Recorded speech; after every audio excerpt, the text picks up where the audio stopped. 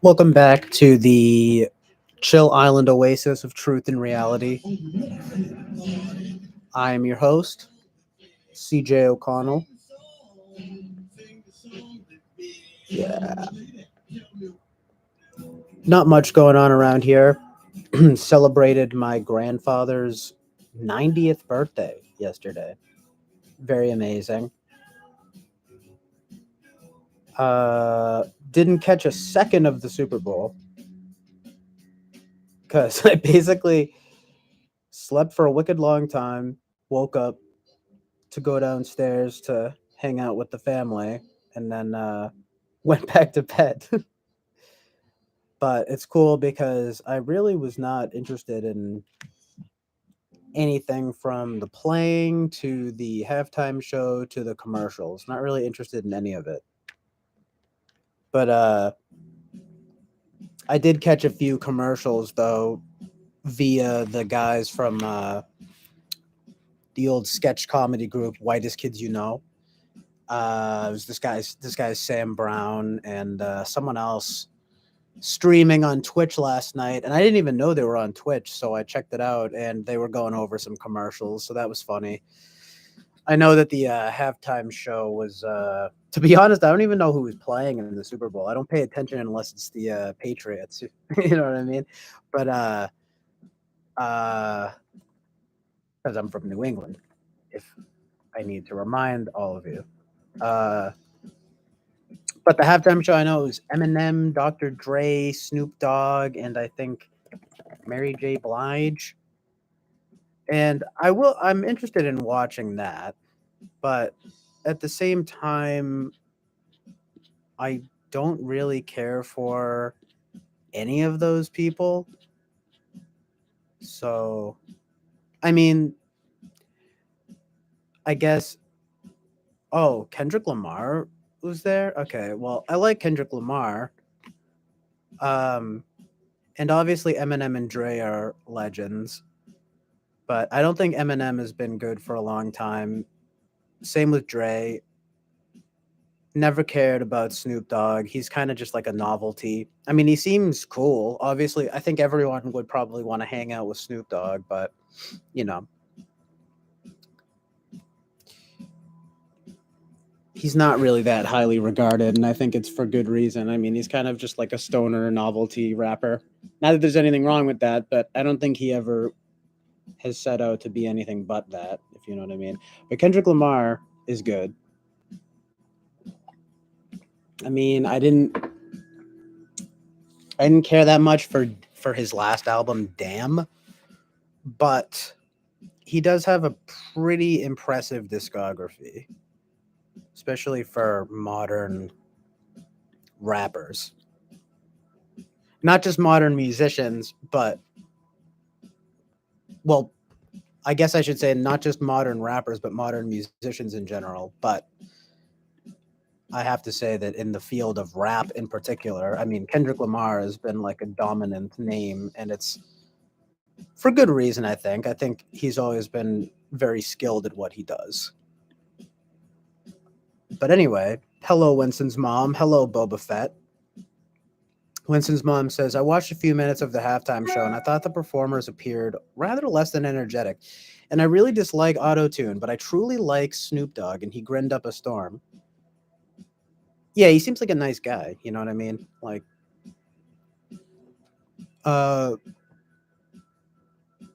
Edwards M took a knee. This is what I see in the headline news. Yeah, as soon as I look it up, I see, of course, there's some kind of political stuff. Wow, I'm really surprised. Wow, I'm really surprised. You want to see my surprised face that there was something political during the halftime show?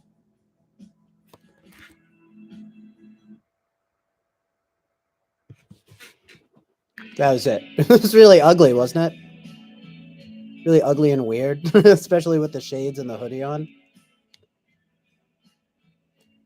Um,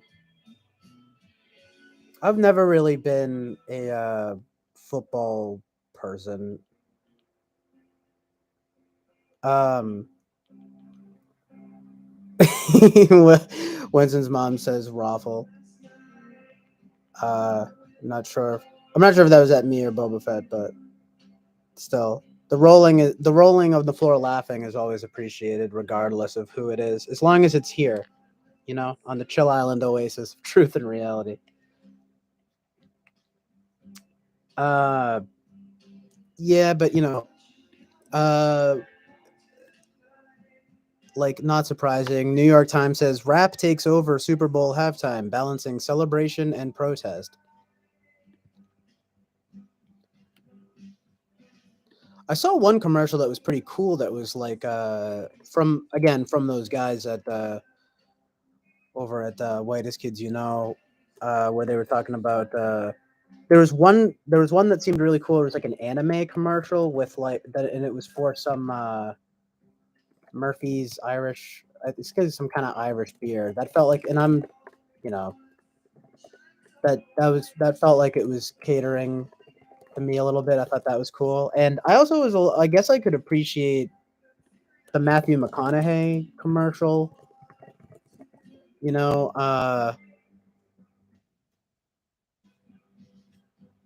he was kind of saying like, let's not focus on blasting off the space just yet. Let's try to fix Earth. And I could respect that definitely because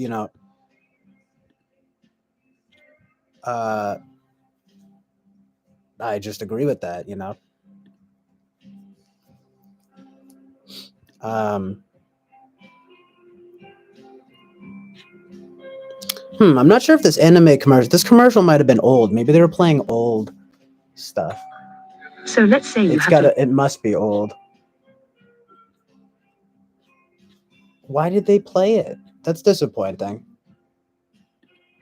Well, then they must. Then it seems like the commercials probably mostly sucked. Then, of course, something good had to come from fucking 20 years ago, or over 20 years ago. It's so depressing. And as usual, I noticed that the way that the digital looks is so not bright. It's always green. I don't know why everything has to be like brown and green now. Like the why everything has to look like shit now. I don't really understand that. It's in movies, it's in shows, it's in commercials, and I really don't know what that is. I think it comes from my like logical theory about it comes from that it's uh a thing that happens with digital, especially with color correction, especially in the modern day where the more dark, gritty look is prized, uh, as opposed to a light, beautiful one. But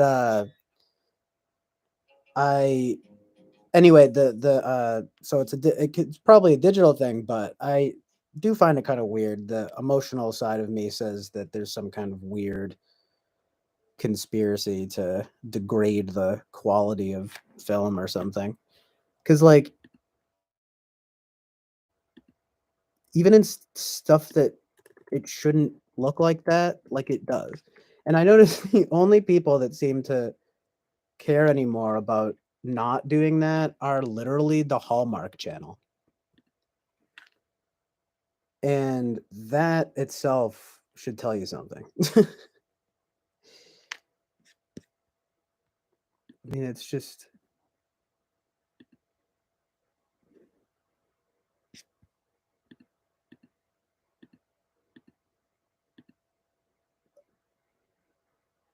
there are things with music too where sometimes the production is like overly glossy or watered down these days, or sometimes maxed out and in the red, but that's like cut like compression and whatnot. Like there's a lot of that kind of stuff that's not so great, but I mean I'm willing to overlook it.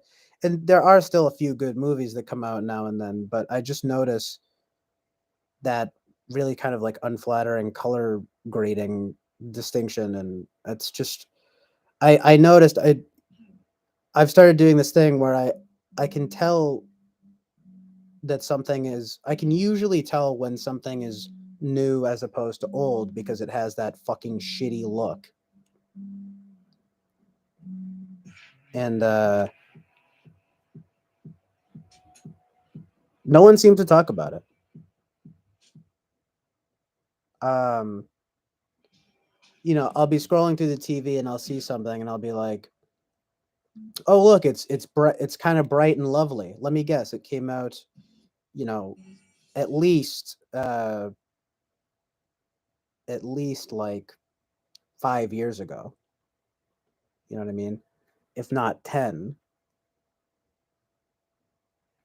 But it has been around for a while. Like I can trace the lineage. Like I mean, I'm not trying to brag, but I do know my stuff. Like I think David Fincher with The Dark Knight and stuff like that. I think or sorry, I'm getting them confused. David it is David Fincher, but it's also Christopher Nolan with like The Dark Knight. And funny enough, much later, you know, over a decade later, you have Joker, which has, and I talked about this with a friend who noticed, and I think a lot of people noticed that that does have an actually shitty look to it. I think it's trying to emulate the Taxi Driver thing and like the 70s look, but it just looks like shit. And yeah, that's something that is all too common now. And even that movie Parasite, I think, is hindered by that. I think it, and because there are already elements in that movie that are kind of gross. And I mean, first of all, the main family is not very likable. I mean, I think that that movie is pretty overrated. I I like it less and less each time I watch it. But on the other hand, um,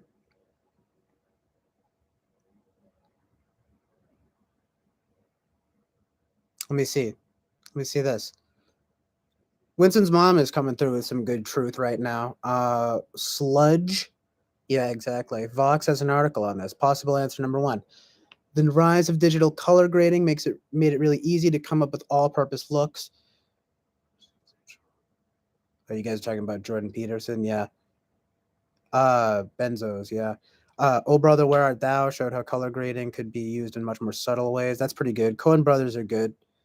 YouTube essayist Patrick H. Willems argues persuasively below Marvel movies are among the worst offenders in terms of dull, uniform color grading. That's probably true.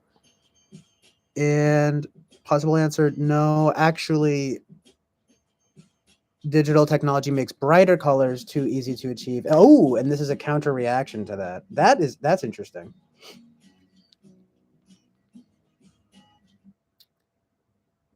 Yeah, it's one of those weird things that kind of bums me out and I get weird about because I'm like, why? Because again, I start to, I don't know what it is. I don't know. I start thinking it's like some kind of conspiracy. I'm like, they want to make the movies look like shit. You know what I mean?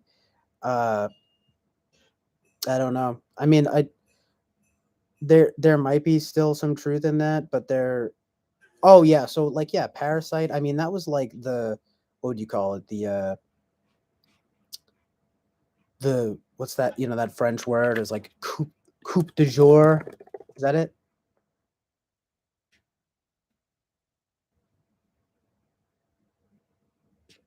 Well, anyway, whatever. Parasite was the toast of the town when it came out, and it's even in the title. I mean, it's like anyway. I don't want to get too into that, but it is very much so like this class warfare thing, and the main family is like not likable. They're poor, but they're scheming, and the rich family is actually nice, but they're just a little bit simple.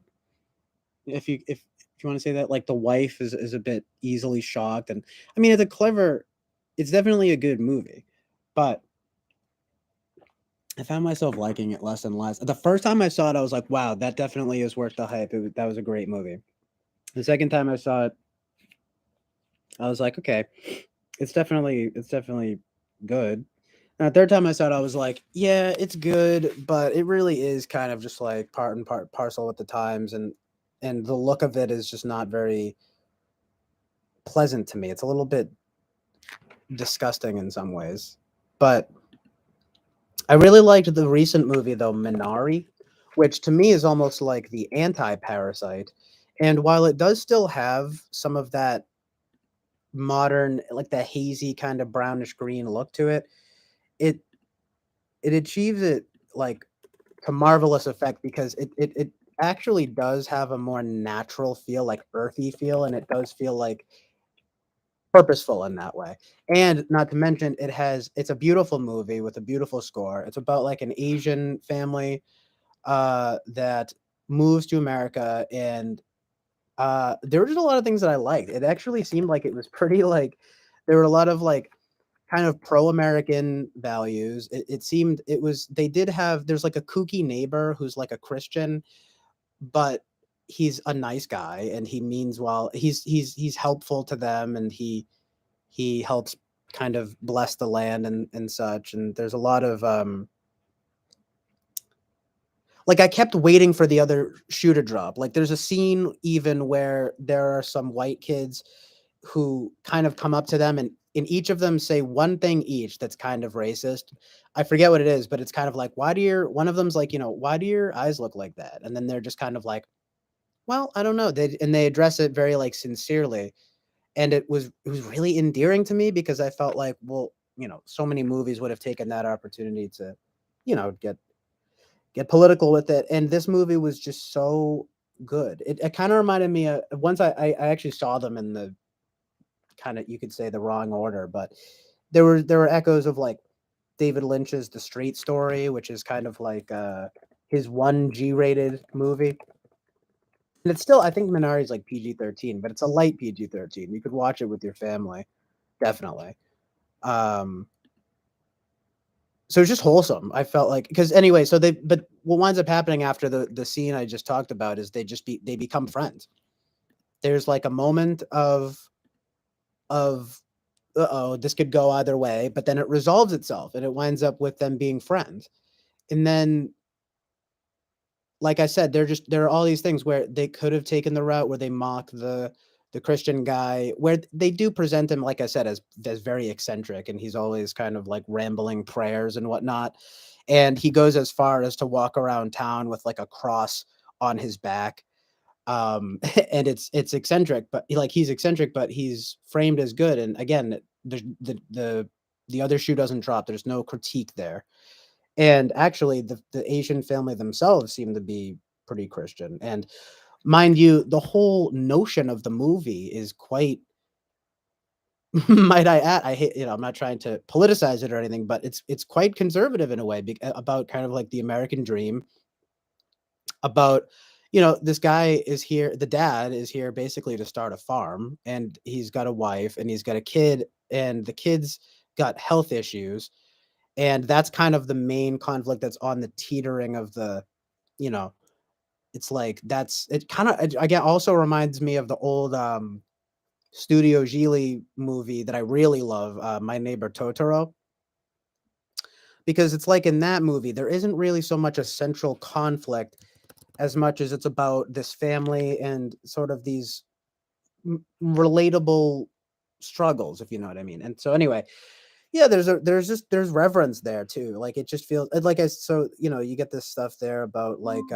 it's kind of just like oh right. So then the grandma comes to live with them. And I guess I didn't know this, but apparently the grandma actress is like a pretty big actress in Korea. The movie's it's a Korean. To be more specific, it's a Korean movie. Um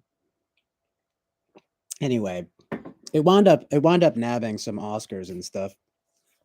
Um I think it was pretty well publicized, but I noticed that I never see anyone talking about it.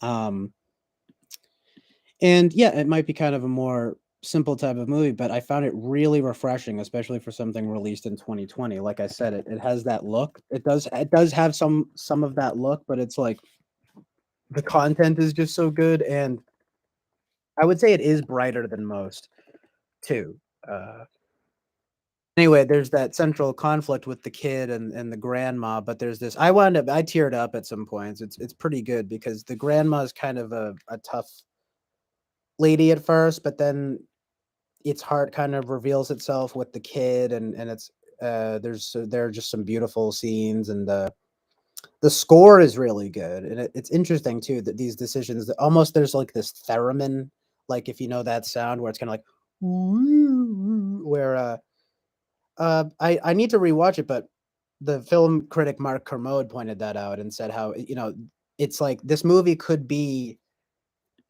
I don't know, Oscar bait kind of uh nonsense, but there's so much goodness going on that it's really hard to deny its like simple power and effectiveness, and I really struggle to find anything uh you know not much at least wrong with it. So that's like a good modern movie, definitely.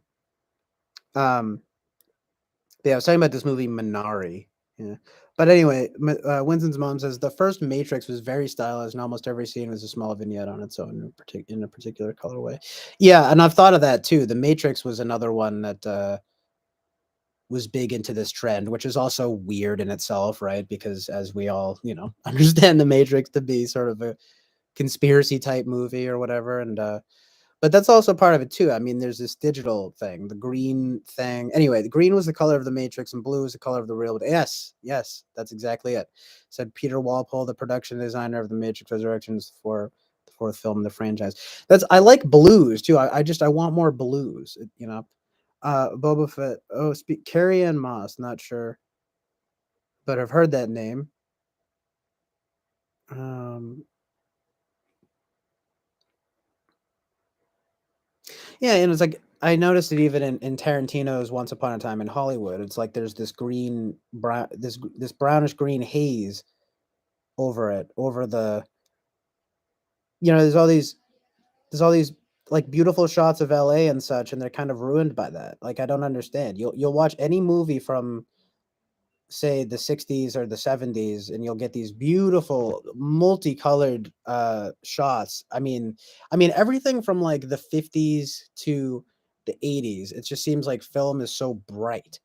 And then somewhere around the 90s, I think it became more hip to get darker with the look, but it didn't to me that seemed to that was still a stylistic choice though, like it seemed like it was more of a choice. And then by you know the 2000s, you had like, well, like I said, in the late 90s you had Fincher, and then you have Nolan with The Dark Knight, and then I think it really got into full swing in the 10s, and especially the late 10s, because you'll notice, like, again, you'll have Joker, that you'll have Parasite, and even Once Upon a Time in Hollywood is good but hindered by that look. Even this movie Minari, like I said, it has some of that going for it, but makes up for it in, no pun intended, but with flying colors, because it is a little brighter, and it also has what I think are pretty excellent morals and stuff like that. You know what I mean? So, um, it has many good qualities, but I think it's a little brighter and has really good morality to it. So anyway, uh, yeah, I noticed that though on a lot of the commercials already. I'm like, oh, here we go. It's like they all look like that. They all look like shit. I don't understand it, and it's just weird to me. I don't know. But then it's weird. But then what also is weird is that I'll turn on the Hallmark channel, and I'll be like, it'll be really bright, and there's none of that. There's none of that nonsense going on, and it looks like the way films used to look more. And then I'll be like, oh, let me guess. It started when I was actually pleasantly surprised because, like I said, I thought I was getting really good at guessing the years that stuff came out. I was like, oh, there it is. It's clearly a newer movie, and then it would always be newer. But then, and by newer I mean like came out in the last 5 years or so. But I started noticing on the Hallmark movies, I don't know if they produced them like a million years ago or something, but it doesn't seem like it. They'll be from 2020, 20 in 2021, and they look great. And there's no color, there's none of that shitty look going on. It is really bright, not even blue. It actually looks like closer to the real world or something like that.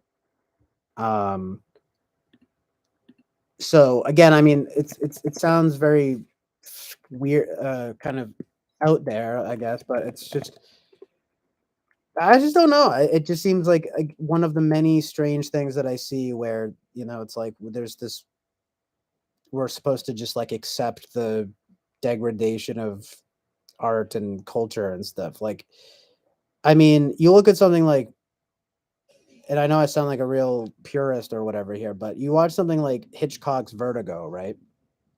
And you just look at the amazing colors.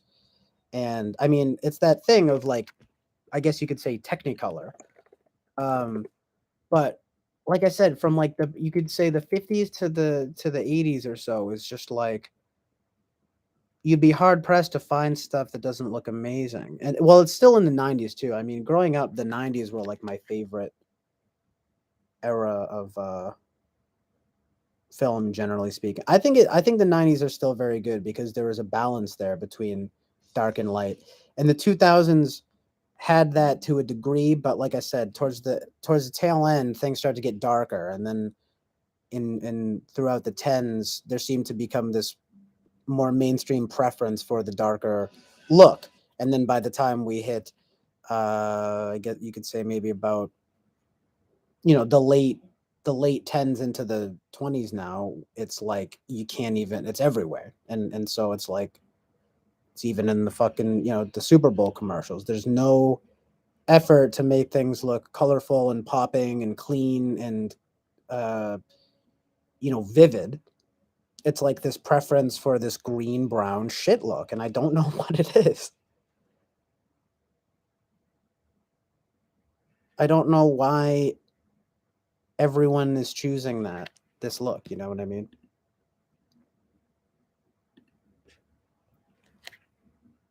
But like I said, it's as strange as it sounds. Seeing stuff like the Hallmark Channel gives me hope because it shows, okay, well, this is a choice. It's not like you can't grade your film. It's not like you can't have your film be colorful, vivid, popping, and bright.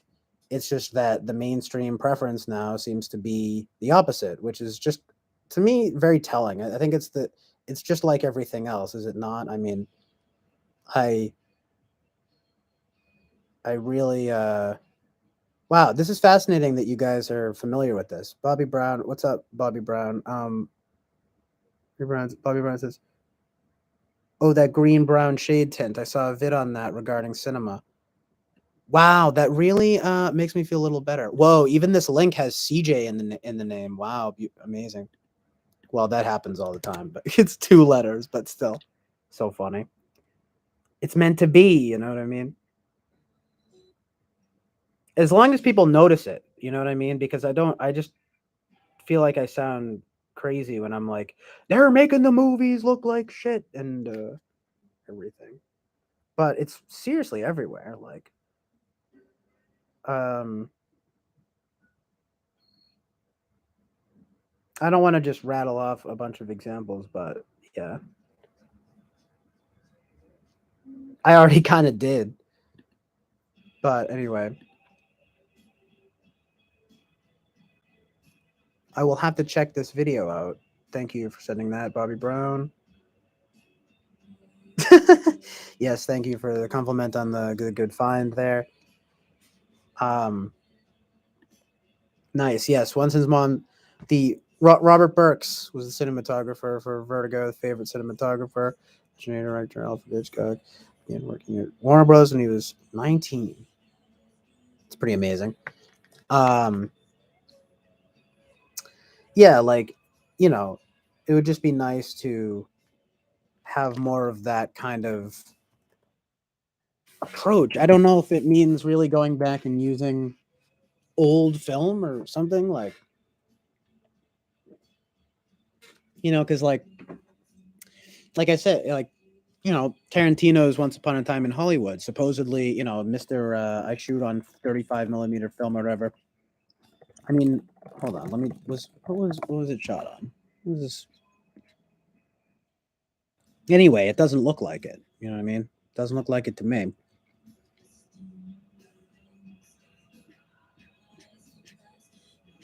it's still a good movie, but it's like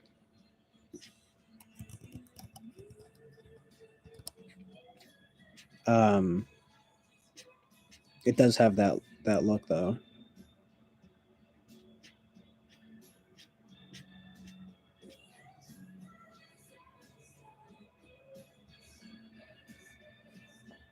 Can't seem to find who like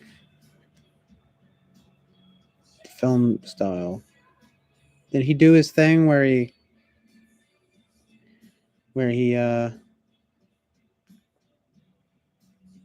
shot it on film or whatever? I don't know. Either way, whatever they did in the process there made it look the exact same as everything else. Yeah, supposedly Kodak 35 millimeter with Panavision cameras and lenses.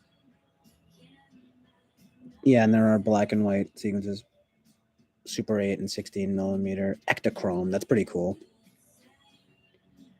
Well, in any case, they somehow fucked it up, but it's fine. It's still good. It's still pretty good. It's just, uh, I noticed that sort of took away from it. It's like it gives films this atmosphere of that is hard to explain. That is a little bit gross or like hot, like warm, hot, kind of gross, shitty, and it just sort of is off putting to me. Like it just kind of can even be kind of disgusting or um just plain ugly, you know. But but it's just to me it's undeniable. You watch something like from the 50s that's in color and it's like you feel like you're like on psychedelics or something, you know? Like it's hard to explain, but it's kind of like you feel like this is what color like this is what cinema is really supposed to do, you know? It's supposed to really pop out at you and really feel vivid and good.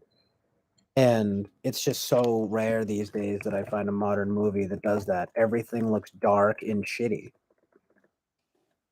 It'll be anything. It'll be like something that shouldn't have that look and it does. Like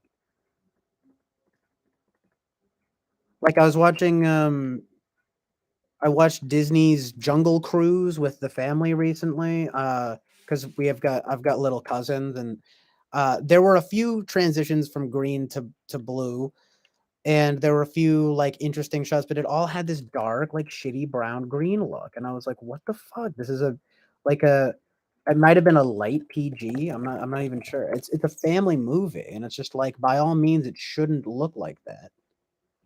And again, it really brought down the quality for me.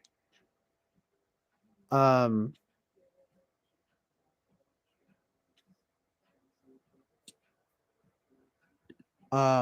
Even to some extent, my friend really loved the movie, the Lin Manuel Miranda musical, In the Heights. And while that movie does, as it is a very buoyant musical, it does attempt, you know, there are some striking and colorful shots, of course, but it does ultimately succumb to that thing, to that weird thing. There's a lot of brown and green, and there's a lot of hot. It feels hot. I guess again, it's kind of intentional, but it just feels sort of again a little bit warm and gross or something like. And sometimes I'll be looking at shit. I'm like, I can hardly even see this damn movie. You know, I'll be like, what? I'm like squinting because the light is so low. I don't know.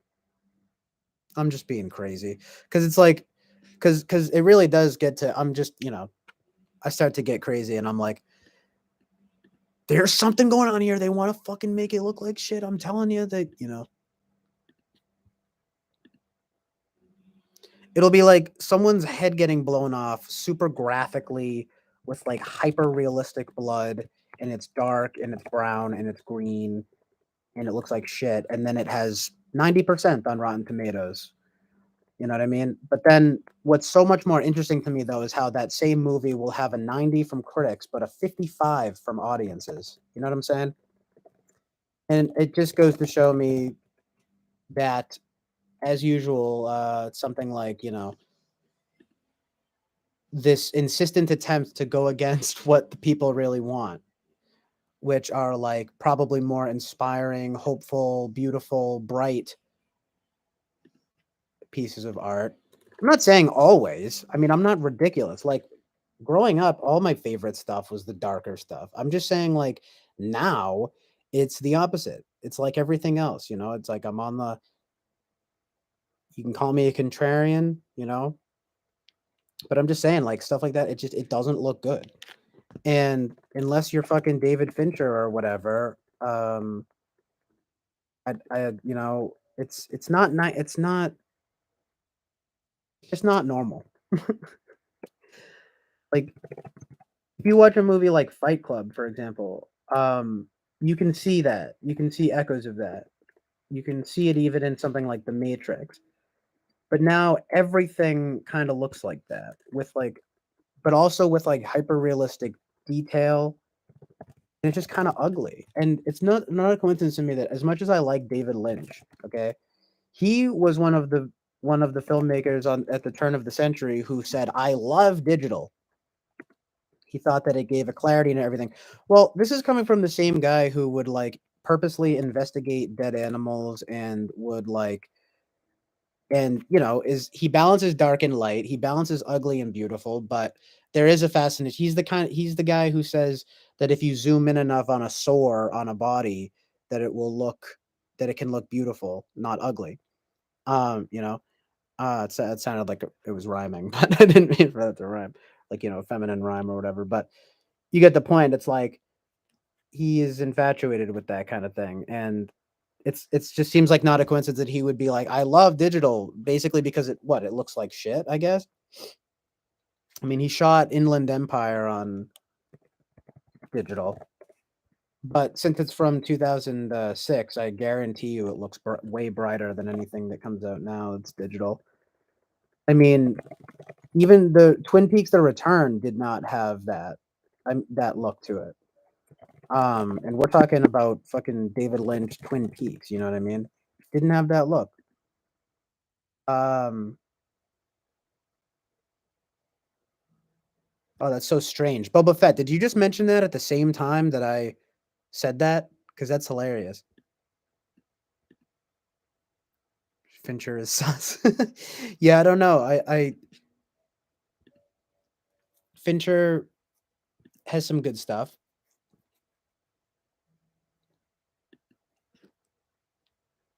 but it's kind of like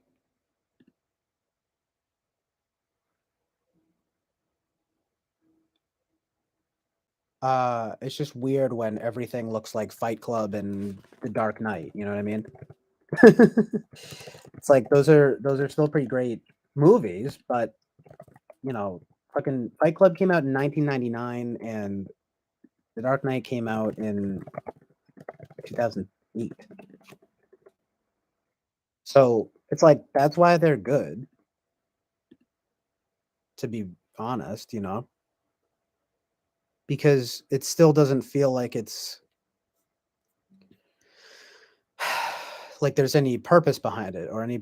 I hate to sound, you know, crazy, but it's like it feels like, well, that's supposed to be like that, like that's. And like I said, David Lynch, with his embrace of digital, I'm just saying it's very telling. This guy who kind of makes.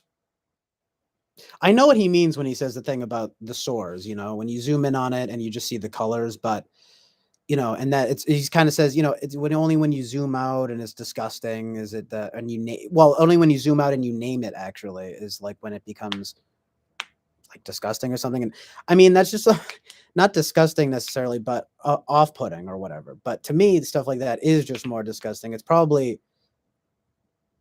some kind of weird FI SI thing or something, but I'm just kind of sensitive to that stuff. But it's weird because Lynch never really goes that far for me. Like I'm never really bothered by Lynch, and I think it's because he has a proper balance of dark and light. I think he has a proper balance of ugly and beautiful to where it feels more like true to life rather than sort of sort of purposefully bad or something. You know what I mean? I mean, there's a lot you could complain about with Lynch, but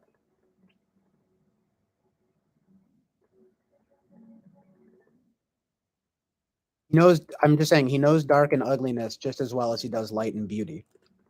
So I can't knock him for that. You know what I mean? I mean, I because I understand that it's like a it's like a yin yang thing. I mean, I'm pretty sure he's probably infatuated with Eastern philosophy and Buddhism and whatnot. So it's not really surprising, but it works, and he makes it work. I'm just saying, him embracing digital in the 2000s is very telling because it's like, well, this the thing about the source, right? It's like, oh, it looks good. It it's kind of relative, isn't it? Like it's just sort of like okay, David Lynch, you might like looking at zoomed in pictures of people's sores, but most people don't. And I just don't know.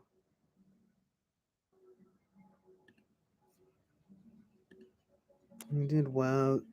I mean, it's edgy, you know. That's edgy.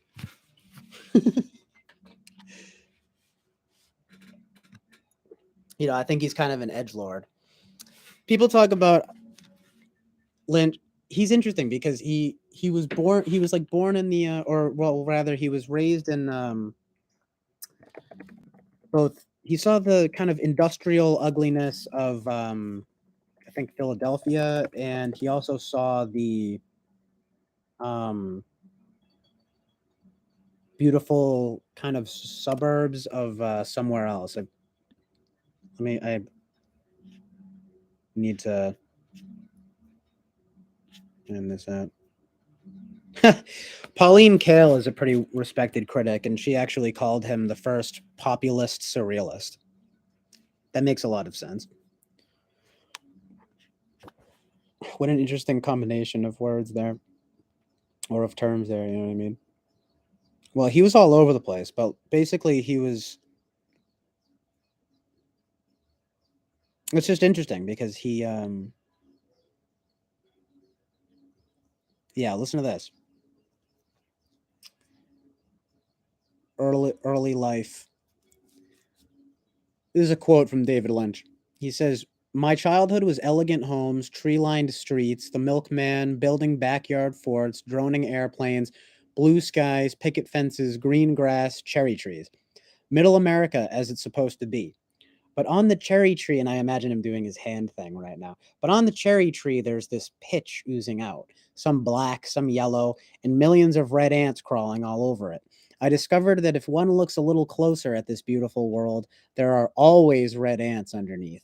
Because I grew up in a perfect world, other things were a contrast." So I think it especially happened when he moved to um, Philadelphia. He said something about stuff that he saw there that I think changed his.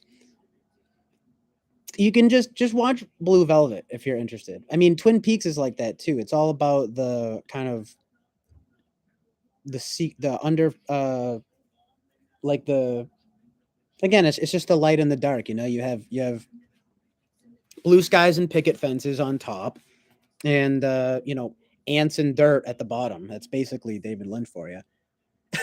and if and if you're not interested in that, it's well, you're probably in line with most people because he is probably one of the more quintessential quote unquote weird filmmakers. But I think it comes from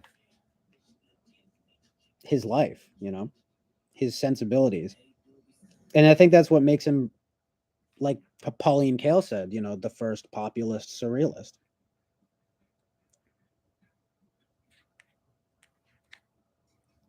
So it was a pretty good rant about David Lynch there.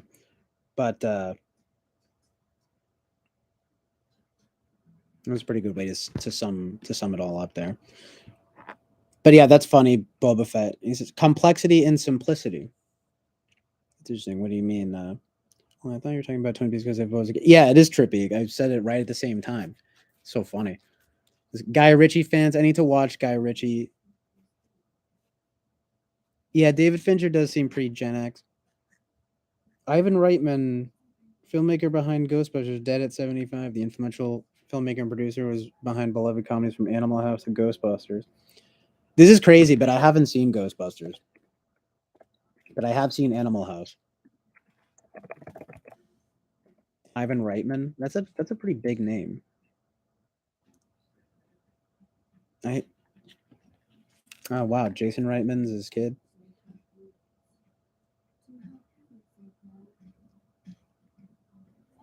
That's too bad. That's sad. This just happened today. He um yeah, Animal House is good. But you know, it's a little dated. It's a little pervy, you know?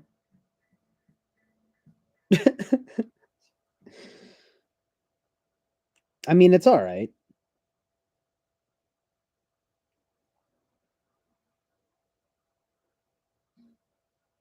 I love the scene where they sing shout, you know?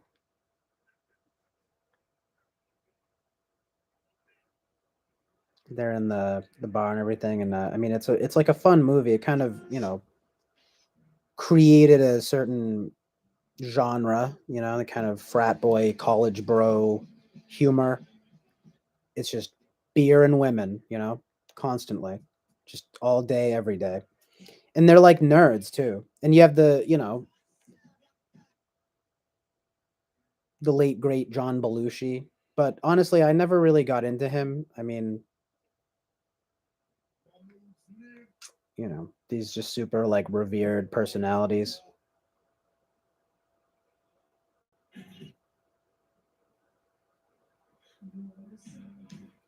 People be like, "What? John Belushi? He's a fucking genius." And I'll just be like, "Huh."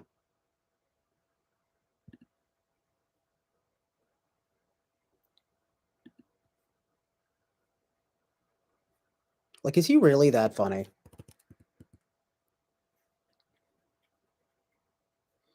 You know who's not funny at all? Chris Farley. I'm sorry.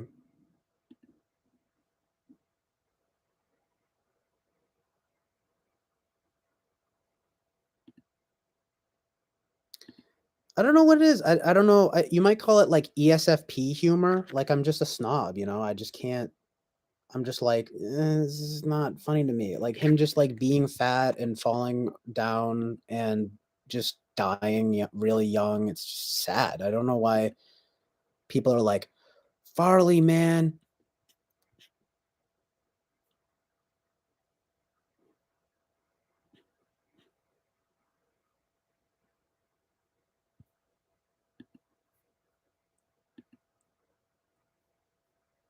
Who else are some? Who are some people you guys just don't get? You know, or like revere, especially like revered personalities. You know, like who for you guys like do you feel like are, you know, either overrated or you just don't get? I think that's a pretty good question. Like I said, I mean, you look at pictures of Chris Farley or whatever, right? And it's like I'm sure behind closed doors. I mean, not behind closed doors, but well, I guess you could say that. But basically, with people, I'm sure he was nice. Okay,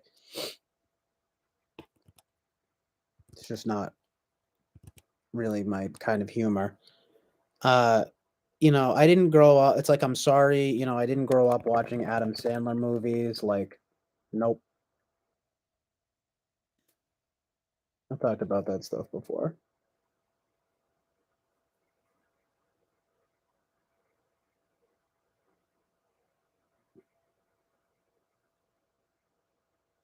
I should probably watch Billy Madison. It's like recurring in my life so often. Because like when I was growing up, I was like, isn't Billy Madison like bad? But then like these days, like everyone loves that movie, and I guess it's just like a feel good movie, huh? I mean, it's funny. Norm Macdonald's actually in it. I do love Norm Macdonald. He is so funny because he has these associations with these people who I always feel like are less than funny. Like after he passed away, I watched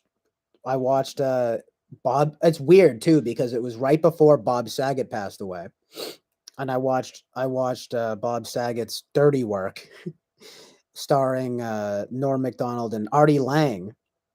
Ah, poor Artie Lang. He's a mess. You guys ever see his nose?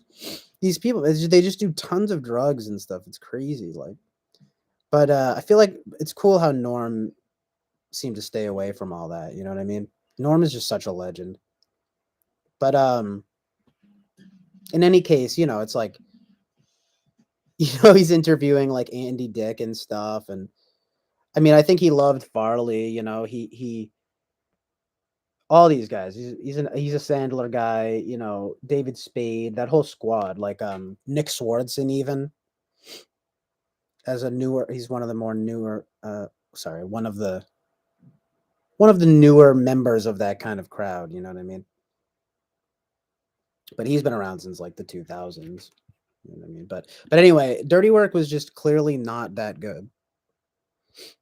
You know what I mean?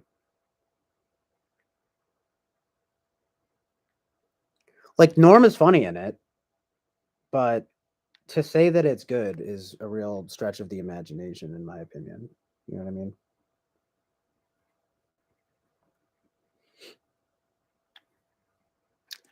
Winston's mom says, "Is Belushi really that funny?" Well, you kind of had to be there. Yes, he was funny and dark, but physically, his comedy was genius. Have you seen his Joe Cocker? No, it's funny. I do need to watch Blues Brothers. I mentioned that recently. That's like I would watch that and probably enjoy it. I probably would enjoy Billy Madison too. There's something about Mary is good.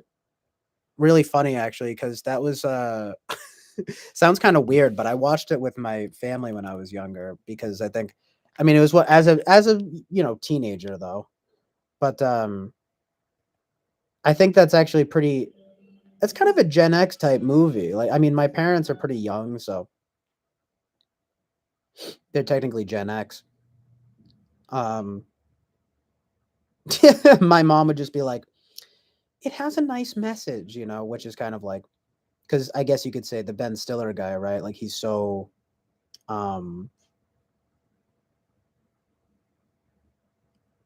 just the lovable underdog, and I think there's that nice idea there that it's like Cameron Diaz they're just kind of meant for each other. Like it's the Farrelly brothers, they have a way of being like they're crude. They kind of invented like the Judd Apatow thing, like it's sweet and heartfelt, but it's like very crude and sexual, to be quite honest, right? But it's also like sweet, somehow sweet with a lot of heart. And everyone in the cast of there's something about Mary is great too. It's just the whole cast. Matt Dillon, he's good. I never got Bob Dylan either. Winston's mom. That's how I feel about him too. David Spade is all right though. Yeah, he seems like a chill. Like he seems chill.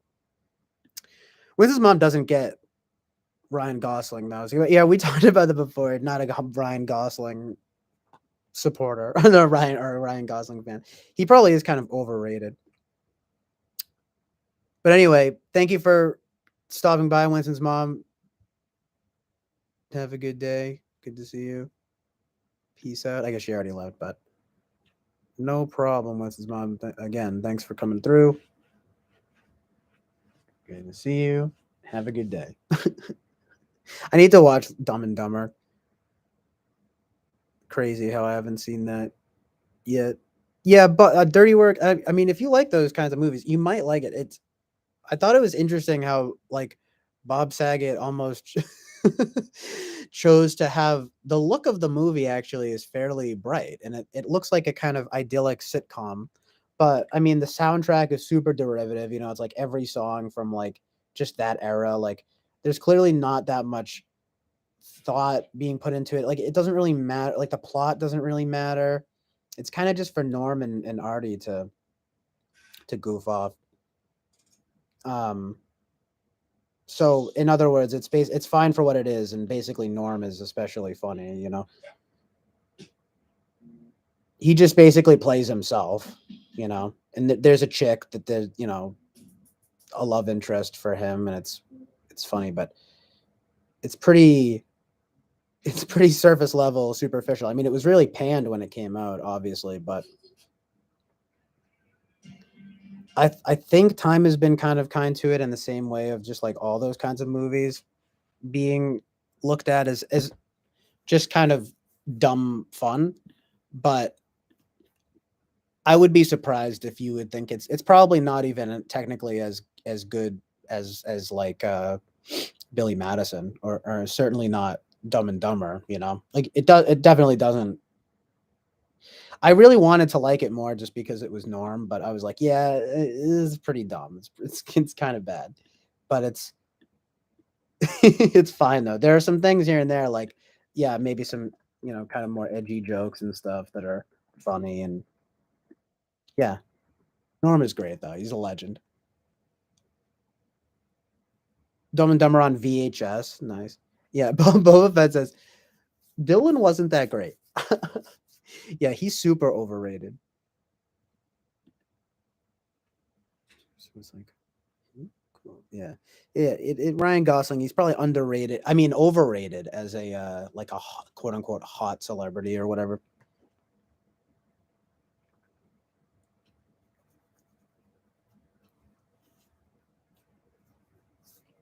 Yeah, that's what I mean. Like slapstick is very SE, and it's probably just some weird like.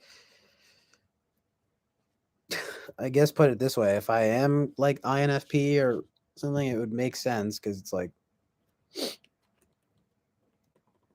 literally that's actually funny because you could say I don't get it, just like I don't get it in life. I'm like I don't get it in life, so I don't get it in movies. Like, but it's weird though because I do feel like I get it. Like okay, like I'll watch like old like Charlie Chaplin, and I don't think the slapstick stuff is that funny, but I can understand why it's like good. Like City Lights is really good. Modern Times is really good. I still have to watch The Great Dictator and other, I guess, other stuff from him. Those are kind of the big three, I think, though. But and there are things that I'll laugh at. Like I can kind of just be like, oh, that's silly and funny, like. But yeah, I'm not much of a slapstick guy. Like I just like I like dialogue and characters.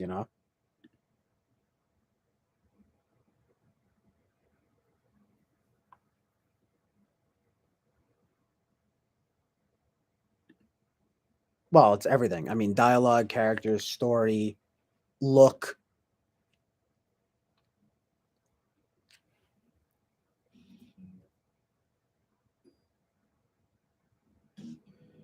But I mean,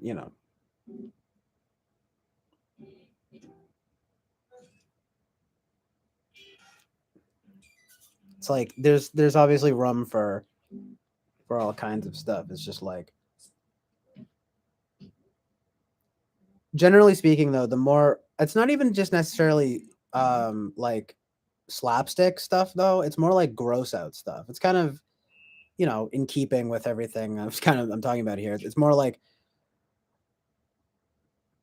like the more gross out stuff is in it, the less I'll probably like it.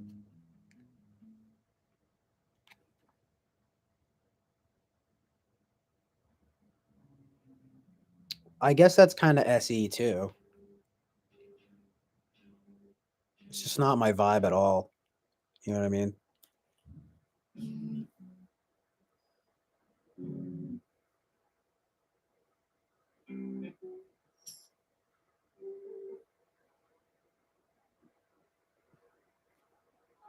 But like the Three Stooges or something, like is a good example. Like that can be kind of funny, but it's not like but again though, you can almost just recognize, well, like this is classic and legendary, but it's not like it's making me die laughing or anything, you know?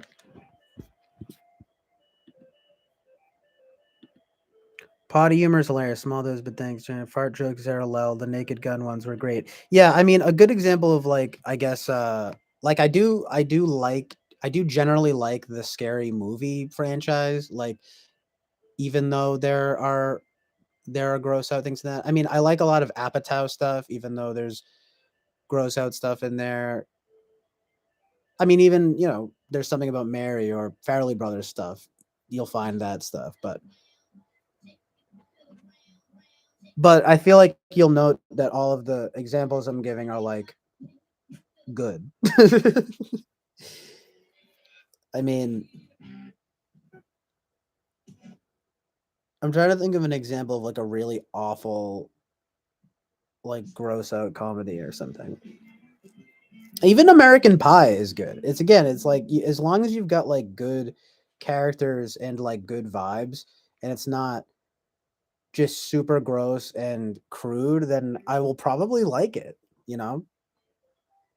But after a certain point, it's like can just be gratuitous, you know what I mean? But I do need to watch the Naked Gun series. I mean, obviously Leslie Nielsen is a legend. Um, you check out because I haven't even seen Airplane, but I think I would like the Naked Gun possibly even more.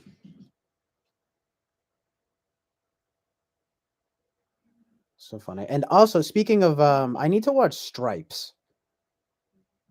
That's Ivan Reitman, and rest in peace to that guy. Apparently, huh? So sad.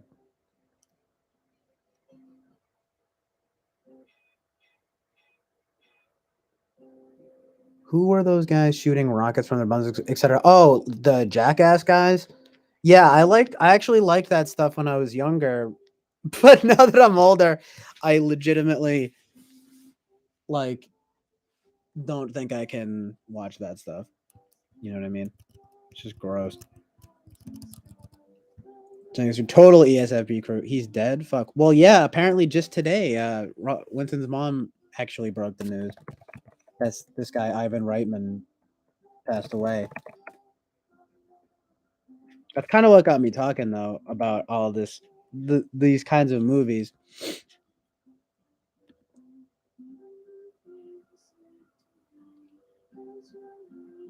Like he even did Private Parts with Howard Stern. Not that good, to be honest. No pun intended. It's kind of masturbatory. I mean, Howard Stern like had just came out. Like, I mean, he did like. I mean, this guy clearly has a niche, okay, but I mean, he did Space Jam. He did say in 2014 though that he's always been something of a conservative slash libertarian. That's interesting.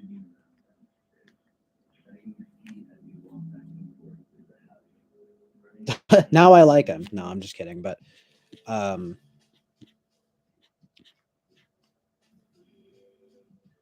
I haven't seen a single one of his movies, except Animal House. But he was only the producer on that.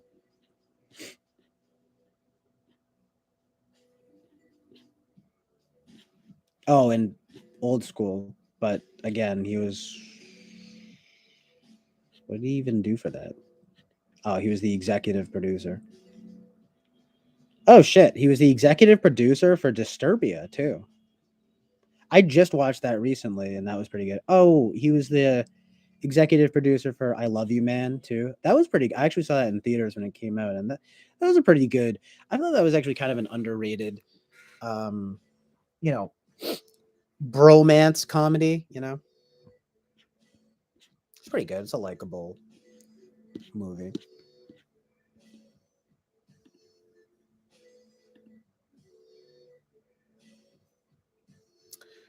I would say the big one that I would like to watch is probably from Ivan Reitman is probably. I mean, it would be Stripe. It would be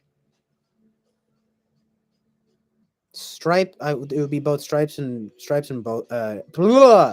Sorry, Stripes and Ghostbusters. They were released back to back too. It's pretty cool.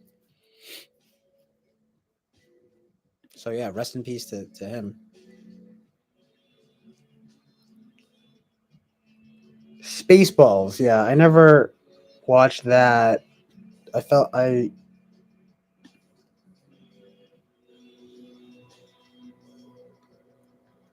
What is the gay scene in I Love You Man? I don't remember.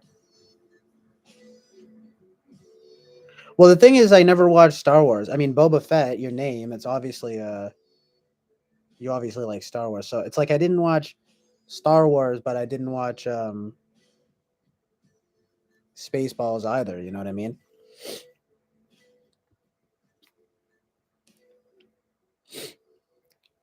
I can react to this in real time. That'd be fun. It's doing that bullshit though now where it doesn't. Hold on. Oh, this is all I have to do. Um, all I have to do is take studio out of the link. I don't know why I didn't think of that. Like, what the heck? Oh no, the Jackass 2 intro. Sure, I'll react to it in real time.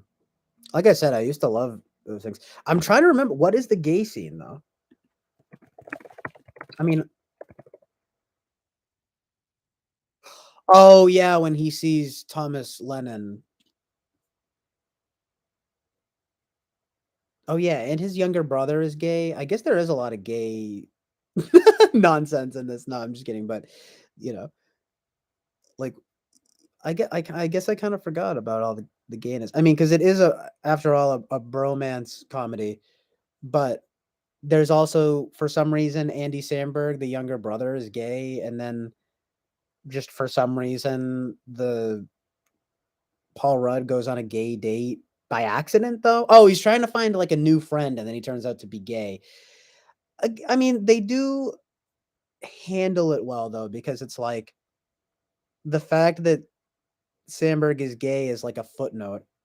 I mean, it's kind of random, but yeah, it's just a footnote. And then there's also when he goes on the date with the guy, it's only because he's trying to find a new friend, and he winds up not knowing he's gay. But then they wind up like being they still like remain friends. And the guy Thomas Lennon obviously has he played the gay cop in Reno 911, so I don't know. He obviously has a thing for playing gay guys, kind of almost straight seeming gay guys. No offense to, you know, I mean, you know what I mean by that. I guess you could say slightly more masculine gay guys. How about that? Thomas Lennon. Well, because in spite of like in Reno 911, even though he wears the shorts and everything, I mean, he's not really like a super gay seeming guy, if you know what I mean. Like, but the point being that the gay stuff in I Love You Man is relatively minor. I mean, it's not like I mean, at the crux of the movie is Paul Rudd having no guy friends, and he's going to get married to Rashida Jones, and he doesn't have a best man, and so he's trying to find a best man, and he finds Jason Segel, and you know they bond over the band Rush, and they play music together, and they all this stuff, but the other guy is kind of Jason Siegel's kind of lonely or whatever is, it's pretty basic because, it just winds up being, it ultimately results in a pretty, like simple type of comedy where the main thing is just Paul Rudd and Jason Segel broing out, which is enjoyable for I guess an hour and 45 minutes. It says.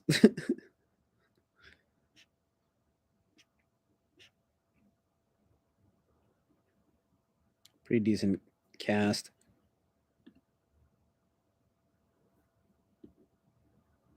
I mean, it's weird to even talk so much about it because it's obviously not that great. It's I would say it's barely like a good comedy. it's but it's like barely a good movie, but it's like it is pretty decent though, and it's funny. Like I think it is a decent treaty on like the bromance or whatever, the straight guy friendship, you know what I mean?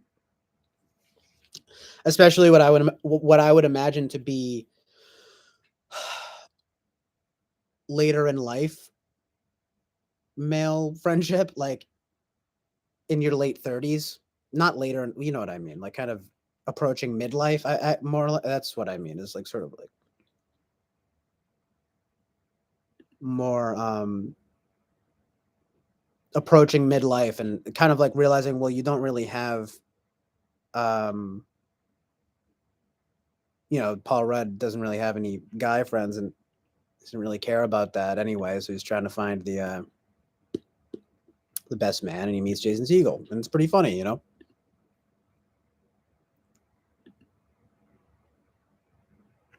Thomas interpreted but good.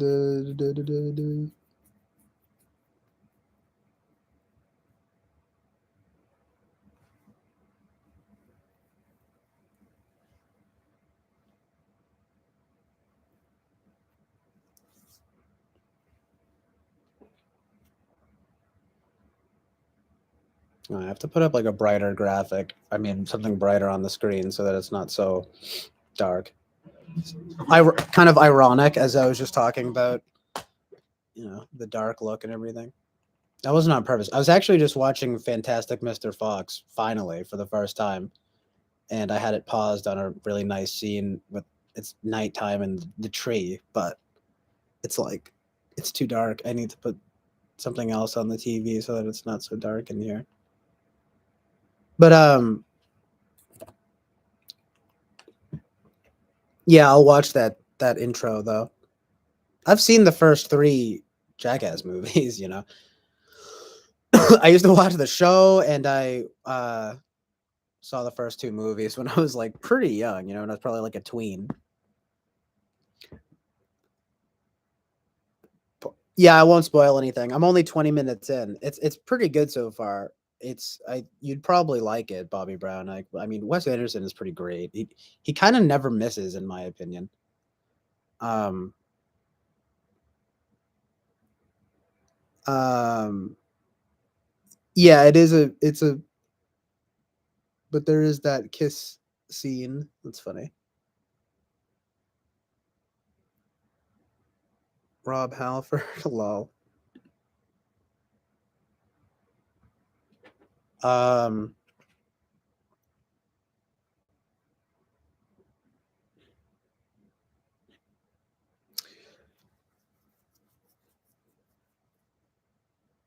what was the ouch about?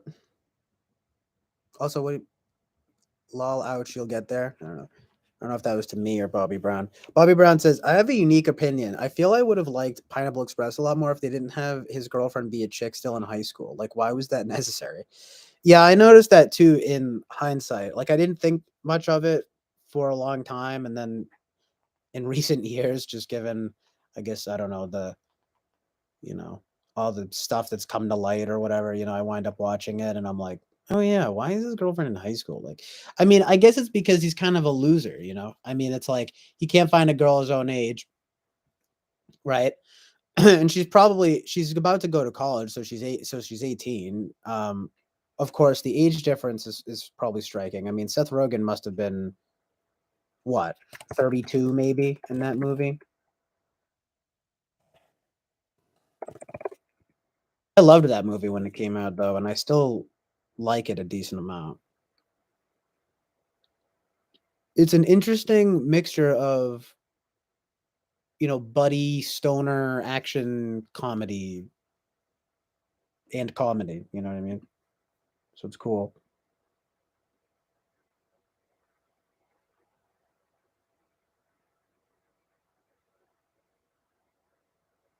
Yeah, I don't know what I don't know what I said. I mean, I love you, man. Thomas Lennon, Reno 911. Oh, maybe I said because he's a more straight seeming gay guy. I don't know if that's a little controversial or something to say, but I meant more masculine. You could say, you know what I mean.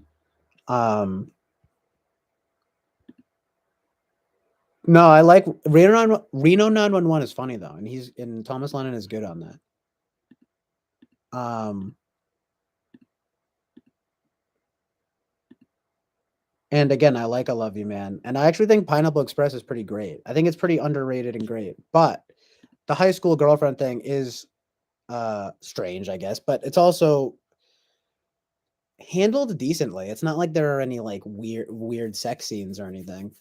And it's all about the guy's immature, he's probably like, 32 and the girl's like 18 and he can only get a high school girl. And then I don't know if you guys care if well, you guys have both seen it. So, I mean, in the end, he winds up remember when she's all like, I love you and everything, and then he winds up realizing like you are way too young for me, you know what I mean? So it's pretty good. I mean, what, like, you know what I mean? Like, it's not like it's fucking American Beauty or anything, you know what I mean? Now there's a movie that has aged horribly. American Beauty has aged very horribly. Hold on.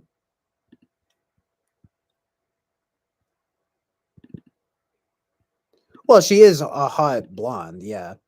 I did just think of that too. I mean, she's probably even playing older than, I mean, wait. She's probably older than who she's playing. Like she's probably like they probably got like a 22-year-old chick to play her, you know what I mean? To play in like an 18-year-old chick, but so, you know, she's hot. It is weird though, right? Like the subtle flex of like, yeah, Seth Rogen has him having like this chick, you know?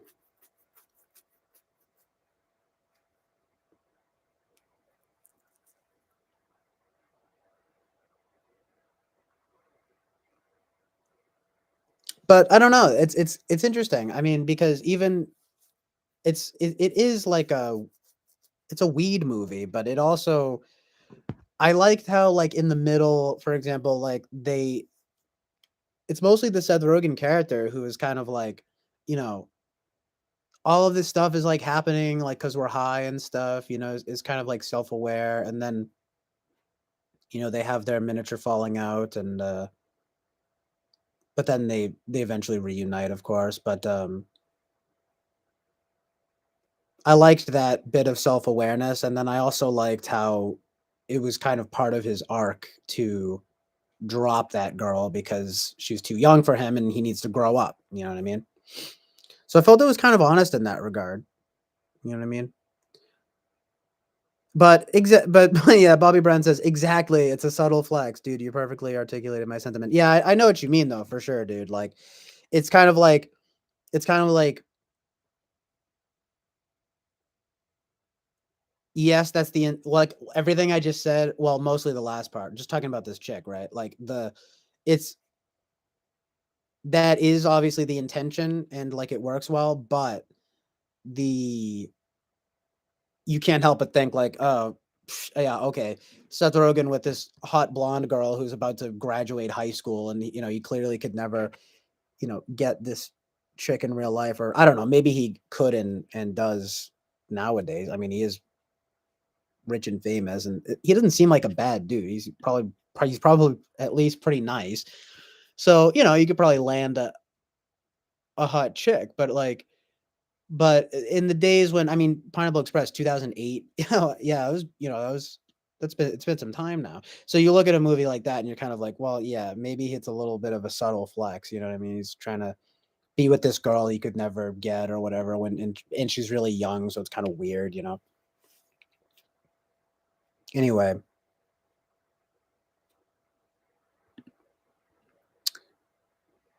I still have to watch that video, but I'll read this first. Bobby Brown says, I actually think American Beauty didn't age bad. In the context of the film, it all makes sense. Seth Rogen being with that hot high school chick made no sense. Well, I mean, it does make sense thematically. I mean, but also in light of, Kevin Spacey in real life, it's just kind of cringy. And I bet it's just like, um, oh man, Mina Suvari in them. We were talking about gorgeous girls recently. I forgot about Mina Suvari. You kidding me, dude? She's so gorgeous. Don't let me forget about that, Mina Suvari. uh, yeah, it works. It's just like, and we know how it all winds up. I mean, I don't want to spoil it for anyone that hasn't seen it. Now that uh, we're talking, since I mean, I don't know if Boba Fett's gonna watch or I don't know, whatever. But like, he does. It does wind up being kind of like excusable, I guess you could say. But you could say, well, why does I mean, again, not to sound like a broken record, but I as much as it is kind of like a weird, subtle flex, I think it's just part of the idea that this guy needs to grow up and he needs to find a chick at least a little closer in age, and by the end he does. Spoiler alert, but I mean, he doesn't find another chick, but he winds up dropping her. He's kind of like he has his like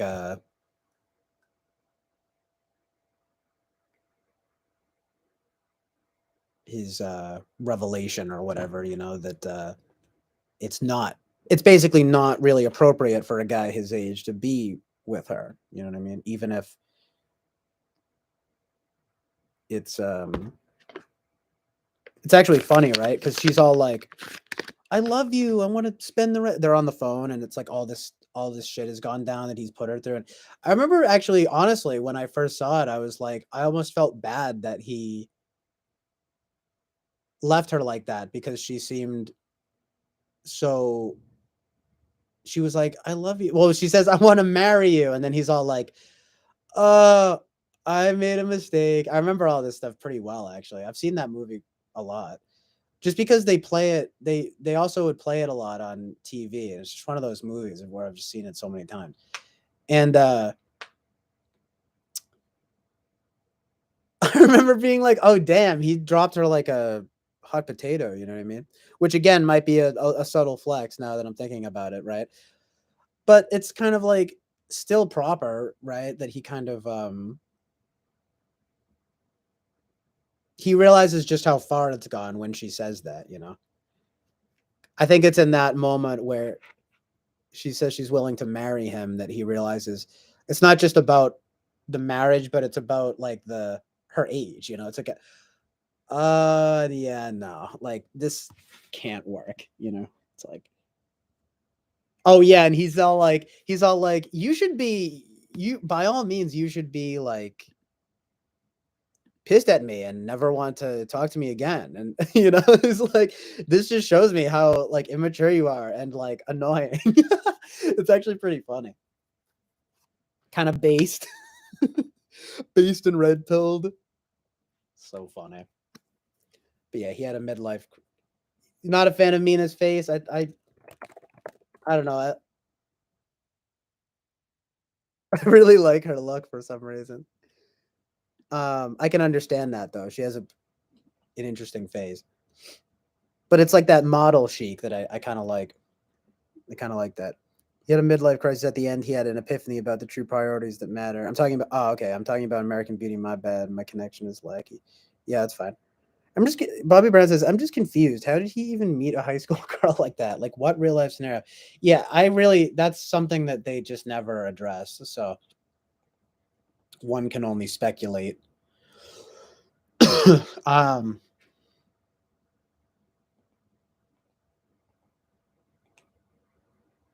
Maybe he was cruising high schools to find chicks. No, I'm just kidding. I don't know. They don't elaborate on that. It's a good question. It's actually something to consider as a bit of a kind of like maybe a flaw of the film that they don't address that. Just in the sense that, I mean, yeah, what did they meet at the mall or something? Like where? I mean, it's a good question. These are that I would say that's like a more logical question for the film. You know what I mean? Like aside from the and from any off-putting nature you might get from it, I think it's just like a good logical question to ask. Like, well, where would they even meet? Like, it kind of doesn't. That kind of doesn't make sense, but whatever. Again, I do think they kind of ultimately make it work, and it's not like there are like long scenes of it's not like that weird. It's just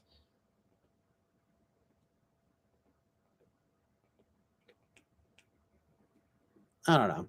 I might have to check it out again and see if it registers differently now. You know what I mean?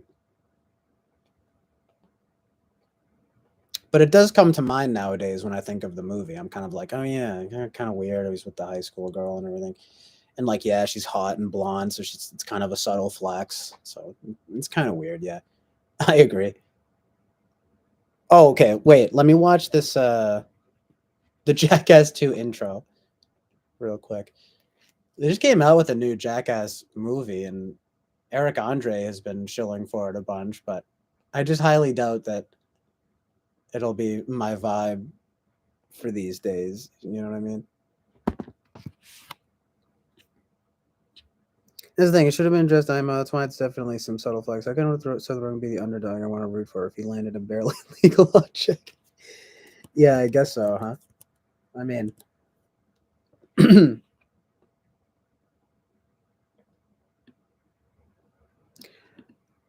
I mean,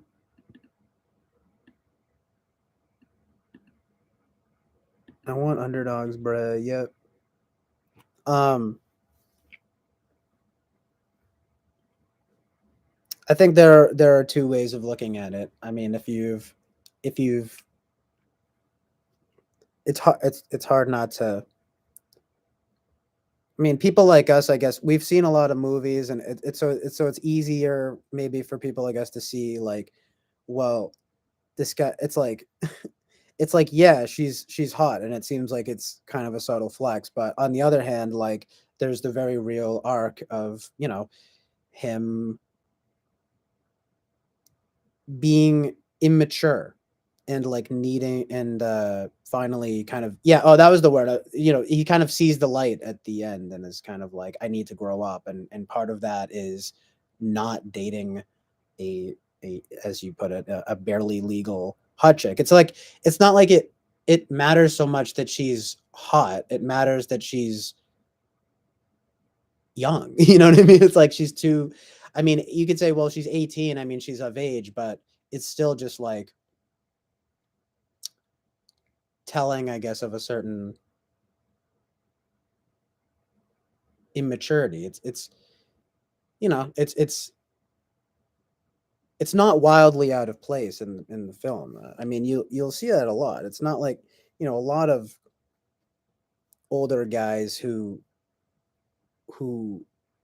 haven't quite come of age or like matured as much as they should by a certain point will date much younger girls that is that are legal, you know what I mean, or that are of age or and legal, they will do that because, you know, because quite frankly, they probably can't land an older chick because they know better, to be quite frank, right? And they're like, well, you know, it could be anything from he doesn't. I mean, you know, it could be anything that's making it not. That's making it so that older chicks or more age appropriate chicks for a guy in say his early 30s, like, well, that there's clearly something off there, you know. And I think in the case of this movie, it's kind of like, well, he's kind of a loser stoner, you know. One he has that one job and he has like no friends really, but I mean, you know what I mean. It's like it's like just part of the archetype. He doesn't still stay with her at the end. I'm telling you, dude.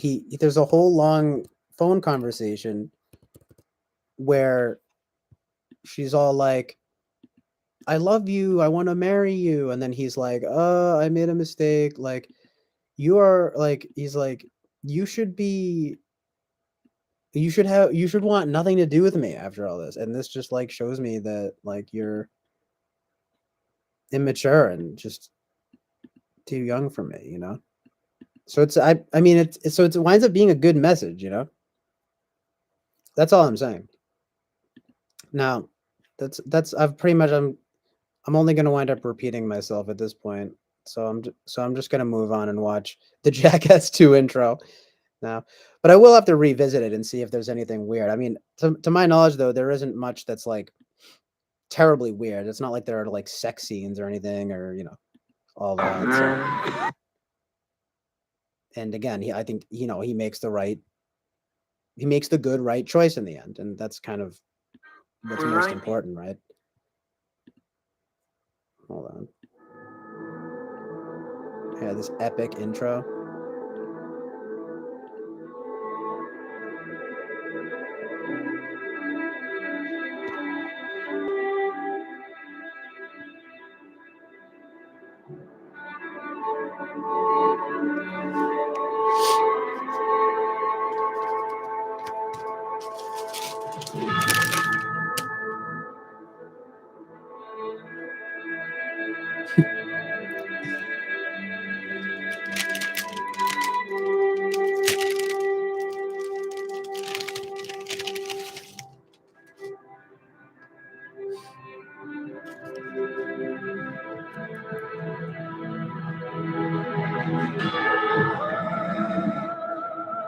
Yeah, I forgot how awesome this intro is.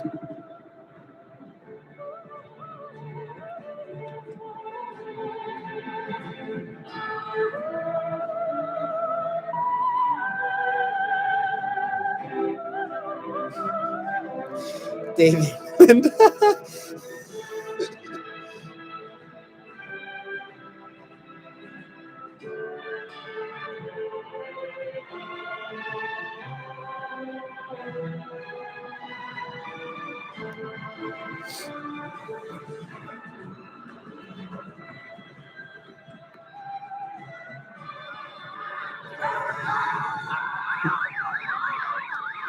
So good.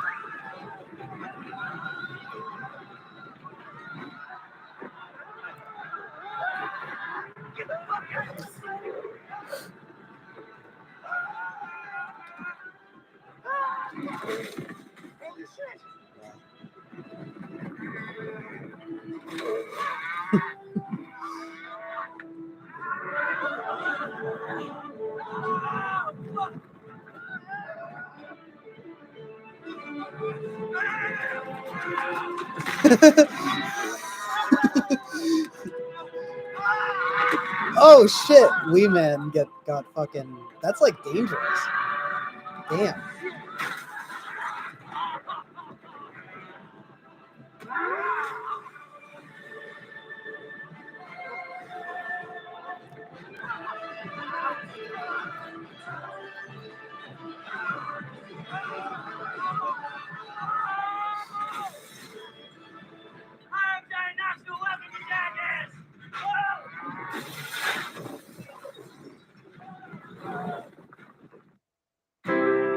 booked a Nice, man.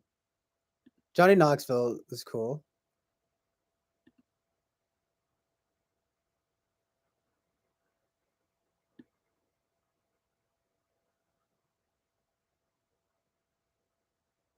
I always like when I was younger, I liked Jackass, and I always like wanted kind of wanted to be like a Johnny Knoxville type because I noticed that like he never really does. He like will do he'll like do stuff,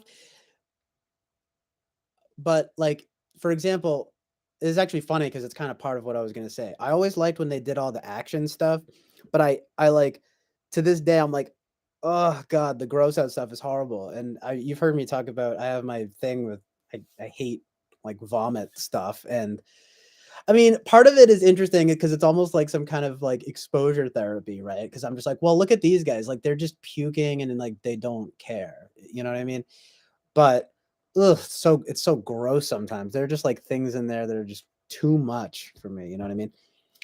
Um, but I always felt like I was Johnny Knoxville never I always weirdly related to it because I felt like he was the leader and that he didn't do the things that would involved puke and stuff like that. And he would kind of I felt like he kind of got his ass kicked a little less than everyone else. And I kind of like the idea of like kind of like being like, yeah, Steve-O and all them do that, but I'm Johnny Knoxville. You know what I mean?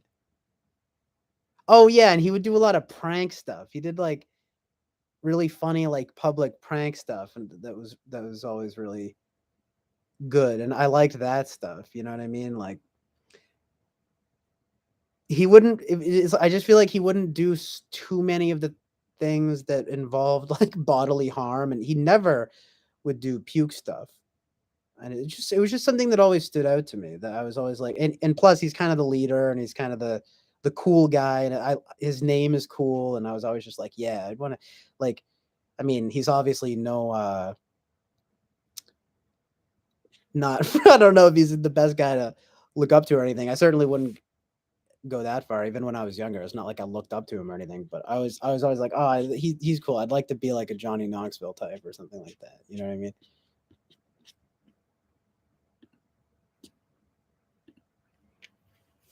He seems cool. No, he does. At the end of Pineapple Express, he calls her back and is crying and stuff. But then right after he breaks up with her, she starts. That's the thing that's funny about it is he calls her back. He calls her and is like, because her and the family are in danger, and then he calls her back and is all like, "Are you guys safe? Like, is everything all good?" And then like the girl is pissed, right? And she should be pissed, but then Seth Rogen's character is all like, he starts crying to her and he's like, I'm so sorry for everything I've put you through. And, like, I understand if you want to leave me and everything. But then I guess you could say, even to his surprise, she starts to cry and she's all like, I love you. I want to marry you. And then that's when he's literally mid crying and he's like, I made a mistake. And then he's like, then they go into this kind of funny back and forth where he says, no, he says, and he's all like, I'm not immature, you're immature. And it's like pretty funny. Although that is the thing, is that he is immature. I mean, he's just saying, well, no, that's what he said. No, he says, he's like, I'm immature, but you're really immature. And she's like offended. Kind of funny, kind of based in Red Pill. And he kind of coming of age thing. So no, it's it works out well in the end.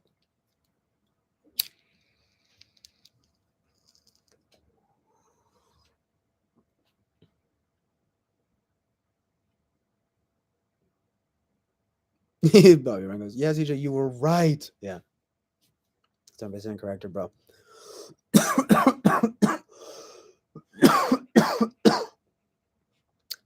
Yeah, no problem. I mean, you've only seen it like I sounds like you couldn't even,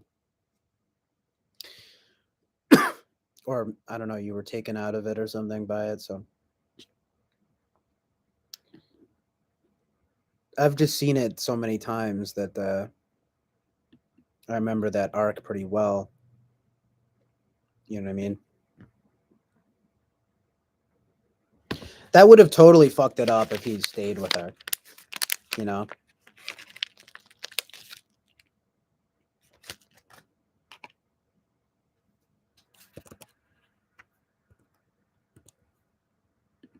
Yeah, I can see why you would think that though, because it's like he does call crying and everything, but that's part of the humor of the scene is that then it flips and she's crying to him, and then he's like, "Oh, you know what?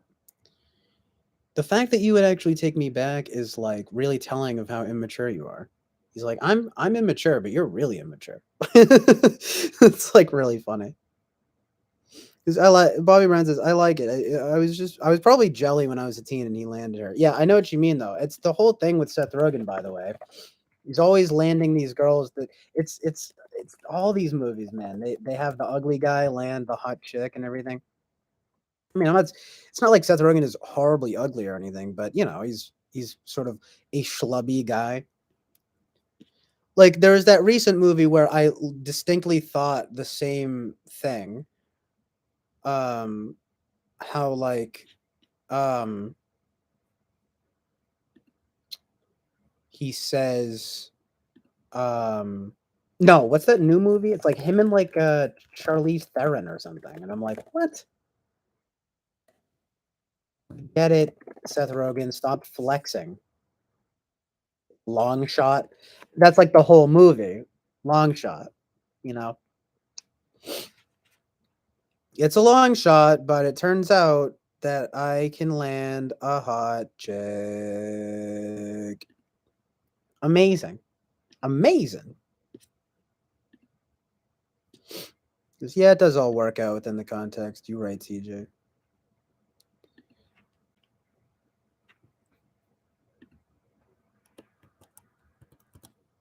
Yeah, it's a thing though. I mean, you know, I think in a way we're both right.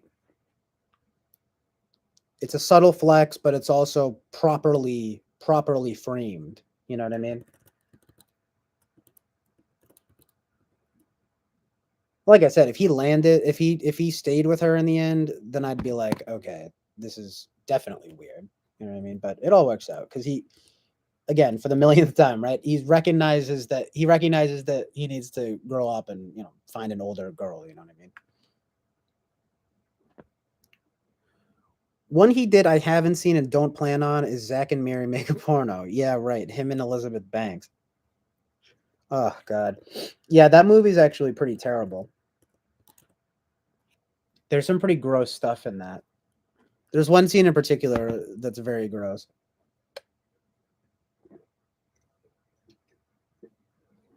Um it didn't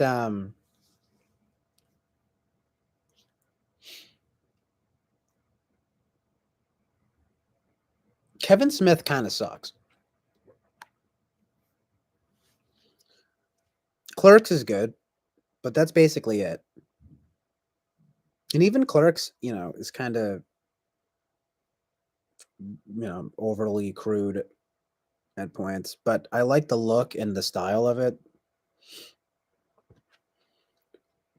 It's probably one of the first not only more edgy type movies that I saw as a kid, but also one of the more like indie type movies that I saw as a kid. But I feel like it's just one of those movies, and he's just one of those guys that like you get older and it's just like Kevin Smith, like what? Who? No offense to him or anything, but I'm sure he's a nice guy, but it's just like,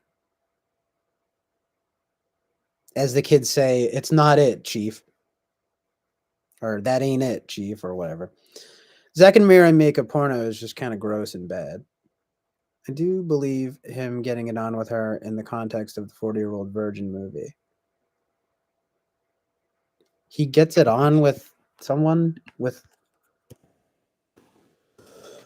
who does he get on? Who does he get it on with?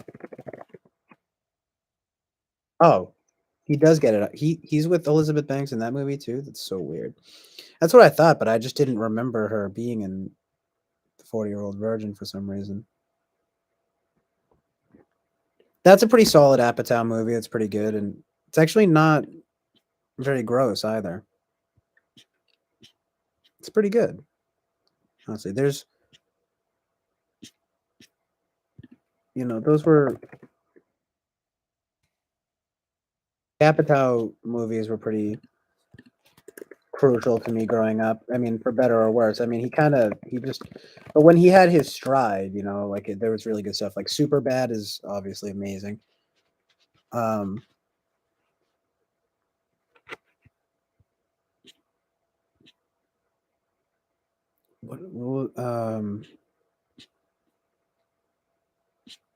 he fell off though. But Freaks and Geeks is an awesome show. As it just comes up here, of course. Freaks and Geeks writer, yeah.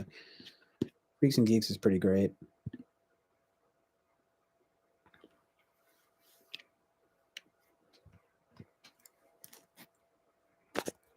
Liz Banks. Not a bad movie, but now that I have certain knowledge now, I find it horrible morally. 40-Year-Old Virgin?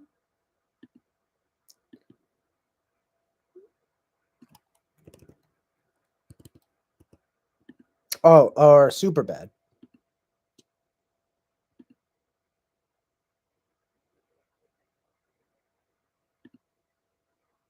Oh, okay, nice. Yeah, we can all agree that Super Bad was directed by Greg something. So was Pineapple Express, the good ones. Yeah, because they're good. Because those are good. Yeah, definitely, those are good movies. But 40-Year-Old Virgin. I mean, what do you think it? I mean, I guess you could say it demonizes.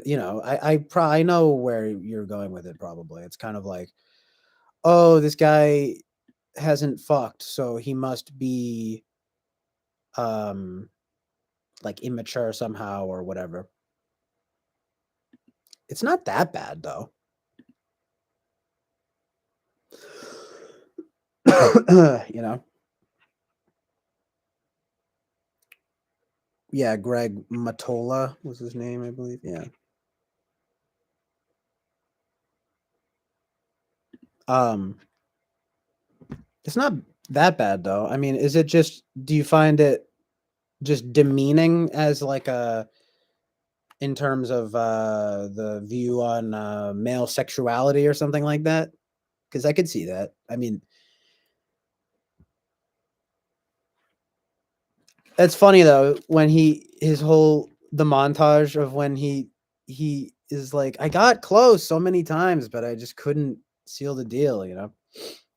And this is the girl who like doesn't she like she does something. Does she like suck his toes or something? And then he's like, that tickles, and he kicks her in the face, and then her nose bleeds. Like it's so. And then he's like, oh, I'm so sorry. He's gonna help her. Oh God, it's so funny. I mean, it's like it's stupid, but it's funny. You know what I mean? Bobby Brown says, I have my reasons. His life, Steve Carell's life, was amazing at the beginning. At the end of it, he lost all his valuables, his autonomy, and married a used up, divorced single mom of two. Huh. I didn't know about that. I mean, I mean, who cares about the woman though? How did he lose? Did he go? So I'm guessing he went through a bad divorce or something.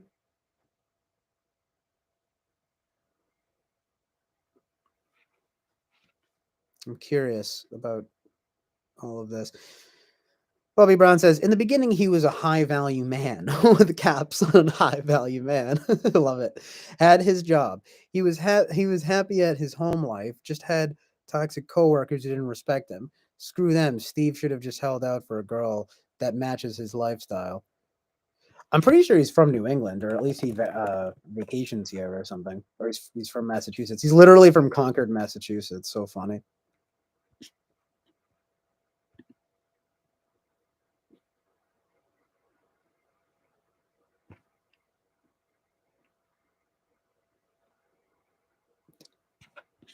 He never. It's not like he ever did anything super sleazy though. He 40-year-old virgin. Even like he's like a he's a nice guy. In fact, of course, that's kind of is almost kind of prescient, right? Of today's times, he's almost too nice, right? Very classic. Some might even say it's un PC. You know,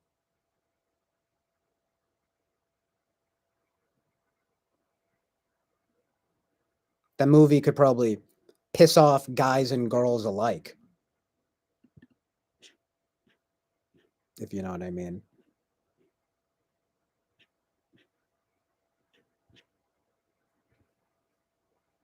These glasses are getting foggy, man. I don't know if I can keep wearing the sunglasses all the time. No, he never knew how to reverse. You need to reverse the movie then, bro. He's like an auto efficient INTP or something, and he let the world like coworkers shame him, and he ends up marrying a divorced single mom. Shame. Oh, you're talking about in the movie? Oh, I'm sorry. I'm sorry. Whoa. I thought you were talking about his real life.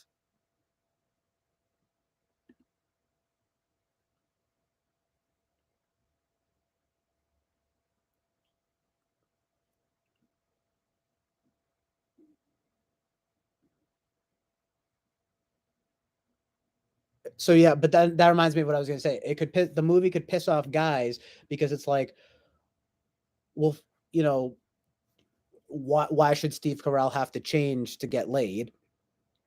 But then it could also piss off girls because you know how it is with girls, and they always say, "Well, I just want a nice guy," and that might be true, but they don't seem to want a guy like Steve Carell for whatever reason, which would appear to be because he's sort of a nice nerd.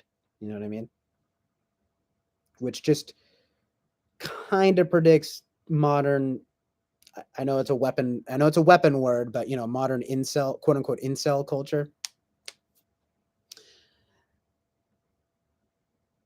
So it could piss off girls because it could be like you could interpret it as saying it's not that it's an anti nice guy film. It's just that it's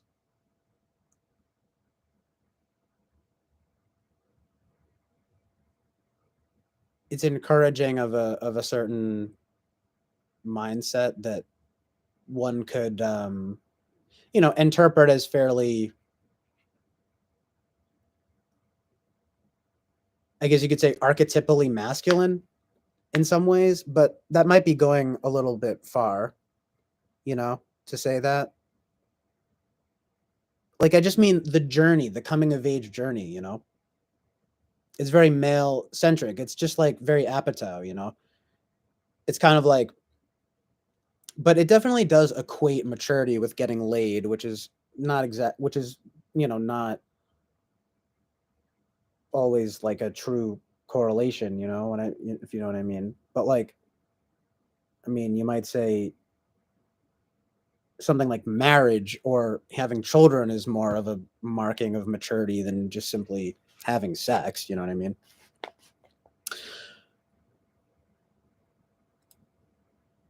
But you could say that's why he meets that Catherine Keener. It's kind of like, well, he is 40. Okay, it's not like he's gonna relive. It's not like he can really kind of go back and like relive the glory days. I like, you know what I mean? He's not gonna pull a Seth Rogen and get an 18-year-old girl. Like he's older than even Seth Rogen in Pineapple Express. He's 40. So it's not really very appropriate. I mean, it's not very age appropriate. I mean, he could probably land a younger girl that's not that young, but it's sort of appropriate, right? That he would wind up with the more sensible, mature woman And maybe it works out in terms of type, maybe a duality or something, but I don't know because he is kind of like. I'll have to rewatch it.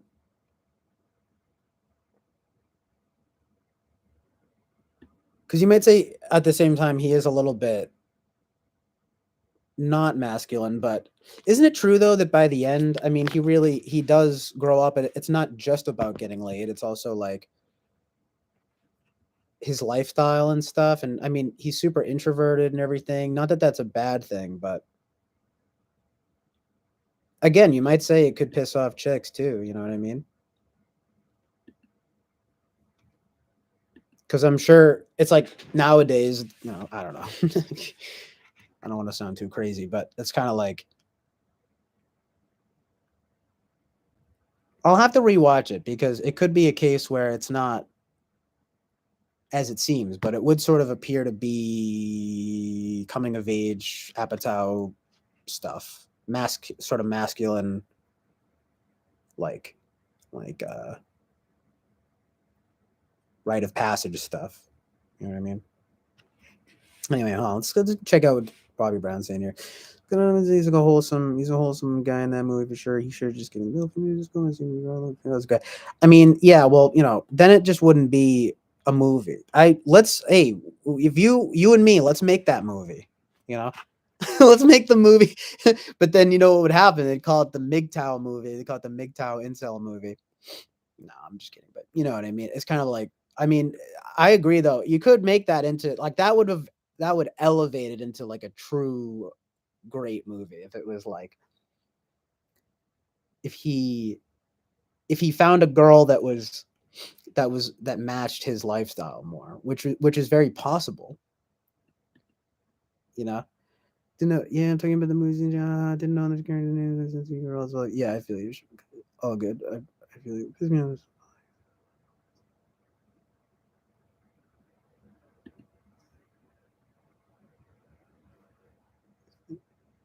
Should have found wholesome young woman at a marriageable age. He's wholesome. Fair enough. Apatow is a simp, so of course the movie reflects that. Yeah, I'm not surprised. I mean,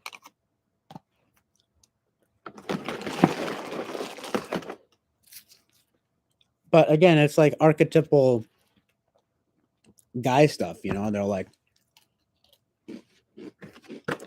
"Oh shit, you haven't gotten laid yet? We're gonna find you a girl, man."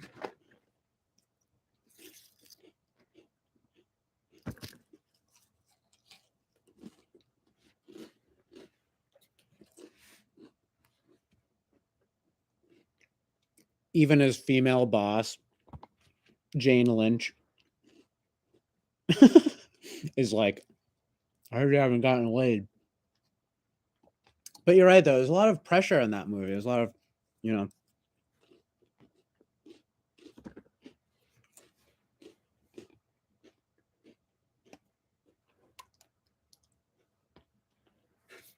I mean,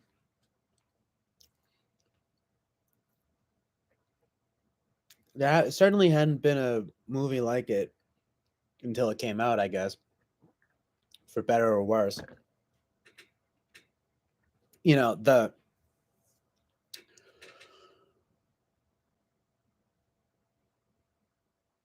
Apatow man-child movies. That was like the first one.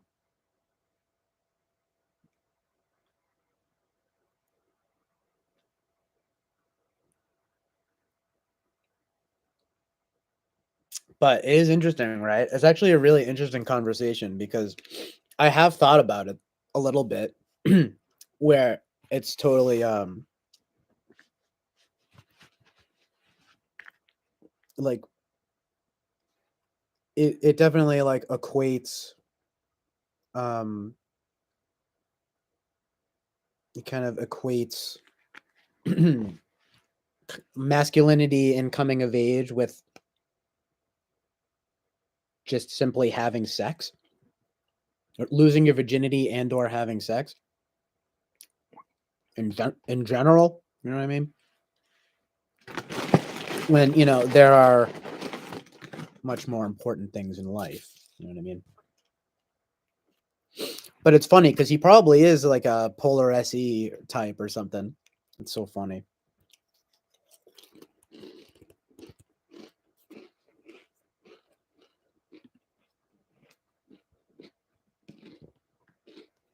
Yeah, no worries about the connection. But CJ, he should have found a chick that matches his lifestyle. That's not MGTOW / incel at all, though.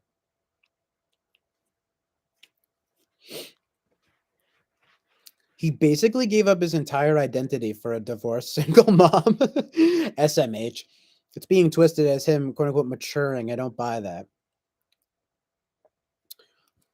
Well, I mean, what is funny is that it seems like Catherine Keener is older than him in that movie. You know what I mean? Oh, he is too.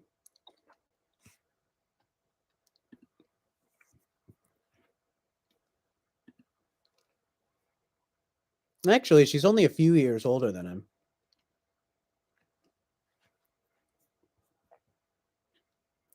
I guess it's just the whole thing of like she's been through it. She's been through the ringer or whatever. You know.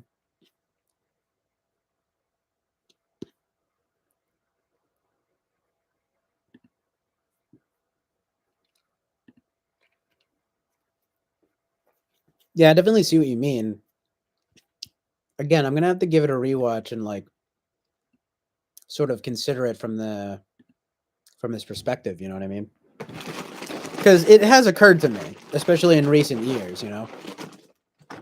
I mean, you could say I guess you could say the main. I mean, but you're kind of saying even more than that than what I'm saying, which is that basically he um didn't have to change himself so much. It is weird, right? Because it's not like they show him all that they all that they imply is that he's just kind of like an overly nice nerd.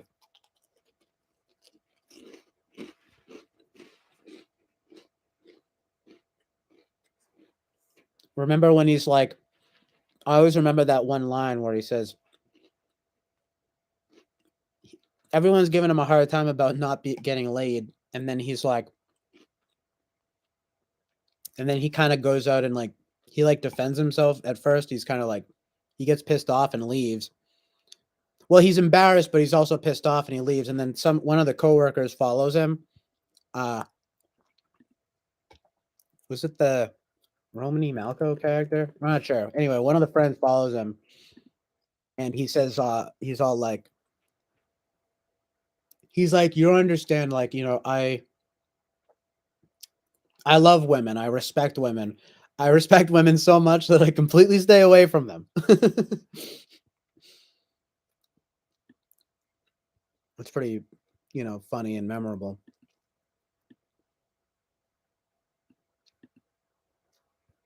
And perhaps something that, people of both genders ought to consider when, assessing what exactly it is that quote unquote holds a guy back from getting laid or whatever it is. Well, I mean, yes, it's peer pressure the movie, but it's also polar SE the movie. Probably, perhaps, it's perhaps the polar SE movie too, perhaps.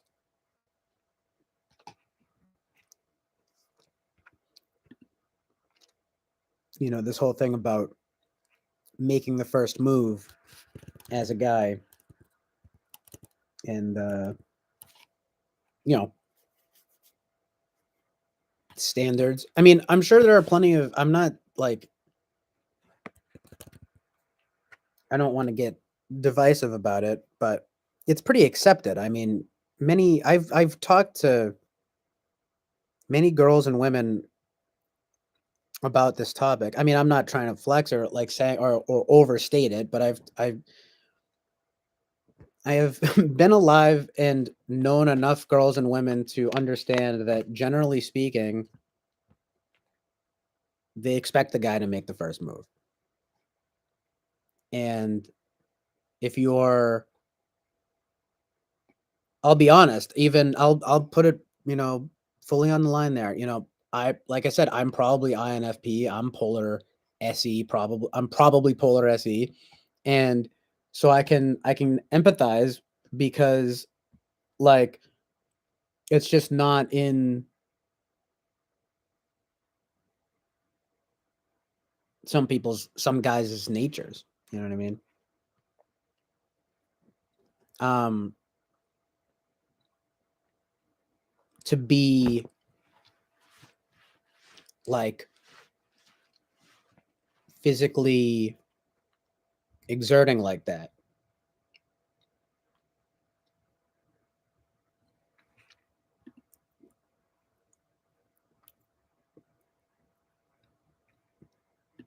Oh, that's funny, Bobby Brown. He says, "Yeah, I remember that line too. I was expecting it to be the one you'd mention." Haha.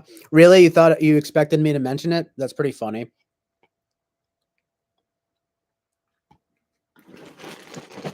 I mean, it's a memorable, kind of poignant line. It's insightful. It's meaningful.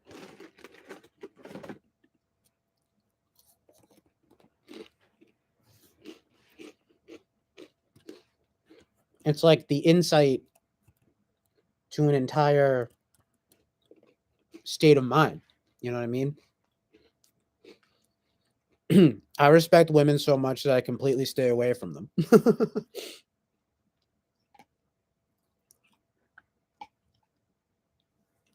And I'm not trying to preach, but that movie, what was that? 2006? That's why I'm saying what I'm saying, which is that it would probably piss off both guys and girls, because it goes, not only is it kind of demeaning to men, but it's also kind of, you might say, demeaning to women by saying, no, this is women's nature. They want a guy who makes the first move. But I would say that that is true, generally speaking.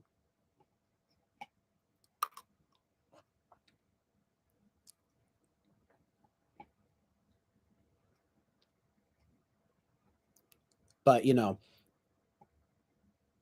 what definitely would have elevated that movie would be if he tried to find a girl that was more compatible with him, rather than like changing his entire self. Because, see, it's not like he's portrayed as um like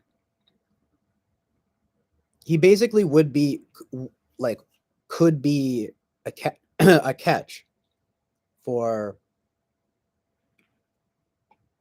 certain girls. You know what I mean? That is something that's kind of weird about it, right? Like, why is this guy that is by all means a catch, who just happens to have, um quote unquote, not gotten laid yet, um being like pressured to change his whole personality? All he does is I mean, it's like he collects, doesn't he, like, collect action figures and stuff, and he, like, plays the, I mean, it's played for laughs, but they show it, what he's like playing the trombone or something, and it's just kind of funny. I mean, he wears collared shirts, and he's like a straight-laced kind of guy. um it's just that he hashtag hasn't gotten laid, and is sort of labeled as immature, as hashtag immature.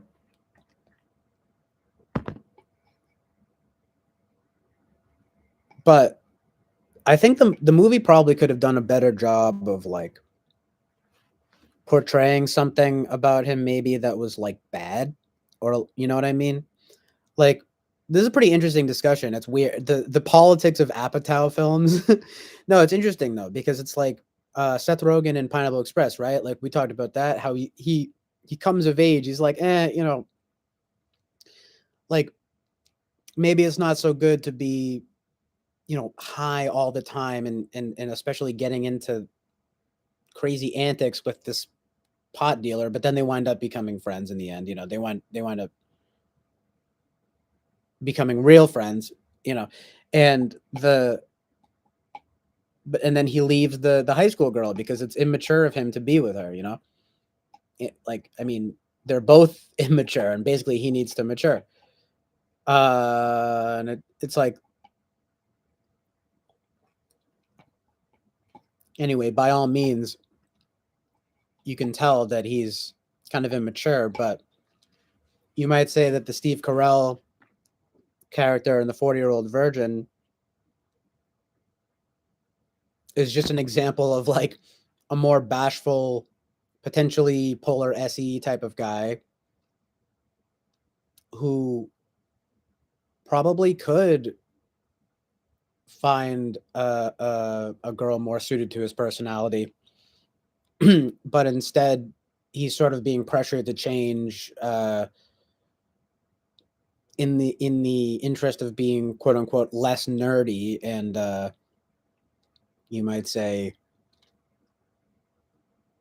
I don't know, quote unquote more aggressive or something like that, or more sexually aggressive kind of. It's kind of strange.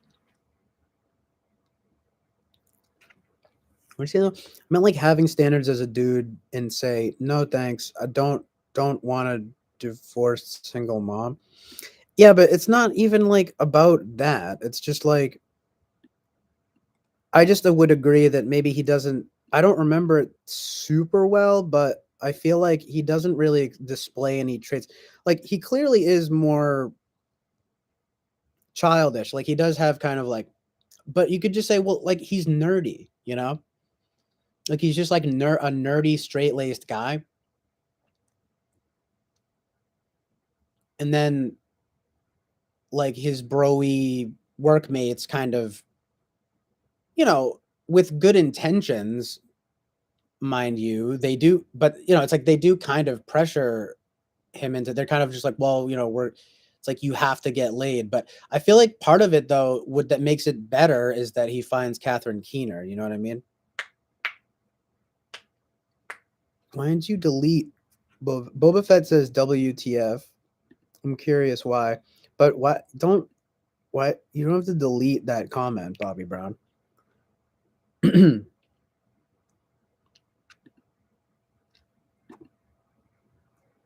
I can't seem to be able to undelete it. So I mean I would appreciate it if you would undelete it. Bobby Brown says, what should have happened ideally? Hey Steve, how about you come to church with us? So there's this really nice girl, Stephanie. Yeah, well that would be what would make it like amazing, but it's a Judd Apatow film. You know what I mean?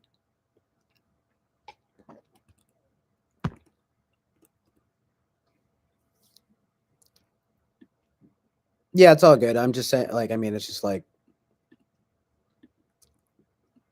Boba Fett has his reasons for saying WTF, and he has the right to say WTF. Explain yourself, Boba Fett. I'm just kidding, but I am curious though why you said that. I mean, oh yeah, and he also said having standards as a male who's happy in his life before.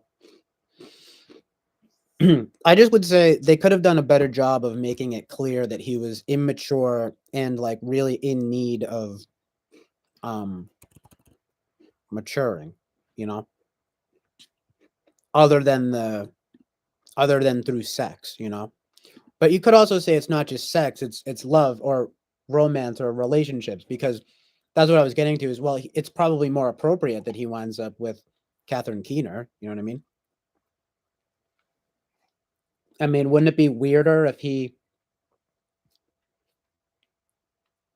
does he hook up with like there's yeah, he meets Leslie Mann, right? And she's younger and she's a, you know, she's a drunk idiot, you know. That's pretty funny. And you know, it's like he realizes again, it's sort of just like it would be more appropriate for him to find a woman his age by the time he's, but it's like when you're 40 years old, it doesn't matter if you're a virgin or not. It's more like it's just like you should be sensible about who you're with, and it's I mean, it's probably more appropriate for him to be with someone like Catherine Keener, but I get what you're saying. And I also think it's a little bit demeaning to guys, but in some sense, but also they just could have done a better job of making it like he was really immature and needed that, you know what I mean? And needed to mature. And I think, well, actually, though, that brings me to an interesting point, which is that he doesn't seem very happy, though. You say he seems happy in his life, but he doesn't seem very happy. I will say that. I mean, again, I'll have to rewatch it, but he does seem, I don't know, he does seem a little lonely and detached. You know what I mean?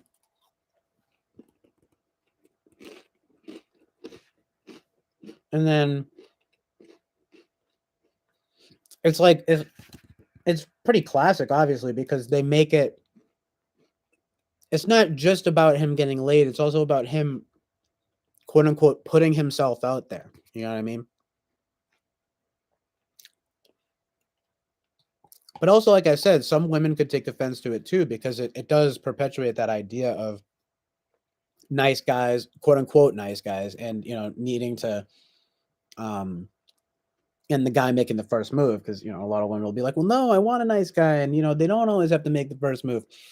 And it's true that in the end, obviously, I mean, being nice, it's not so much about being nice, it's about being good, right? So obviously women want a good guy, but I guess you could say being nice and good aren't always the same things. You know what I mean? I mean, being nice, being quote unquote nice, can also be a mask for, more like bad intentions or something, you know what I mean? But being good is an entirely other thing, you know what I mean? But anyway, like the thing about the first move thing, that's another thing. I mean, but I would say that it does add up though. But yeah, it's a little demeaning to guys, not so much women. It's sort of saying like if you're more nerdy and straight laced, like you need to change yourself because girls won't want to fuck you. You know what I mean? I mean that is kind of what it's saying. It would be better if like there were scenes like, for example, if like they had the Steve Carell character, like if they had, I don't know, maybe they had him be like,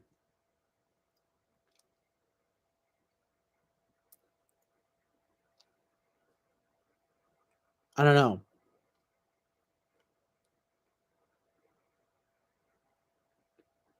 It's just they don't have him do anything really bad or like, you know what I mean?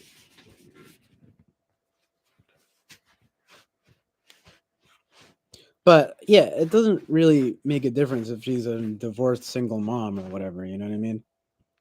It's like, that's not really my point here. But I'll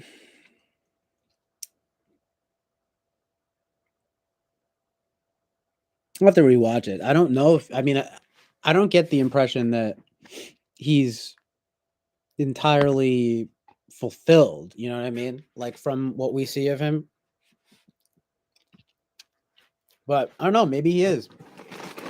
I mean, it's kind of reading a little deep into it though, don't you think? I mean, I'm with you. Let's get deep into the politics of the 40-year-old virgin, but at the same time, it's like, well, if it was like you said, and it was like, he finds a good girl at church and stuff, well, that movie wouldn't get made, unfortunately. But I don't agree with that. You know what I mean? But I will say,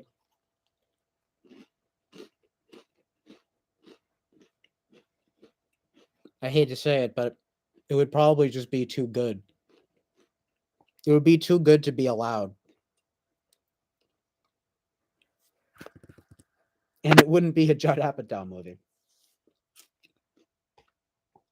Don't you know, Bobby Brown? We're men, and that's all we're meant to do is fuck. You know what I mean? It's Part of being a manly man.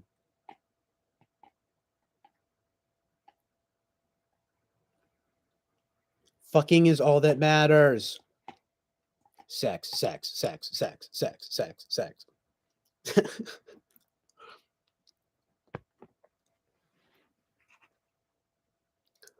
They joked that they thought he was a serial killer or gay when they were talking about a potential hangout with cards.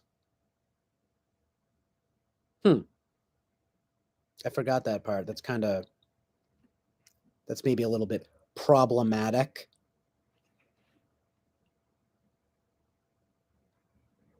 I think it's just part of the comedy though, because it's like he's clearly not either of those things. They probably don't really think that. I think they're just riffing, like talking shit. Remember in that one part when it's like Paul Rudd and one of them, and they're like, you know how I know you're gay, like because you like Coldplay or something like that. I always remember that. It's pretty funny. I think it's Paul Rudd and Seth Rogen. Seth Rogen's wearing his dope Sonic Youth shirt too.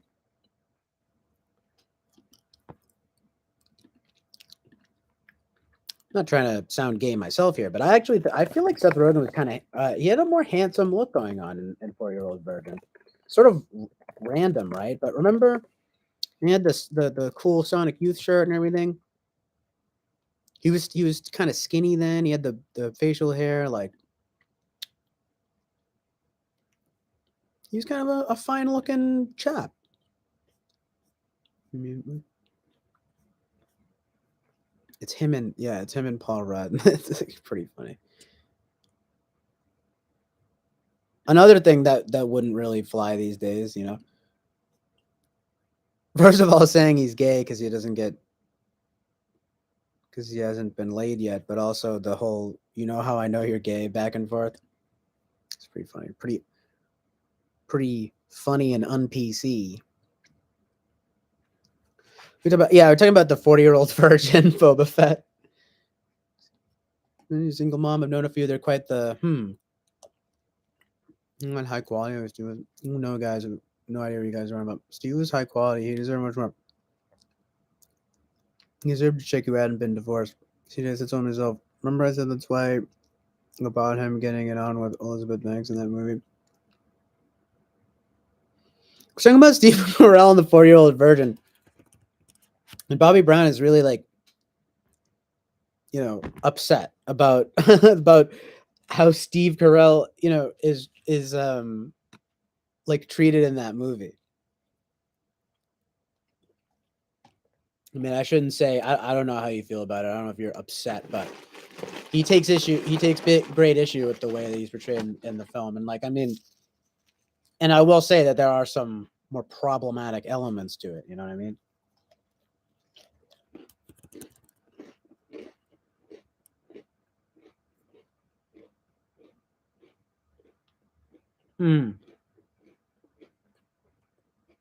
You bought him getting with Elizabeth Banks in that movie. That's funny.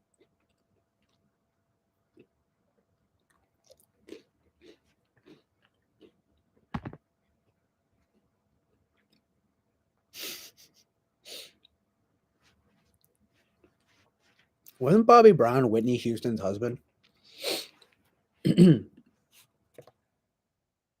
That's true. I don't know. Why is your name Bobby Brown anyway? Like, why Bobby Brown? They were both on drugs and messed up, though. I actually don't know that much about Whitney Houston and Bobby Brown.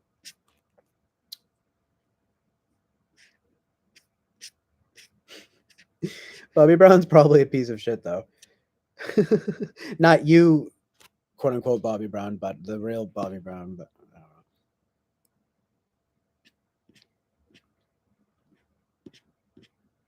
You do seem to be like a boy band fan, though, which I always think is funny, or maybe a pop music fan. If you seem like you're a pretty big pop music fan, Bobby Brown, which is cool, but also like,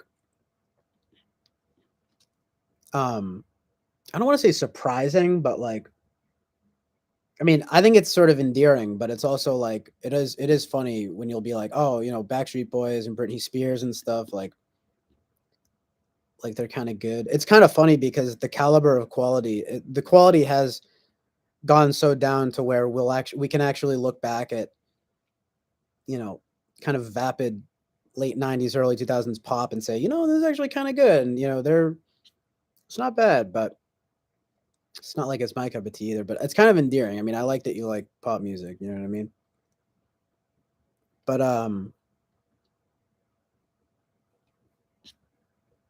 that's sort of a side note.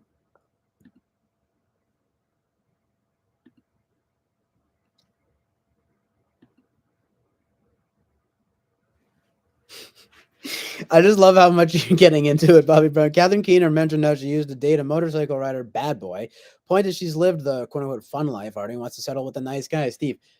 That's true. That could be another thing that could piss off women though, too, right? Because they'd be like, "No way, I wouldn't. It's not. I don't go for the bad guy. I don't go for the bad boy first, and then settle with the nice guy, even though that's exactly what winds up happening with so many with so many people. You know, I say people because it's not just women; it's guys that willingly are the nice guy that they settle down with. You know what I mean? So I mean, I see what you mean, but Steve shouldn't settle with a woman that's already loved the life. Uh, yeah, I'm sure he lived the life. I think he meant to say, and has a mileage count. He's wholesome.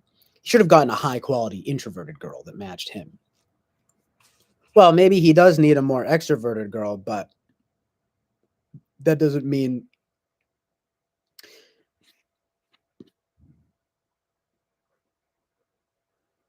I mean, I don't know if you're interested in like type duality and stuff, but maybe he might need a more extroverted girl. You know what I mean? To help bring him out of his shell. That guy, what's his name? Bonnie Garner improves his music even.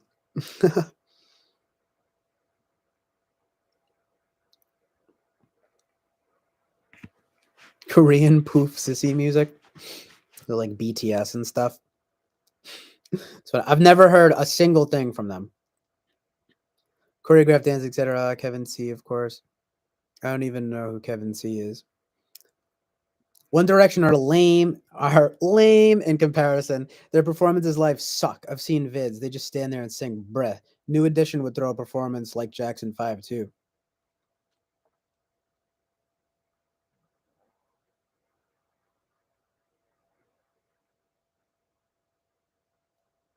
Classic. Some classic stuff there. We've had this discussion before. Your taste in music is super gay, Jack. NSYNC were better dancers than Backstreet Boys and singers, IMO. Honestly, true. Okay, yeah, that's true.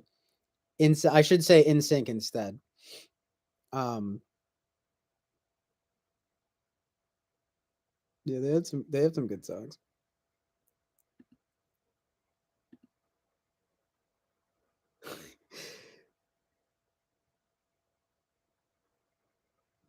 Okay, Bobby Brown again. I mean, just because he says your taste in music is gay doesn't mean you can delete the comment.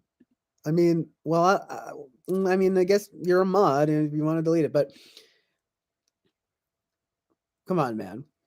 It's not like it's if it gets real. It's not like he's like attacking you. You know what I mean? If it's like real slander, then you can delete it. But if he just says your taste in music is super gay, Jack, like I don't know, that's not that bad. I mean, I feel like Robert De Niro right now in Goodfellas. I'm like, you did insult him a little. You did insult him a little. Boba Fett, you did insult him a little.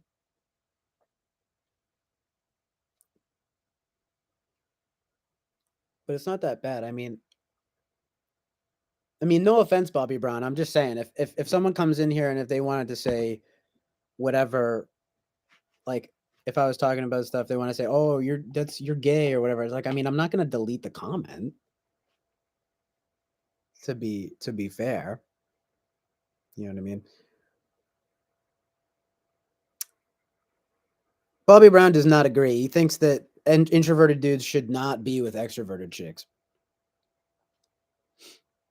Also, where's my FE justification? That's lame bullying. Well, I mean, it is a little unnecessary, but Boba Fett says, no, I'm not. Oh, please. Yeah, whatever. Bobby Brown says, sucks because when I call him gay back in WFP, Winston's mom gave me a warning. Boba starts it. Boba Fett says, I've only ever been with extroverted women. Extroverted women. Counterpoint. Counterpoint. Boba Fett, what do you think about do you consider yourself to be an introvert? And assuming that you do, how do you find that dynamic to work? Do you prefer extroverted women? And again, I guess, well, basically, do you think that they do you find them beneficial to your personality type, or do you find them to help bring you out of your shell, so to speak?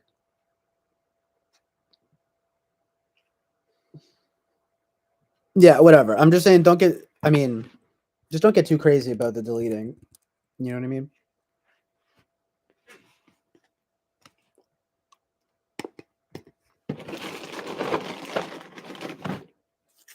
I mean, if someone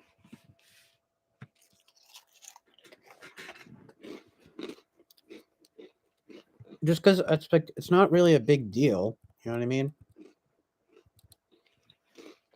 Bobby Brown says, "Fine, CJ, permission to call him gay back since he started it. Go ahead, but who cares? It's not about permission."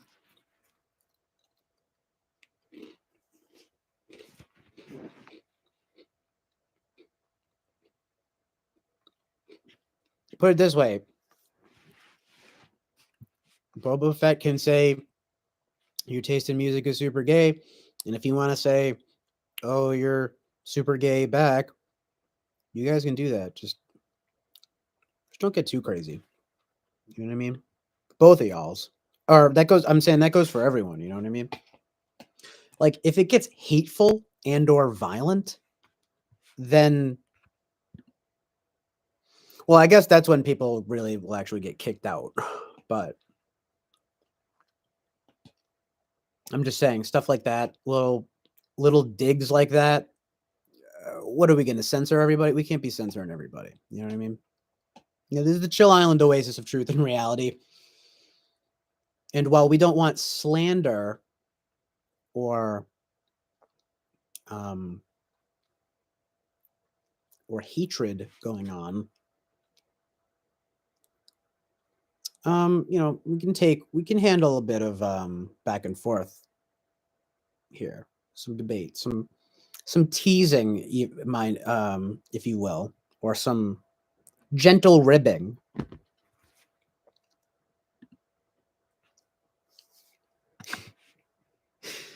This is the Chill Island oasis of gentle ribbing and reality.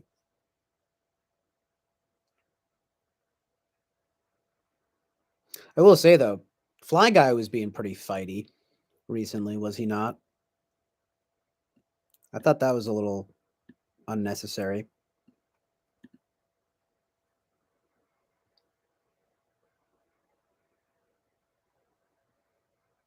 Okay. Anyway, Boba Fett says, I did find them to compliment me nicely. Not super extroverted party ones, but a bit more out there. It was fun.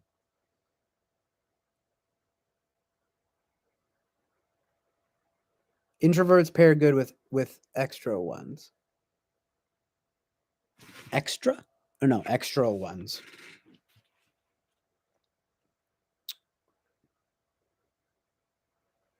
Like red wheat and red wine and red meat, red wine, something free. Shred BB.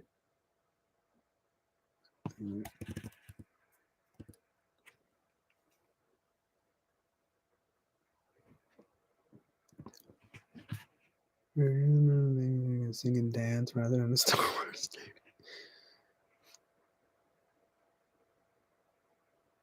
Well, let's not be rash. I mean, it's just I think if anyone's talented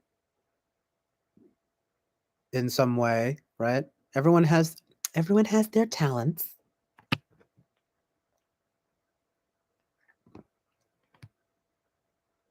If you have talent, chicks might want to bang you more, you know? So it's not so much about singing and dancing versus Star Wars nerds. It's about, you might say, having talent or at least something to offer, something good to offer, or something attractive at the very least, but ideally something good. You know what I mean? To or whatever. And everyone has their attractive and good qualities, my friends. We all just have to try to develop them. We all just need a little TLC, a little tender loving care. And that's the truth. Ruth.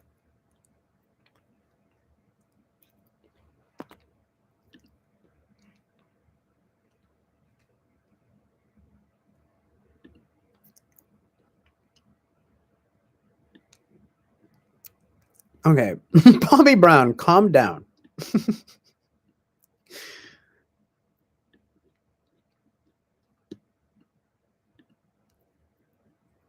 I mean, depends on the chick. Some chicks like guys with long hair, you know? Especially if they're rock stars. What are you, a musician, Boba Fett? You also said shred. I don't know if you were talking about like with chicks or if you were talking about like with guitar or something like that. I mean, there's all different types of ways to work it. You know what I mean? You just got to work what you got. You got to flaunt. You got to flaunt what you got. Nice. Boba Fett says, a hobbyist guitar.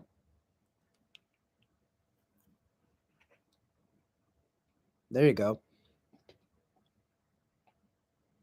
It is true that chicks do often seem to dig the guy playing guitar motif.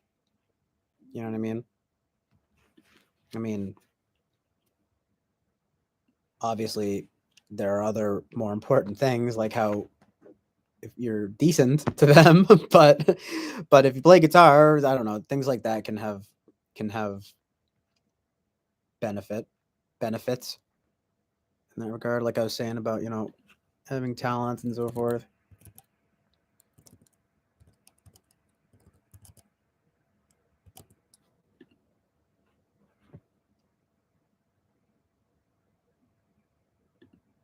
Bobby Brown says, I had a chick who loved NSYNC, said I looked like one of them. It worked. Trophy emoji. Which one? Which member of NSYNC?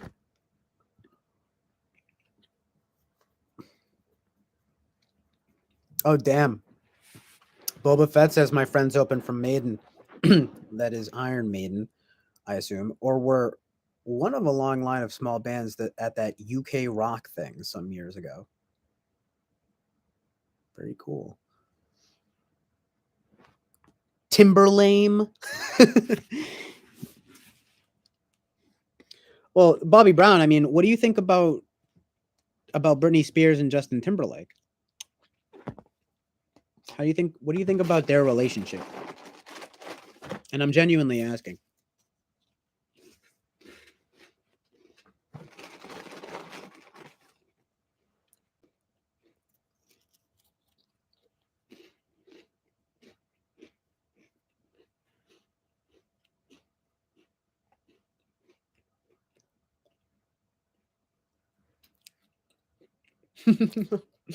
Bobby Brown says, "Yee, I know about how it all went down between them, CJ."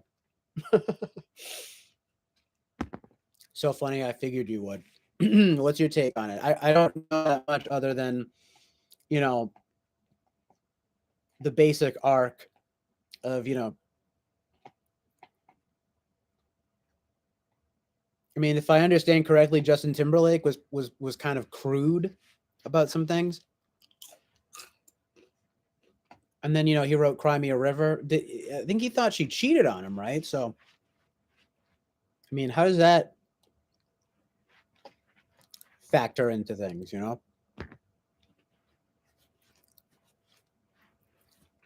Who are we supposed to side with? You have to tell me. You know what I mean? Bobby Brown says Brittany cheated on JT with her choreographer Wade Robson. Yeah, I've heard that name. And Wade was also the choreographer for In Sync.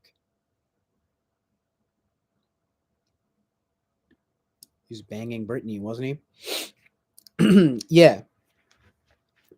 And I think, he was all on the radio, all like, haha, like, being kind of a bro about it. He's like, yeah, I got with her. But then that's all it seems like. I don't know. It didn't seem like he was that bad or anything. However, apparently she cheated on him.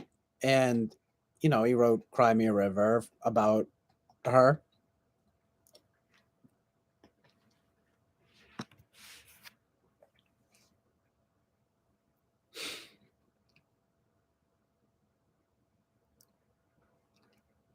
Wade Robson was also dating the niece of Michael Jackson. Weird.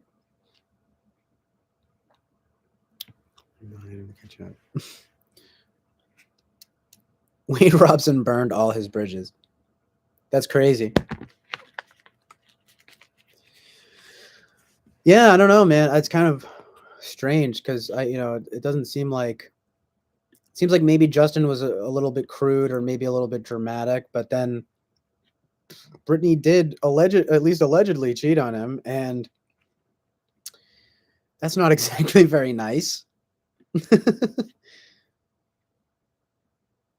Bobby Brown says that's why I think MJ is innocent. Wade wants money.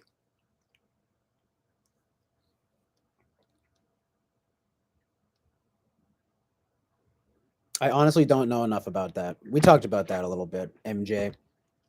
I never got super into him. What do you think? An Australian dancer, apparently. Hold on, I'm just gonna get more coffee. One sec.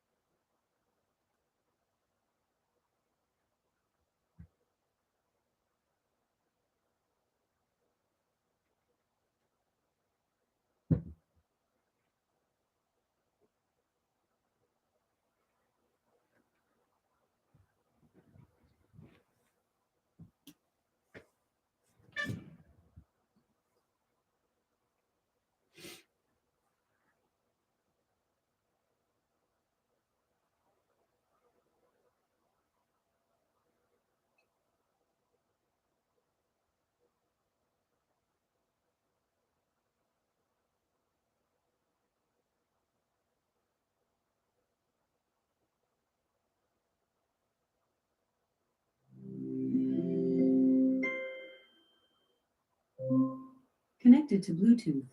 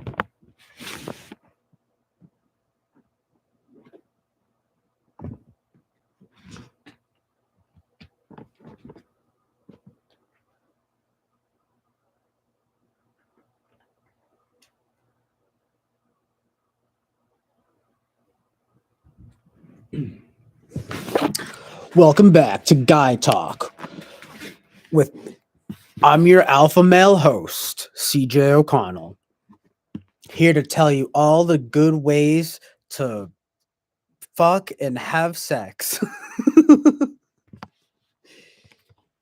I'm going to teach all of you the ways of women, okay? Step number 1, always be super mean and rude.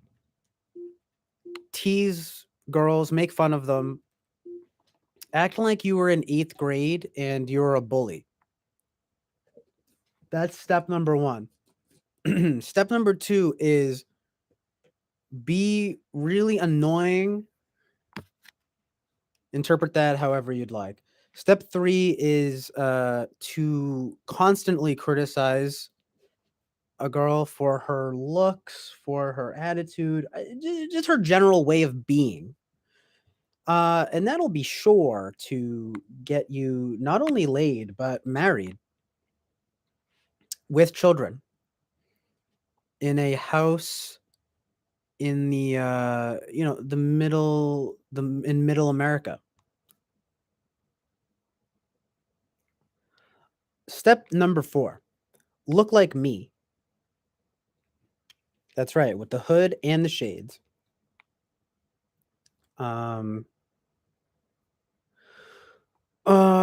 Fucking step number 5, be gay.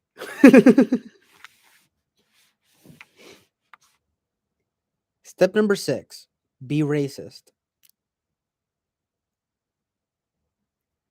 And finally, step number 7, uh,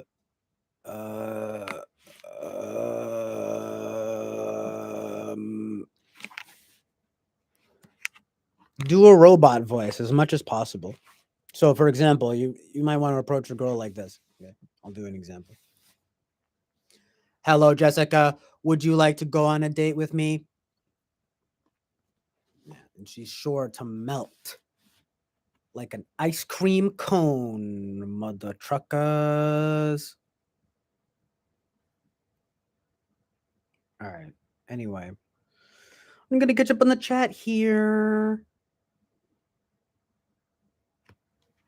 Personally, I'm heartbroken about Justin Timberlake and Britney Spears. I thought that they were gonna last, and I'm just fucking fucked up about it.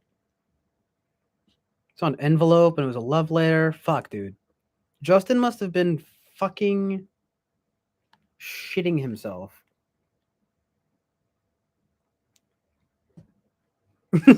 That's sad, though.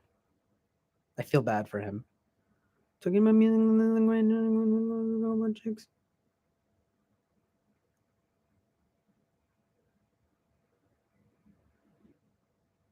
Good movement. Yes. The ladies love good movement with a capital G.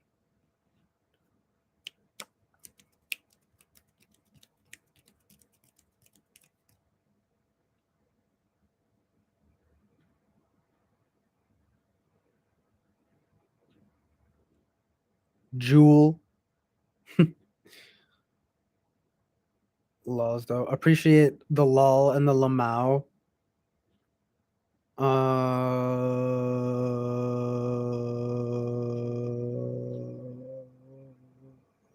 Step 5. Yeah, I think step 5 was be gay. Tisk tisk, you guys. Racism slash tribalism is more rampant among a lot of other folk.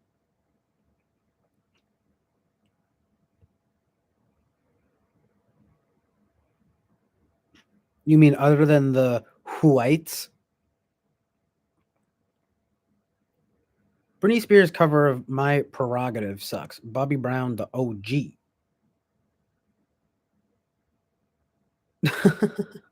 I remember that cover. Yeah. Than those of a European. Yeah. Oh, okay. I see what you're saying. Japan, most racist country ever. It's kind of strange they can be racist. Yeah.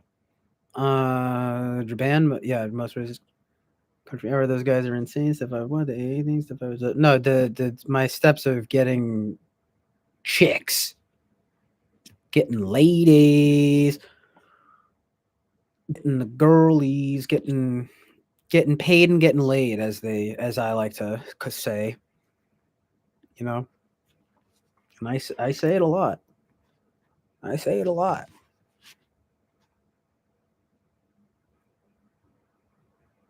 Welcome back to the Manly Men Hour. I'm your masculine host, Jimothy Crimothy.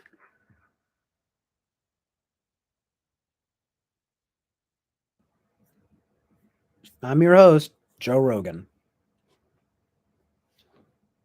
I do think that I am him. I do think that I'm Joe Rogan. I suffer from a dissociative mental disorder where I think that I'm Joe Rogan. And no one can come up with a cure. It's so sad. I can't stop doing MMA training and eating elk meat or whatever he does. Those memes, the Joe Rogan memes. I'm kind of stealing that from him. I've never heard him talk about elk meme meat, but I hear he does. I hear he does.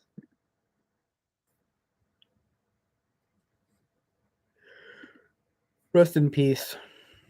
Rest in peace, Joseph Rogan. Seth Rogen. Yee, CJ, pretty cool. JT wrote that Cry Me a River song like in one day. He came out winning after she cheated on him, IMO. That's a good song. Yo, CJ, how you feel about the halftime? I haven't watched it yet. Actually. It's the first time in a while I didn't watch like any of the Super Bowl. I was literally sleeping. I talked about it a little bit at the beginning of the stream if you want to check it out.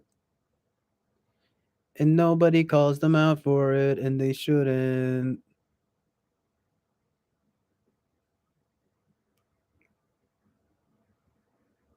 Calls him up for what? That's mad. That's mad funny, Bobby Brown. Yeah, my grandfather actually came over my house and a few family members for his 90th birthday. And so I got up for a while, went downstairs, hung out with the family for his birthday, and then literally just like went back upstairs to sleep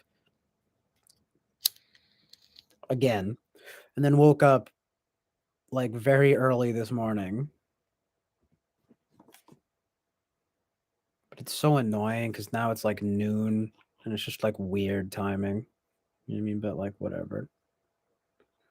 Oh yes, tribalism. Yes.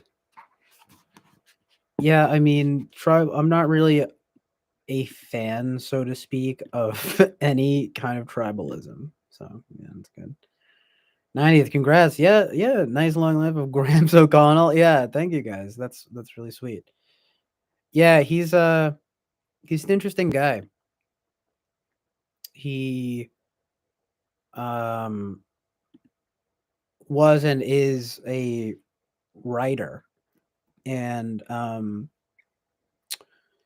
oh man, I mean he's had an interesting life. I mean, he was um like in a foster home in his youth, and he's probably an INFP, actually. But he sort of he's kind of esoteric. He's kind of strange, but he is Christian actually, and he's fairly conservative too. But he's one of those guys where he's pretty he's not only he's is he pretty sharp for his age, but he's very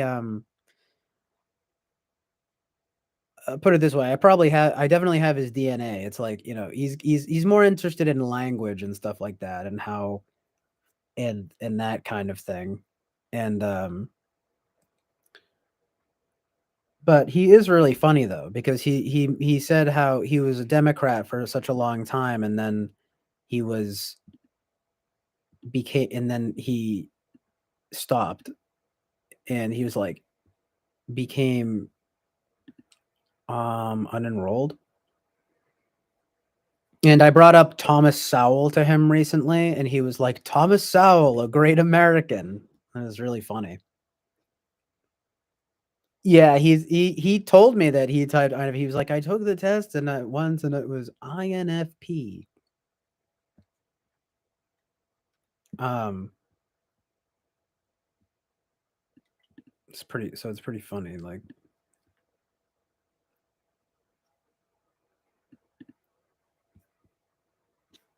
there's this guy Thomas Sowell. He's like a an older black conservative guy.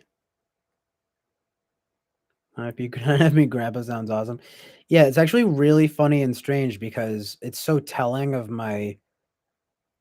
the odd dichotomy between both sides of my family, because my grandfather is almost definitely INFP. On my grandfather on my dad's side, who came over yesterday, it was his 90th birthday. He is almost definitely INFP, and my grandfather on my mom's side is almost definitely ESTJ. So like, how strange is that? Complete complete opposites and yet somehow similar.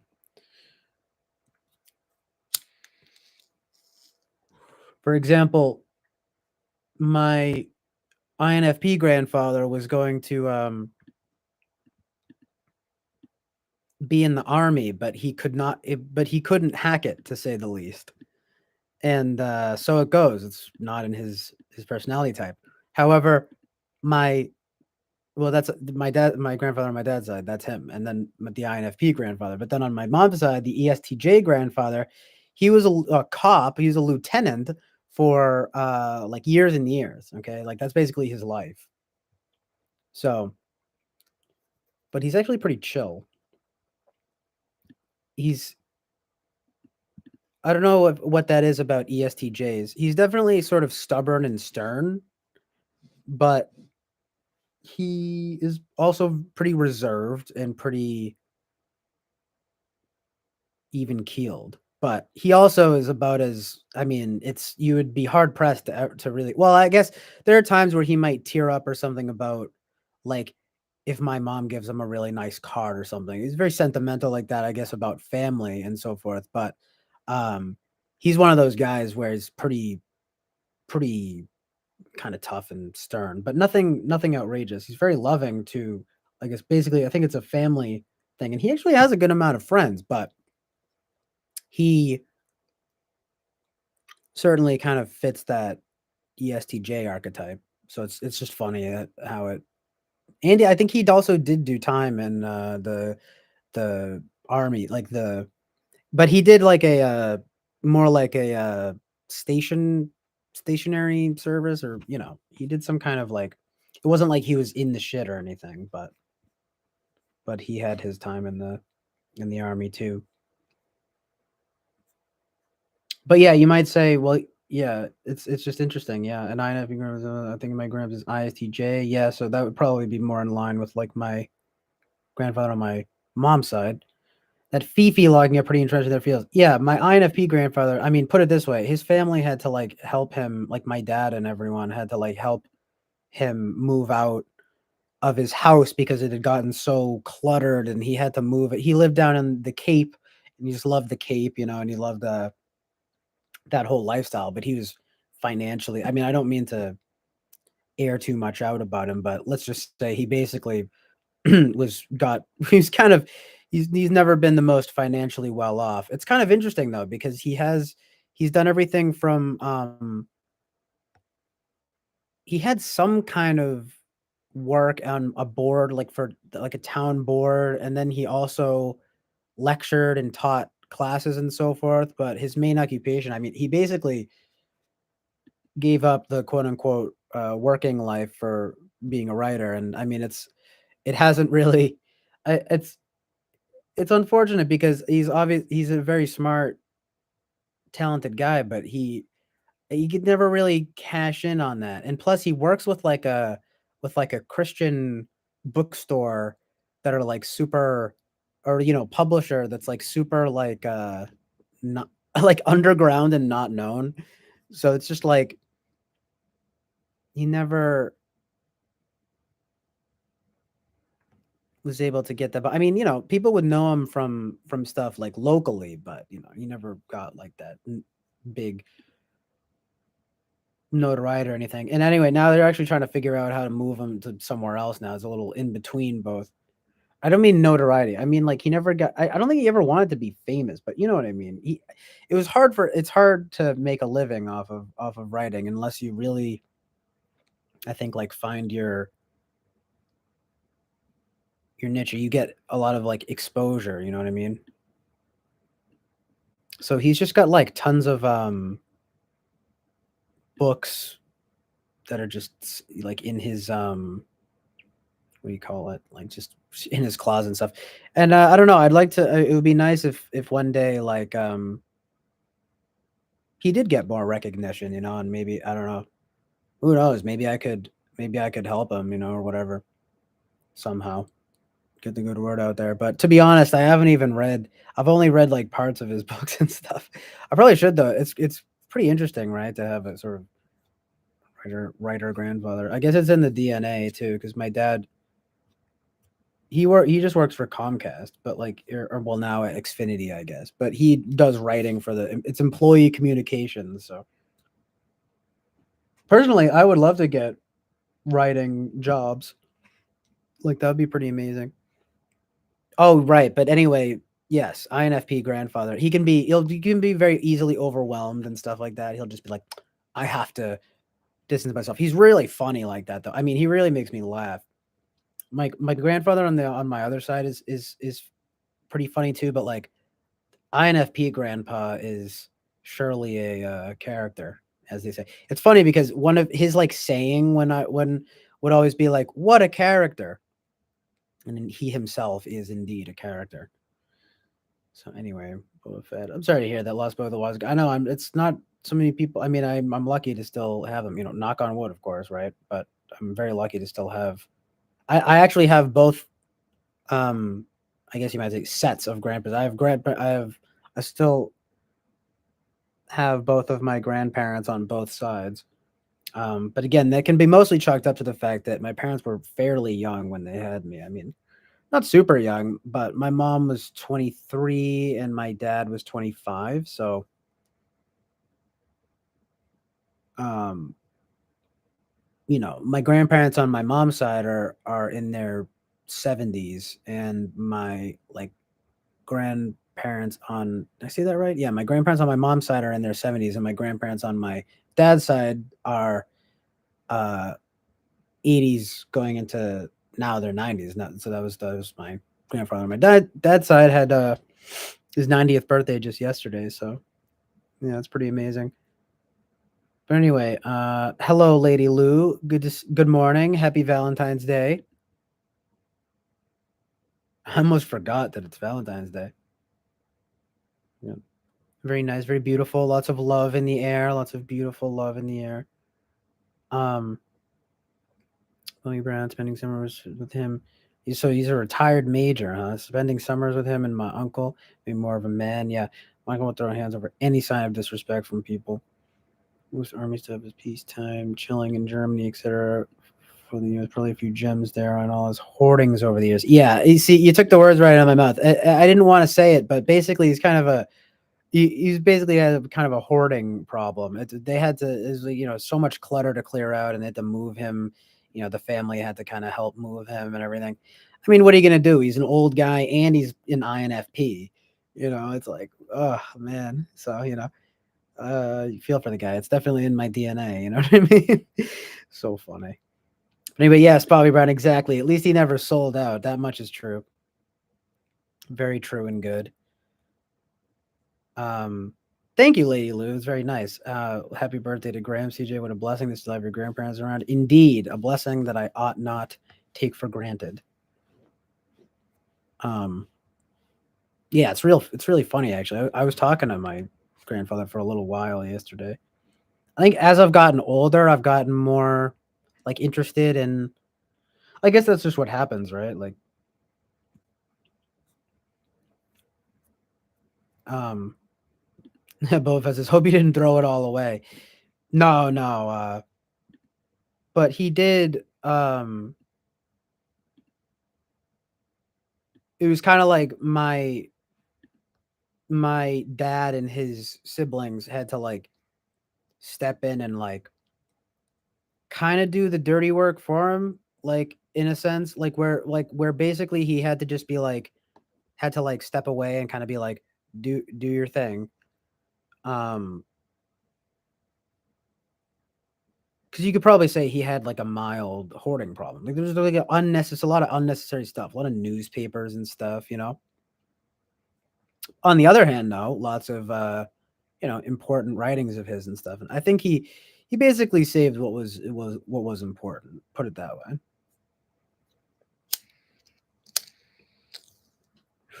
In fact, he actually went back to. He's a funny guy. He's like he went back and got more of his old like books and stuff. So it's just kind of like closet full of his books that he's written and stuff. It's really funny.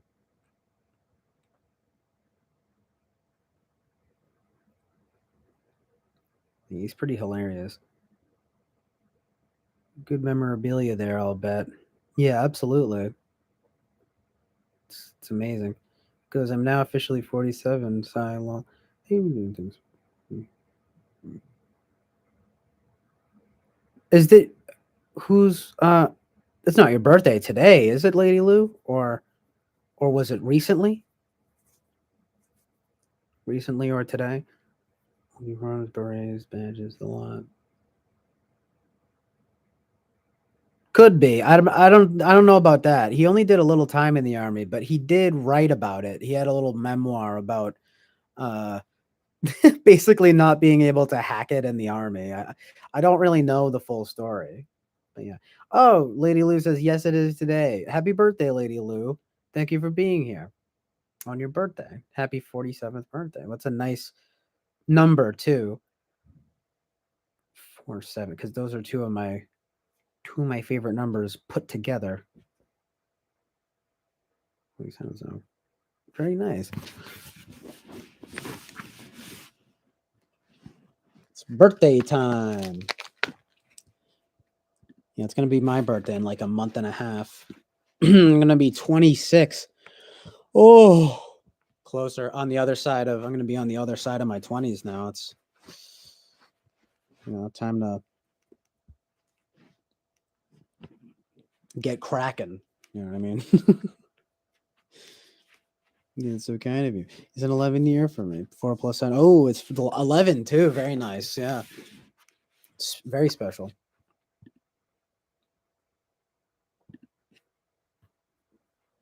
I have so many tabs open right now. It's crazy. Windows and tabs. It's too much.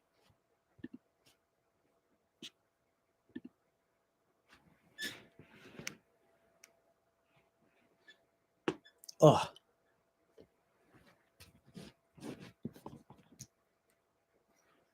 So yeah, didn't wind up catching any of the Super Bowl last night.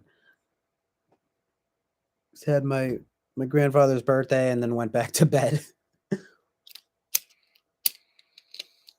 But to be honest, I didn't really plan on watching it anyway. But I saw a few of the commercials via some of the stuff that the Whitest Kids You Know Twitch was covering. It's like the old sketch. They're like a sketch comedy group. Sam Brown and some other guy. We're going over some commercials. And I just looked up the performance. I mean, I'll have to watch the halftime performance.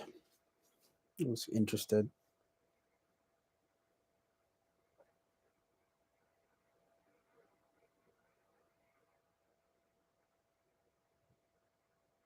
So myself, it's 1 year closer to the end and feel nice then.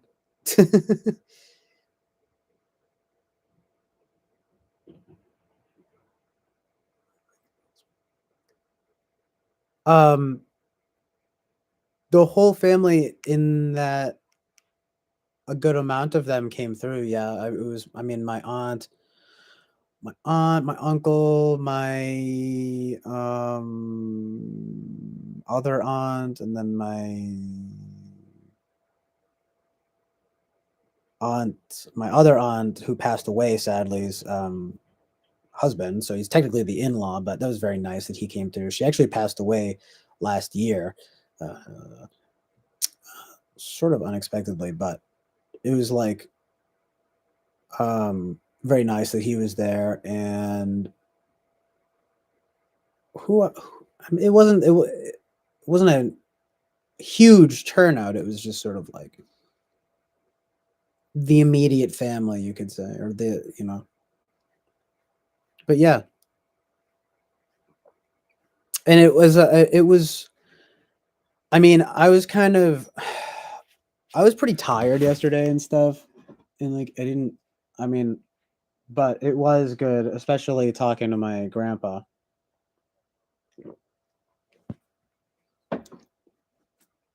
because I think we kind of get each other, which is nice.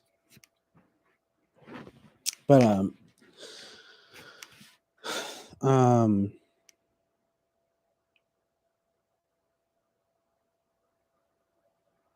it was nice though, you know. What is this? Duh. Bobby Brown asks, CJ, let's say you had a single mom. How would you feel about a friend of yours marrying her? Uh, Not good. Not, I wouldn't want that. I don't think. Well, then I'm very black sheep in my family. Yeah. I kind of felt like it yesterday because like I just haven't had much going on, and I was kind of like, oh, I just hate that feeling of like, you know, like here I am coming downstairs. Oh hi, it's me, CJ. Oh man, you could have been talking to.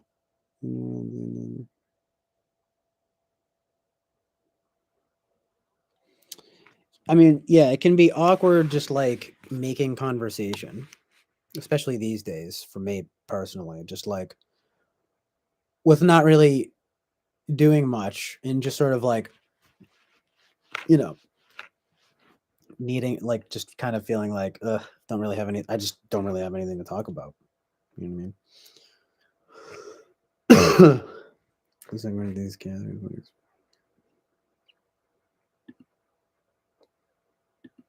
Thanks, Lady Lou. Yeah, it was bizarre. She had some kind of cancer, and then she went on. Not to be morbid, but yeah, it was very random. The thing about it that made it um oh, well, also, let me just finish reading this though. My aunt died last year too. I'm sorry to hear that too, Lady Lou. She was the one I was close to too. Oh, geez, I'm sorry to hear that. I'm a black sheep too, as she says. Um, the thing about it was that, to be very honest with you, I wasn't very close with her, and she was sort of, you could say, the most introverted of my dad and his siblings. She was kind of had her own thing going on with like her own family. Like, um, I mean, my dad's side is kind of funny like that. I mean, it's kind of a more introverted lot. But the thing is that it's an example of introversion going to a bit of an extreme in this case, because we didn't even know that she was like sick, really. Like, she had some issues, like, um I feel bad because I can't even remember what kind of cancer it was, but it was like she was having issues that turned out to be like she had like stomach issues or something, actually, which is like disturbing. But it was basically like, thought it was like ulcerative colitis or something, and then it turned out to be some kind of cancer, and it all happened very, very quickly. Like, because she got some kind of surgery, okay, and it was after the surgery she was like unconscious. I mean, or essentially, my poor uncle, technically, the in-law, he had to go and try to wake her up, and she wouldn't wake up. And it's very, very sad. It's like, pretty morbid stuff. I mean, it's like, because then, he took her to the hospital, and then it's like it was pretty unexpected, because then she just passed away, like, overnight practically. And it was just like, and even my own dad, I think everyone was a little shell shocked, because the moral of the story here is that she didn't really let on to anyone about how sick she was. Like, she was so introverted that she didn't even want to, like, worry anybody. But on the other hand, it kind of had an unfortunate effect of kind of being a bit of a uh blind side, you know what I mean? But my dad's a trooper, though. I mean, he really didn't. I mean, he was, he broke, he had a few tears, but he didn't. And I think he was sad about it. And everyone's just been kind of. I mean, it's been like how long has it been? Almost a year. So we're not even like a year out. So it's like, there are still thoughts and feelings, I guess, being processed in that regard. But uh, everyone has had their own, like, unique sort of reaction to it. Um, but my dad was also the youngest of the family, and they were also a lot older. So it's like, and like I said, I mean, she really was probably the more introverted and, like, separate from the rest, which is just to say that,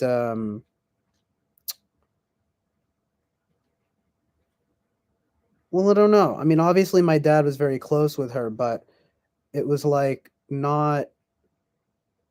And I think he has been bothered on it. Maybe he probably has been.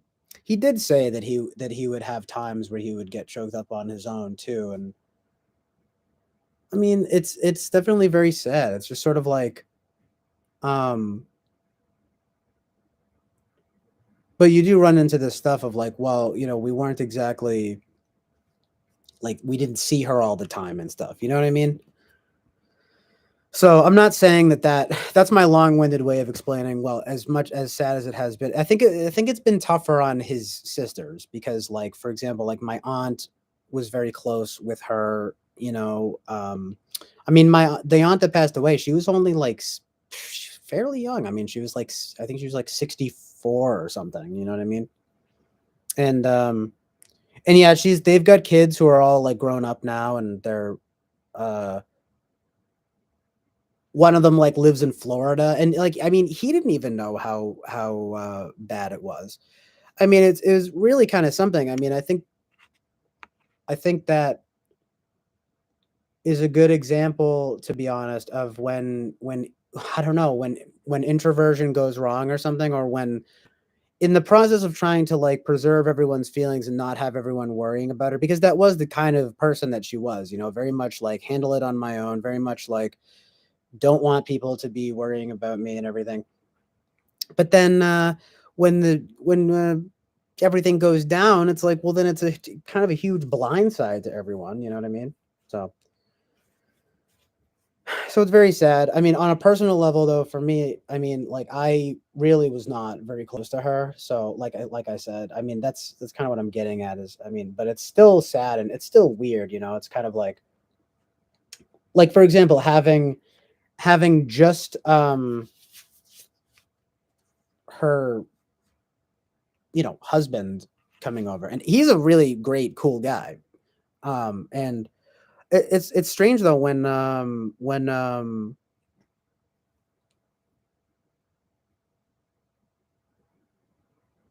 it's sort of humanizing, because it's like, well, I always saw them as like, it's like, oh yeah,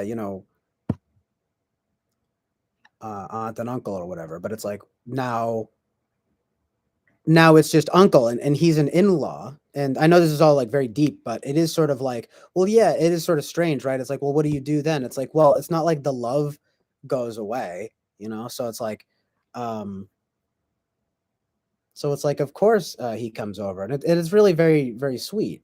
You know what I mean? Because you never know with things like that with in-laws, because they might fall away from the in-laws family. You know what I mean? But uh not this guy. He's a great guy. I feel for him. It was definitely sad. It was definitely very sad when it happened, but it was more. I felt, like I said, it was mostly sad. I was mostly feeling sad for like the siblings, and my dad and his siblings and all of them.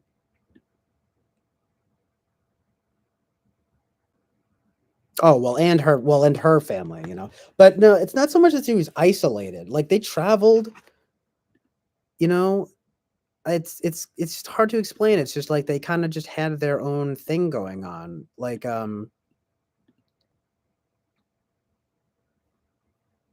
But basically, she kind of kept the severity of her illness a secret, and it all progressed very quickly within the span of a few months.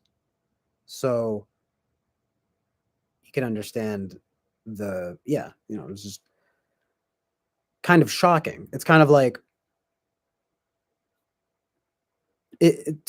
for me at least. It went from like normal aunt who I don't see her very often, but like she is alive and well and whatever, right? To, oh, she hasn't been feeling too well, and then to, oh, it turns out she has cancer, to then just like, oh, she had some surgery and passed away from complications. Like what the heck? I mean, so it was just all of that, yeah, within, I guess you could say, like 6 months, maybe. So it was just sort of, I mean, that's life, I guess, right? But it was just kind of like, it just would have been. It's like, I'm not trying to fault her or anything, but you know how it is. It's kind of like, well, maybe it would have been good to tell people so that people could prepare. You know what I mean? I don't know. She might have been like an Enneagram 9 too, or something, if you know what I mean. Like she's probably some kind of 9. And it's kind of like,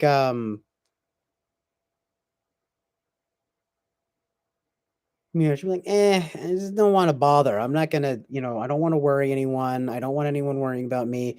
But then that actually kind of turns into a bad thing, right? Where it's like you wind up blindsiding everyone with your death.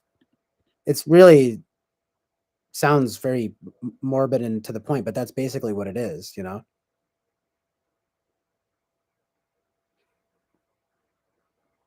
So I don't know. I can't help but wonder if it's like it's kind of almost not to be super reductive, but since we all probably kind of speak that language or whatever, it's kind of like, yeah, Enneagram 9, right? It's like, what are you going to do? It's kind of like doesn't want to be kind of unbothered, but it also doesn't want to be a bother. And like, but that can also turn into, I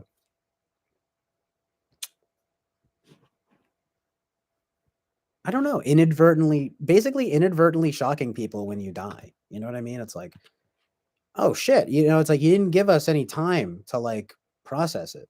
You know what I mean? Like you could have at least, you know, said, "Hey, I'm not doing so great." You know what I mean? Like, but no, that's I don't know. I don't know if it's Irish thing, Irish heritage. I don't know if it's in the DNA. It's just, it's like it's like I'm not doing well, but I'm not going to tell anyone or whatever.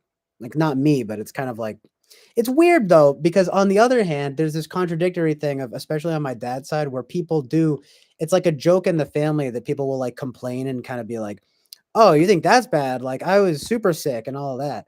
But then, interestingly, right, when shit's really going down, my poor aunt, she doesn't say a word.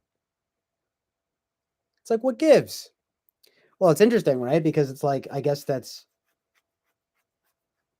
kind of telling. It's like, oh, well, but then once it's really real, it's kind of like ain't so much trying to complain, more so trying to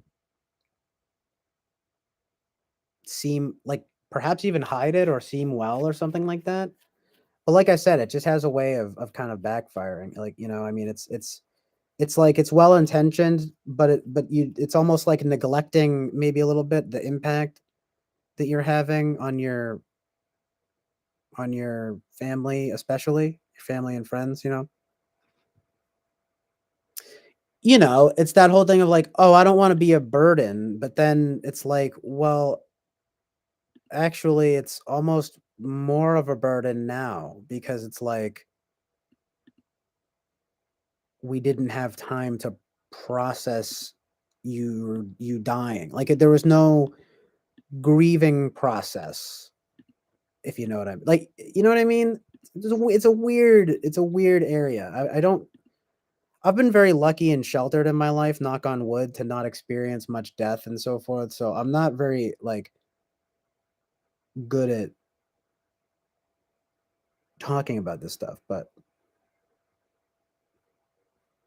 that's essentially what it is. It's kind of just like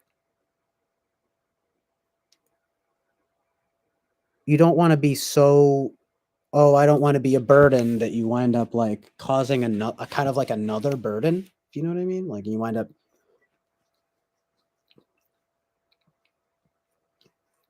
kind of inadvertently leaving people, namely your loved ones, to pick up the pieces like after the fact or something like that. Not that she didn't leave it. I'm making it sound really bad, but you know what I mean. That's why I'm sort of trying to figure out how to put it, but I think you guys get what I'm saying here.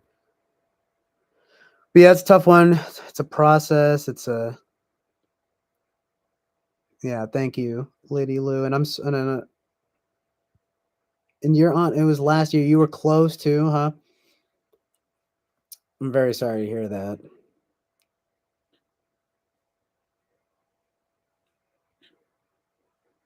Yeah, but if it's his man, done the tough ones. Cool music. Oh, thank you very much, Bobby Brown. I really appreciate that. Still miss mine. She's my mom's identical twin sister. Wow. ALS. That's terrible.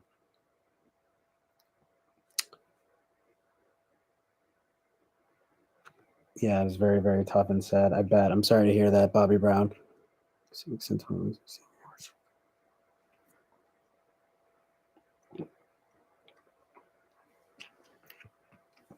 But yeah, also Lady Lou, like I get that too. Like, I mean, did you tell me do you think you could be an Enneagram 9, or what was, did you say, like, are you a 5 or something, or not sure. I'm not sure if you know or if you said or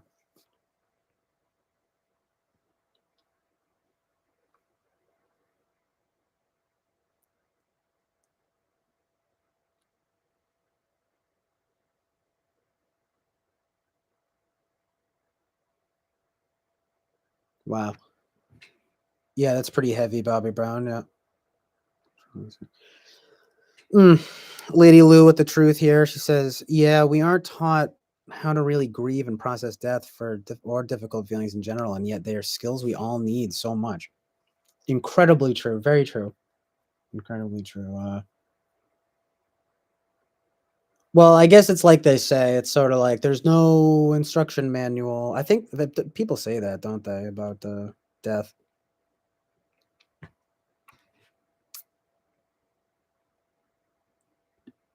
But it is it's something that really, like, and especially now that I'm getting a little older, it's like, "Oh god, people are," it's like, people are gonna start dying. And it's funny because it's true and sad and, you know, like, upsetting, but what it's like you can do, it's like you kind of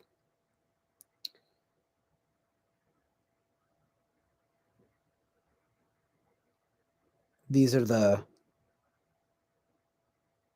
it's gonna be tough, man. I don't wanna, get too deep and emotional here, but it's like, you know, like I said, I haven't experienced that much loss in my life, and I can really guarantee all of you that, you know, it's not going to be easy for me. I'm just gonna be honest. I really do not think it's gonna be easy for me at all, like losing close family members, you know. And honestly, I kind of dread it very much. But, I also realize, well, I need to be independent though, I mean, I can't um invest so much in that, but at the same time, I'm very close with my family, you know what I mean, on both sides. So,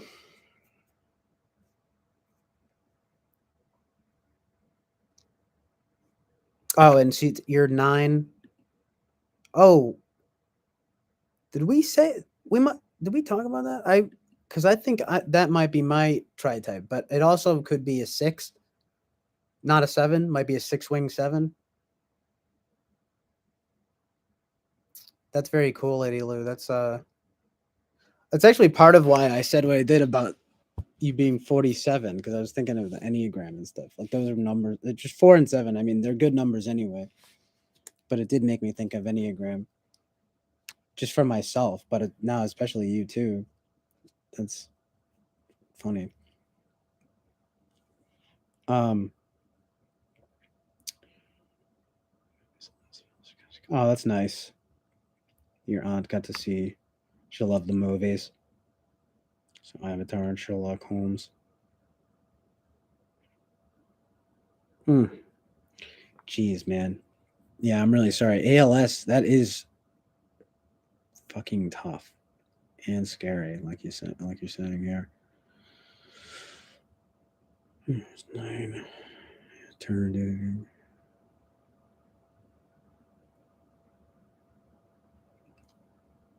Hmm.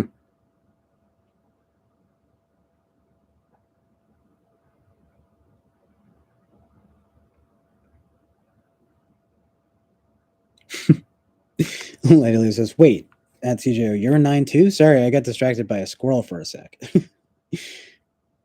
Squirrel. Um, yeah, I think so. Probably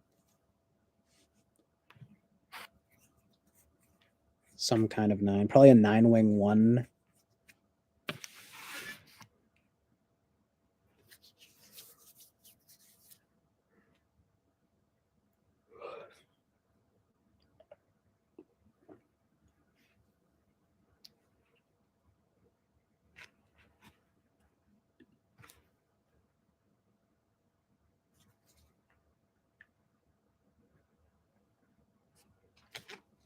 I think that I'll type it. I'm gonna type it out.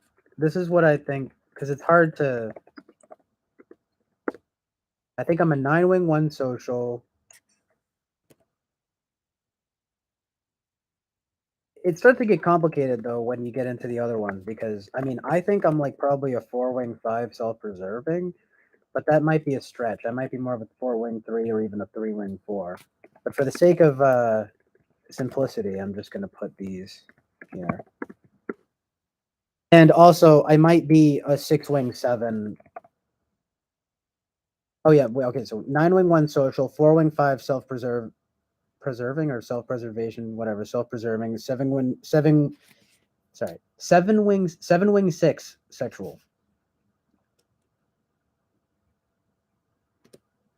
But that also might be 6-wing 7. The ones other than the 9-wing 1 are up for debate, but those seem to, I've been pretty like set on those placements for like actually a few years now, so I don't know. Oh wow, yeah, The Diving Bell and the Butterfly is a great movie. I watched it like a year ago. It is very sad, but it's a great movie. My mom's ESFJ or something. Yeah, my mom's ESFJ too, for sure. Sort of funny, yeah. Like, because I can see where you're coming from. Because my dad's probably. I mean, he types INFJ, so it's kind of a funny dynamic. But they get along pretty well. Knock on wood, you know.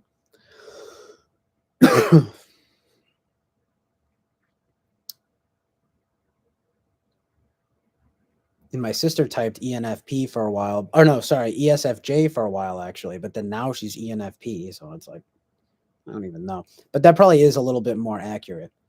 It's definitely my mom. Her being FE Dom makes a lot of sense. You know what I mean? But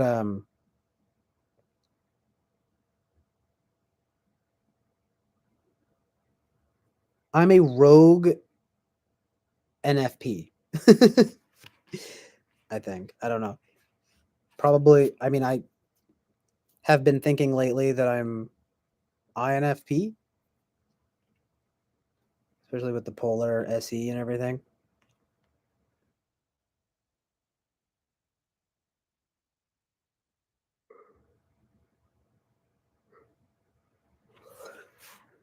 And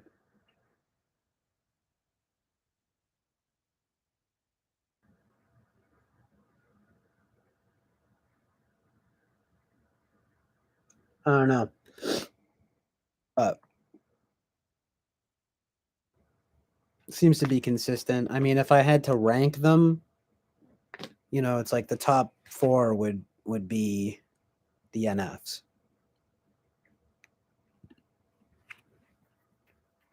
leading with the NFPs.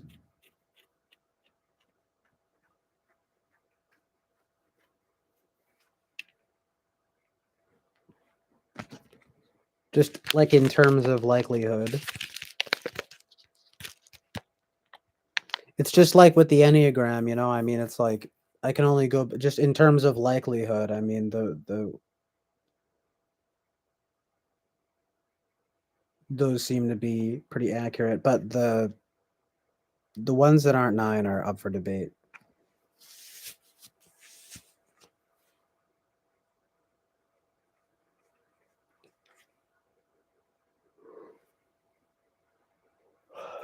All right, let me put the speaker.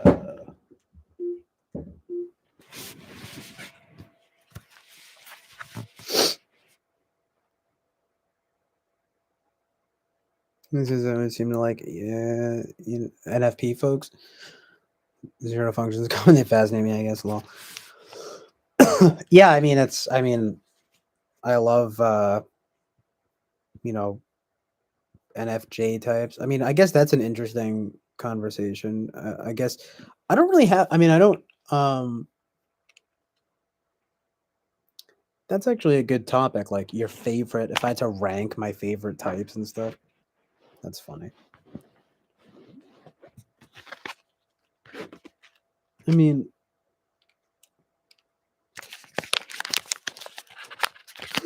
boy, starting to yawn. Getting some yawns going.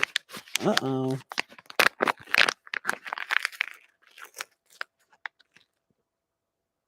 Um, but I think I tend to like.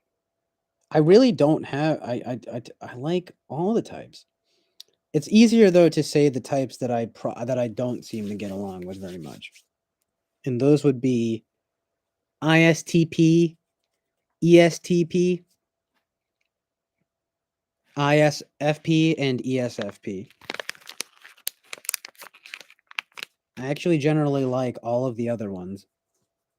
But ENTJ and ESTJ can be hit or miss.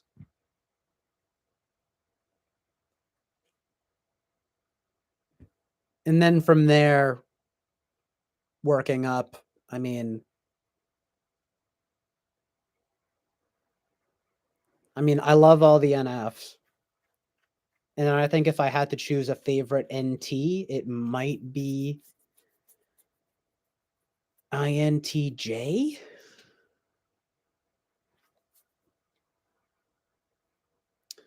I also like ENTPs quite a bit. And I do like INTPs, but I feel as though they can be a little bit condescending sometimes. And I don't really like that.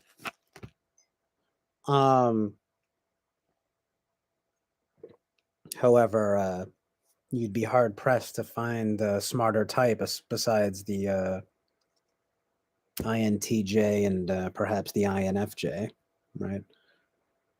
But I kind of like the INTJ though because they're kind of edgy and they have FI. Um,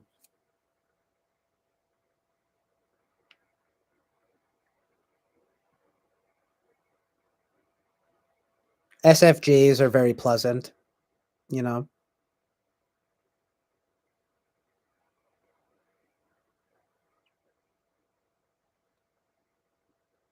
I don't have I really tend to not have any problems with the SFJs.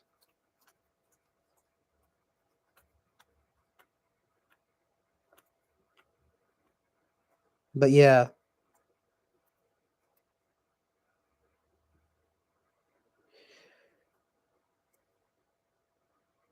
Gen X.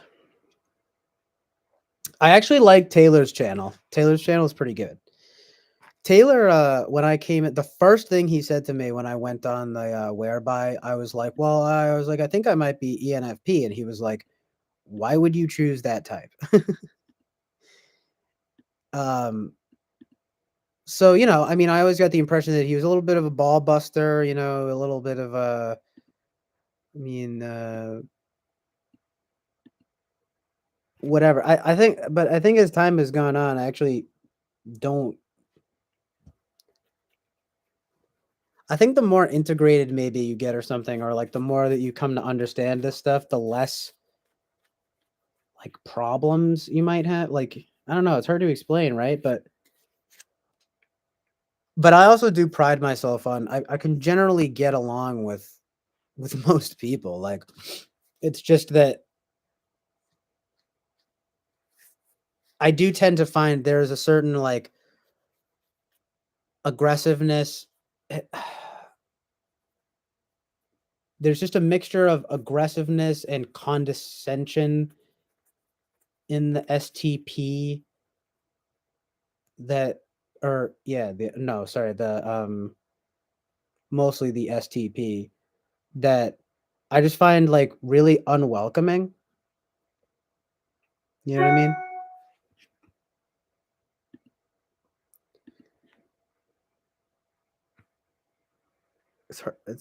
But I don't have a big enough sample size. Like, my uncle typed ESTP and he's very nice. And we could probably talk for a while. But you know what though? It's funny, man. Like, because I don't think I wildly disagree with them or anything. Personally, I just think that they look down on me. If I wanted to be really honest with you, because like I can understand. It seems to me, this is what I think. Okay, it seems to me like I understand why people would operate on with SE and TI and stuff like that, but they don't seem to understand why people would work with any and fi, or like why it would be, why you would do anything else, you know what I mean? And that can be irritating, you know. And INTP can be guilty of that too, but they're much more self-aware, or like and kind of understanding. So I'm actually like I could be like I can be friends with INTPs. You know what I mean?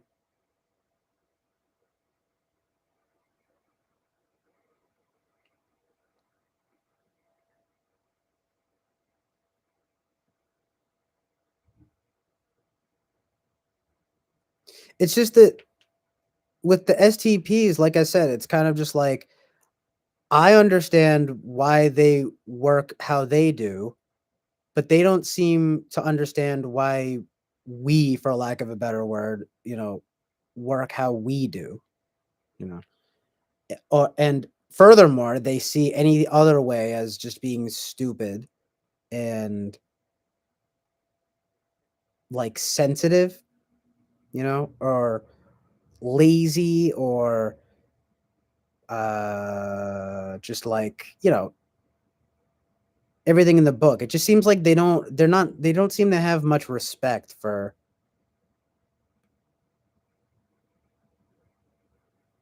I just don't know.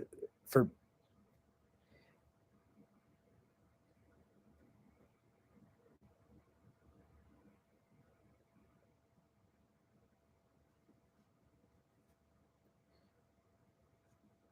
They don't seem to have much respect for like the other ways of life. It's funny though, because you would think it would be maybe the ISTJ or the ESTJ, but no, I actually get along with them well, which I guess makes sense because we're in the same quadra. But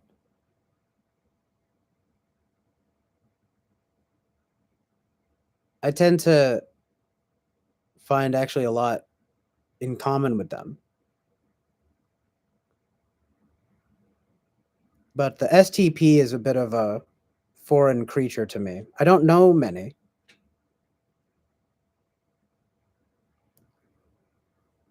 So at the same time, I must put a disclaimer and say I don't know that many STPs.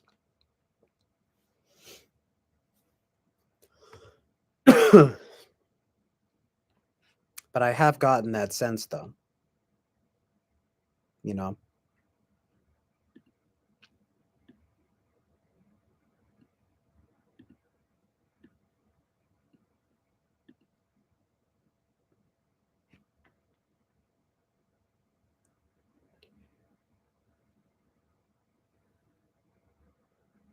It's funny though, because I mean, in a way, they're kind of right. I mean, it's like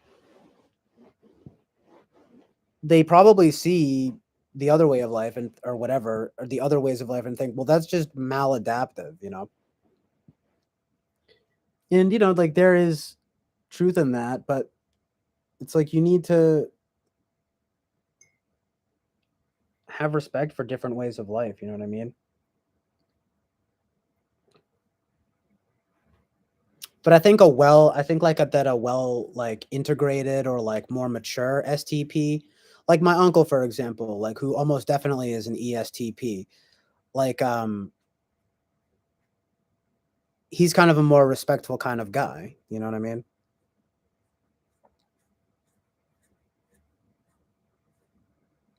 But like he's pretty integrated.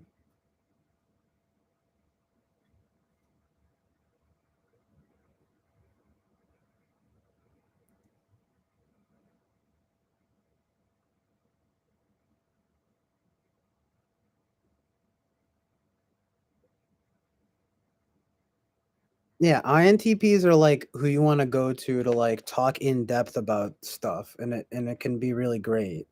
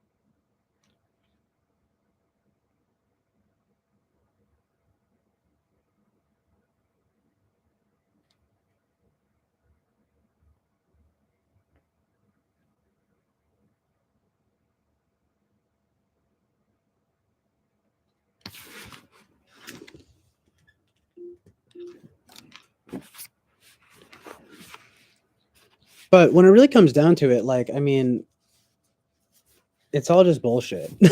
No, I'm just kidding. But it's kind of like I said, like I can get along with anyone as long as there's respect. You know, I'm just saying like, or like mutual respect. I'm just saying like from the limited amount that I know, it doesn't really seem like the STPs have much respect for like the other types, which is just sort of funny because they're not so great themselves, but because they are action oriented and logical, they see it as the best way of going through life. And there is, you know, validity to it.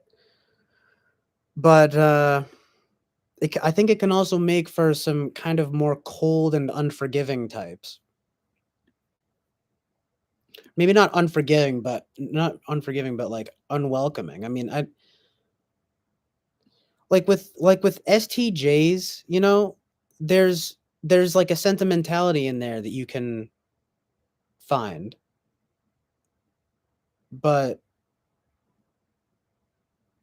STPs, especially ISTPs, seem like they just kind of want you to get away from them. You know what I mean? And like, I mean, I get it, but it's just like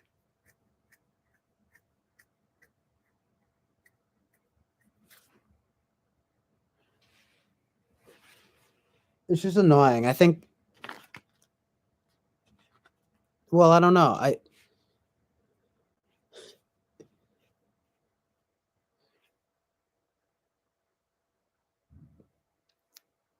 I mean, NFPs and STPs seem to have kind of an adversarial relationship. So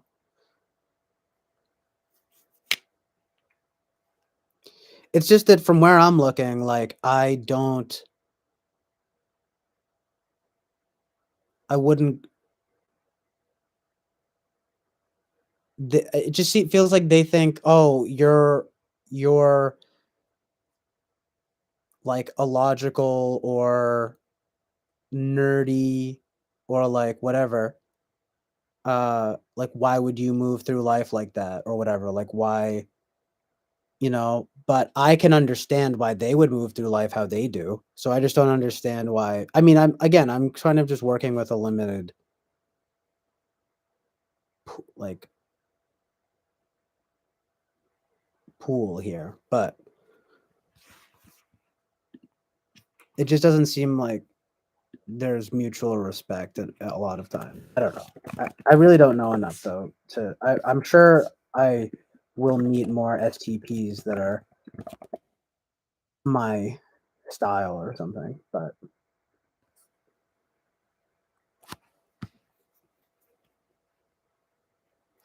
I mean, you know, Flow State seems cool. I subscribe to his channel.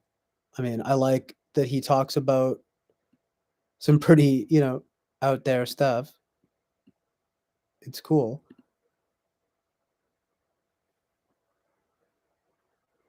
4-year-old virgin. Yeah, true. Bobby Brown says I'm ENTP. I don't know what type you are, dude. I mean, it could be. I mean,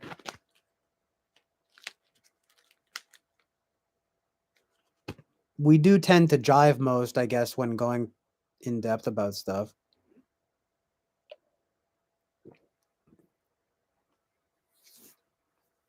Like, and if you were if hypothetically you were INTP, then if and hypothetically I'm INFP, then we would probably get along pretty well. Does that make sense?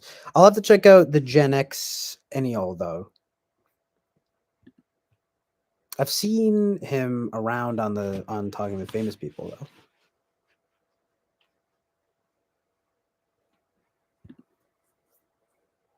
Oh, Boba Fett wants to share some links. Yeah, sure. Here you go. Moderator privileges. Yeah, it's weird that you can't share links if you're not moderator. Oh, okay. Gen Zennial, super nice guy.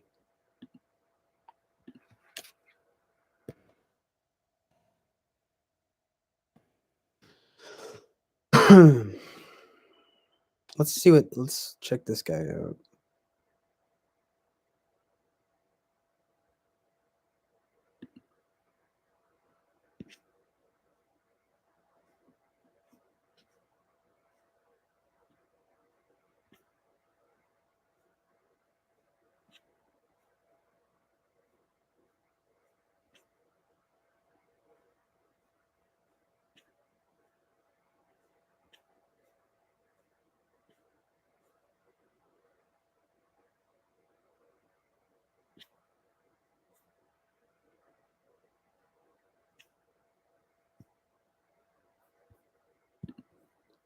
Way too many tabs open here. It's insane. Hold on a second. I just saw his channel though. I mean, it seems decent.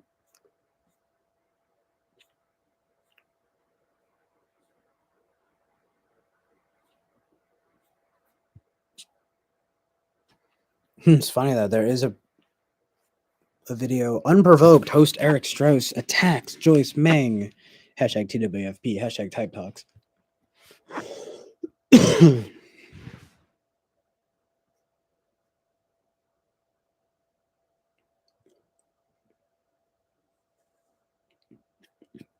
So you say he's on the opposite end of the spectrum politically?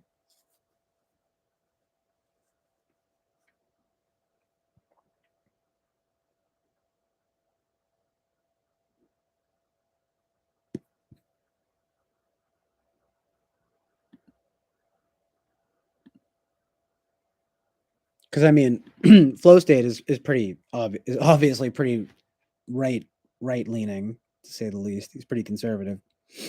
The Gen Xennial seems to be. I mean, from the channel, he looks pretty neutral. He does have one thing here though. Is COD hashtag Warzone a satanic game? Live stream chat. Live stream chat recap from SS Gen Xennial. Gen Xennial.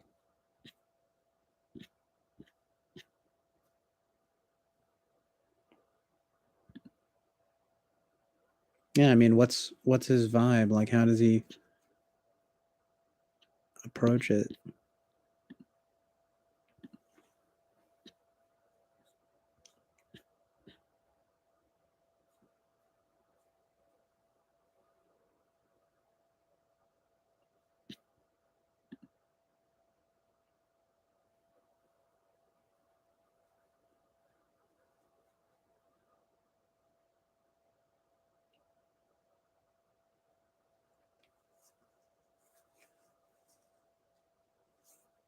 Interesting, yeah. I was wondering if he would just wind up being, dismissive of the satanic stuff.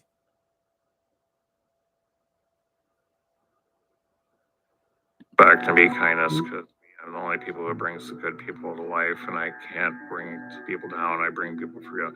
Yeah, see, that's the thing, Broadway. You just got to keep doing what you do.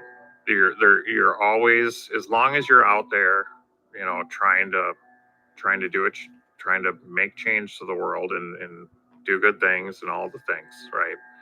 There's gonna be people who are gonna say these mean things. As far as the hate and the Satan and hell stuff, to be honest with you, I don't believe that any of that's real. If you follow the logic of a divine, monotheistic entity like the biblical God is. I'll ask you this: yes or no? Is God infallible? Is God perfect? Right? Does God know all, past, present, and future? Is God infallible? And I'm pretty sure the answer is yes. right? To any believer, God is perfect and God is infallible. Right. So you have to look at it. Whatever. I'll watch this whole thing later. Is perfect. So the idea. Interesting though.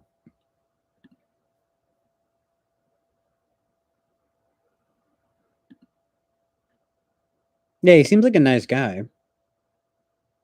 Yeah, I see Fly Guy in the comments here, or in the chat, in the live chat here. Yeah, I mean,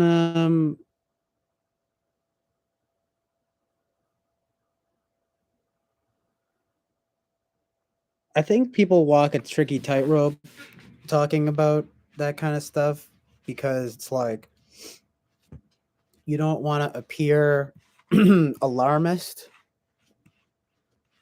but I mean,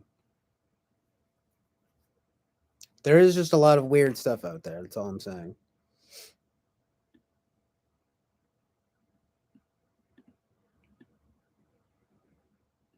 And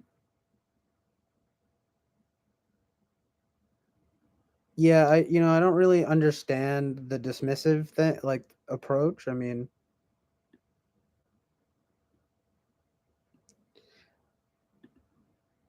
I don't really understand why people feel like they have to either be one extreme or the other. It's like, no, not everything is satanic. It's like, but there are things though that are, and even if you personally don't believe in it or whatever, it doesn't mean that those people don't. And it just seems like the only other option is for people to be like, well, I can't like see it or approve it, so might as well dismiss it completely. And it's like, well, I mean, I understand that, especially if you want to like preserve your sanity, but I do think it might be good to a healthy extent, if that's possible, to just be aware that there are a lot of dark-minded individuals out there that, for example, in the arts, who may not have our the audience's best interests in mind. You know what I mean? I mean, a lot of artists, for example, do things just for themselves. Okay, so immediately, you have like a kind of selfish thing going on. Okay,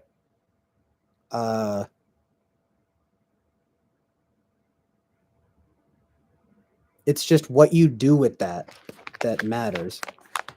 And it does get very tiring for people to constantly dismiss this stuff when it's about as clear as day that lots and lots of artists, because artists are naturally pretty rebellious and selfish, they tend to at least play the part of darker individuals,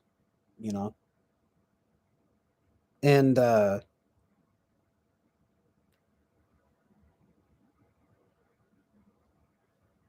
it seems to just be accepted. But it also just seems to be getting worse and more obvious. But I don't know for sure. I mean,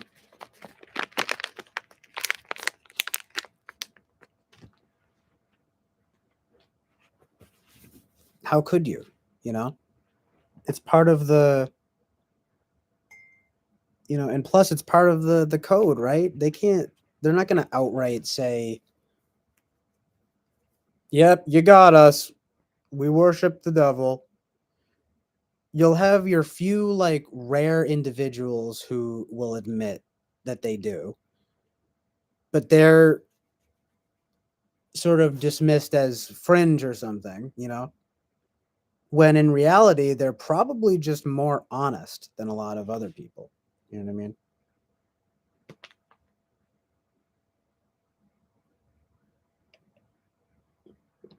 I mean,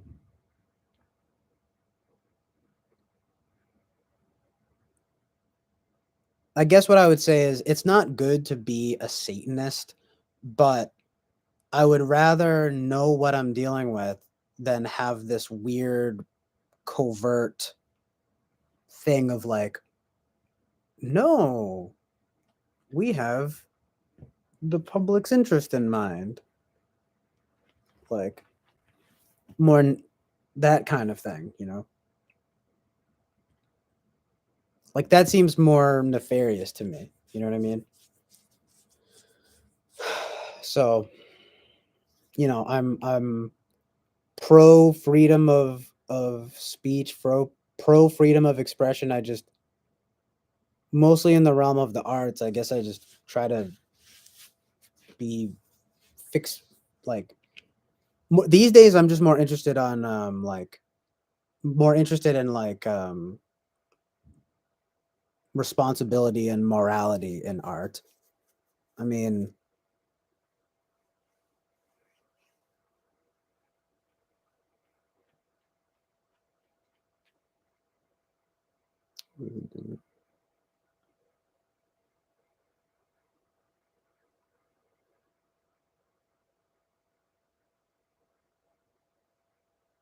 mostly agnostic and not from the Abrahamic school.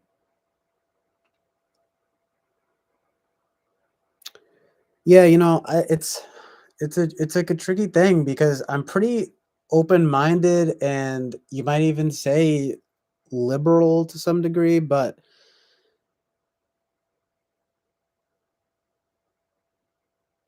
it's like I do find it interesting though how much it seems to push people's buttons if I say that I'm more conservative or that I'm Christian, you know?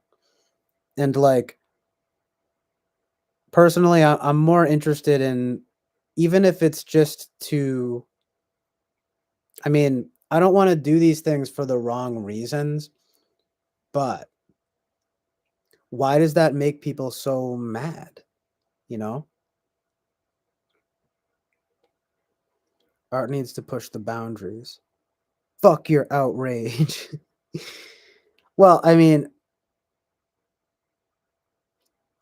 I agree, but it's like it's there are levels to it though. I mean, we're talking about Aronofsky, right? I mean, Mother? I thought it was a very impactful watch, but it's pretty fucking satanic. I mean, and it's not just because it's outright satanic, but because it's trying to flip the script. It's like rewriting the Bible, you know? And I mean, Aronofsky himself said that he was like in a very dark place when he made that movie. So, I mean, it is what it is, right? But did he need to? The last 20 minutes of that movie are just awful. You know what I mean? And most people agree, but people don't want to admit that it's because it's satanic. People want to say that it's pretentious instead. They'll say, "Well, Aronofsky just thinks he's playing God. He's pretentious." And they're missing the point. And it's all I'm telling you, it's all in favor of like appearing open-minded or progressive or something. It's like, no, it's not the morals I have a problem with. It's the pretentiousness or the outrageousness or the cheapness of it or I just don't like things that try to be shocking. It's like these things are shocking for a reason, you know? Like, I mean, talk about jaded. You know, when people are so desensitized and they're just like, "Oh, I just need it to be like That's what you noticed? I remember I was on the Rate Your Music, someone said what exactly I was thinking. They were like, are people not realizing that so I don't want to spoil the ending, but no, not the fountain, Mother.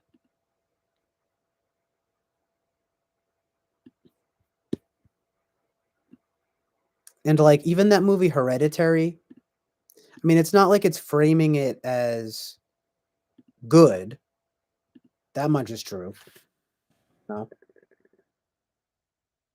But it's pretty fucked up.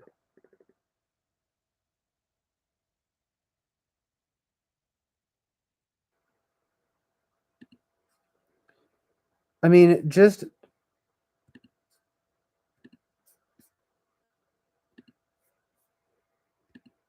I mean, it depends what you mean by shocking. I'm not going to like I mean, it's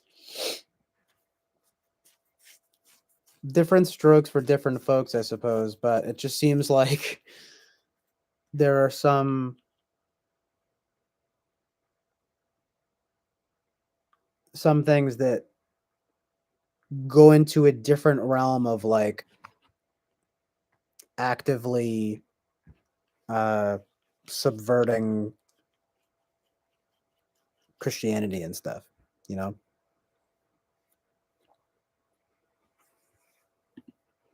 I don't know. People, if I say that stuff is subversive, I feel like it raises red flags. People are like, "What are you, a fucking right winger? What are you, a fascist?"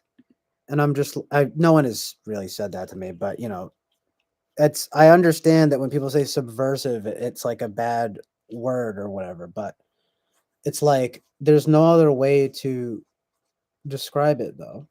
You know,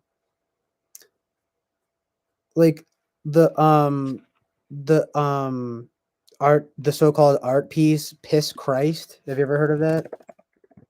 It's just a crucifix in a guy's jar of piss. Now, I mean, most people might agree, well, that's just vulgar, but it was the winner of the Southeastern Center for Contemporary Arts Awards in the Visual Arts competition, sponsored in part by the National Endowment for the Arts, a United States government agency that offers support and funding for artistic projects. It did generate controversy.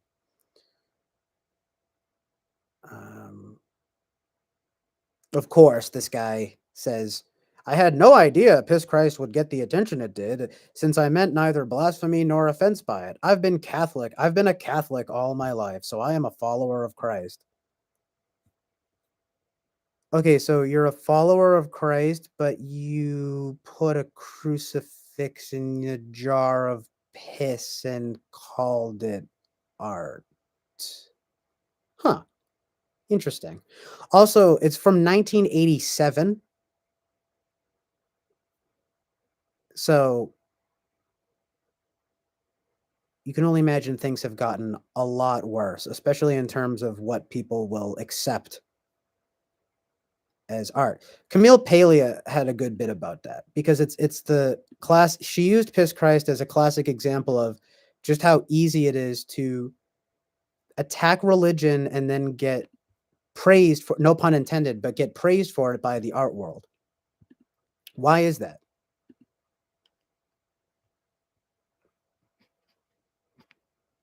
That's all I'm wondering. Just these things, you know, it's very simple. I try not to be, you know, radical or uh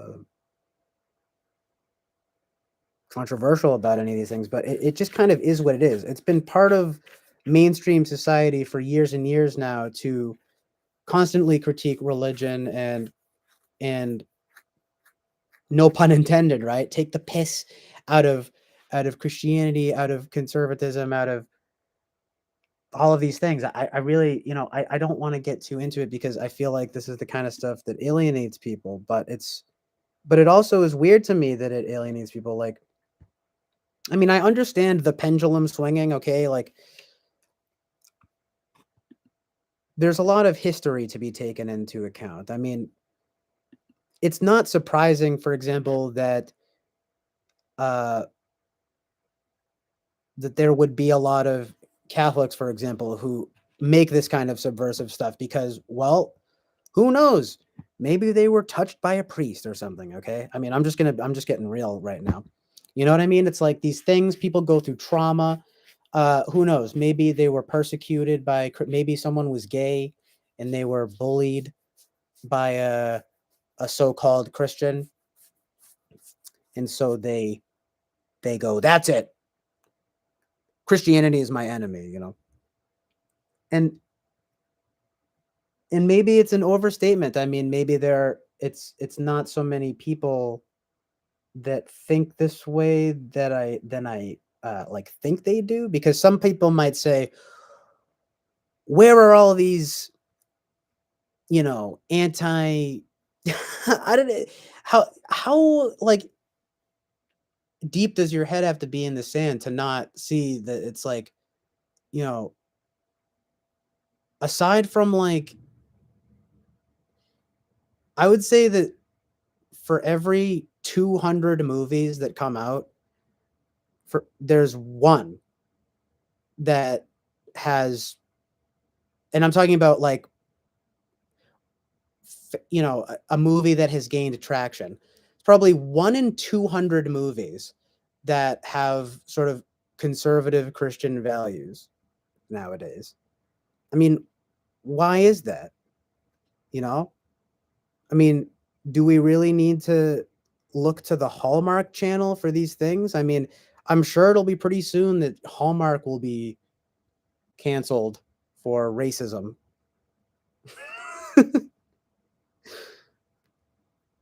Anyway, yeah, I'm sorry, Bobby Brown. I mean, but it has to be talked about. You know, we have to get to the bottom of this stuff. It's like,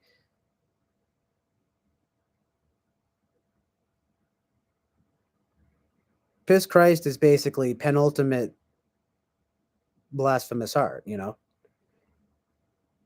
and you know, talk about subversion, right? This guy is like, what do you mean? I'm a Christ follower, and I did not expect the controversy. It's like, shut the fuck up. You clearly expected it.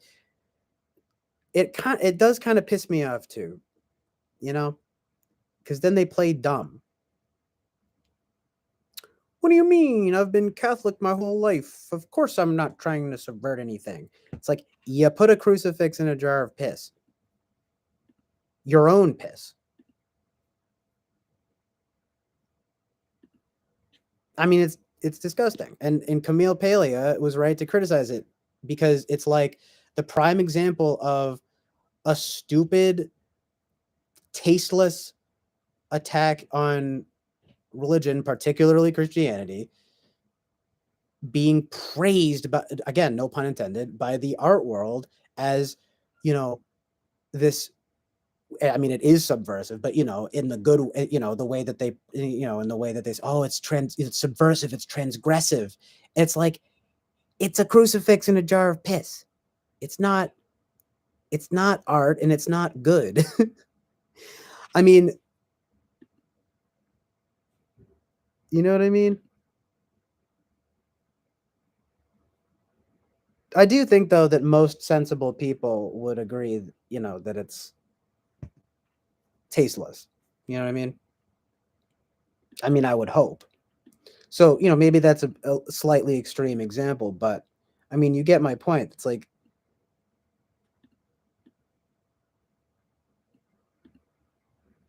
there is this tasteless, uh,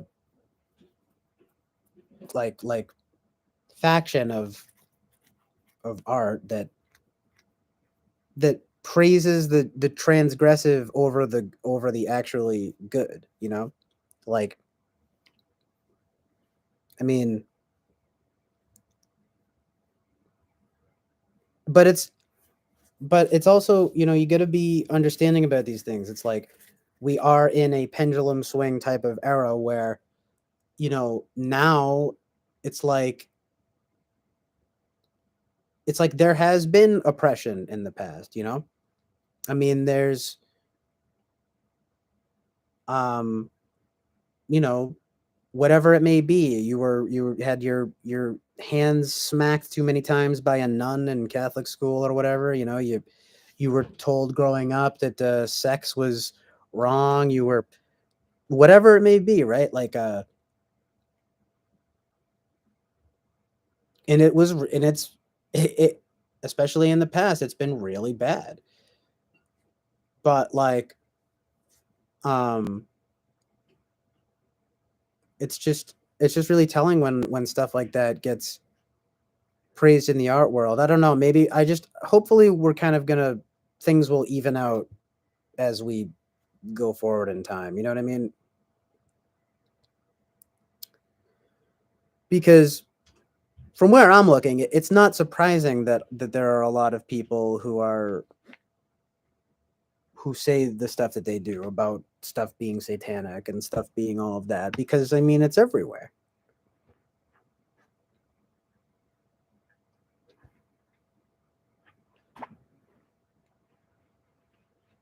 Or subversive or transgressive, like that. The counterculture is the new culture, you know. So like we are literally living through a time where like all of the values of the past are being challenged, like pretty much constantly, pretty much on a daily basis. um but then all people can do is mock people, you know. They'd be like, oh, you just don't want things to change. It's like it's not about change, it's about positive change. Like it's not about being afraid of change, it's being afraid, you could say. I don't want to say afraid, but you know, basically afraid of negative change, you know. I mean, where is art going to be like 50 years from now? Is it just going to be people pissing and shitting and cutting themselves? You know what I mean? And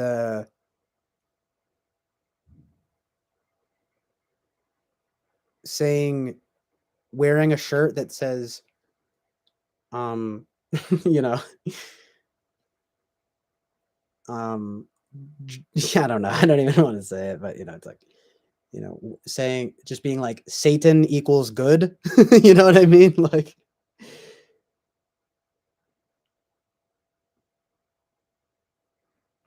it's not smart, it's not nuanced, it's not right, it's not good.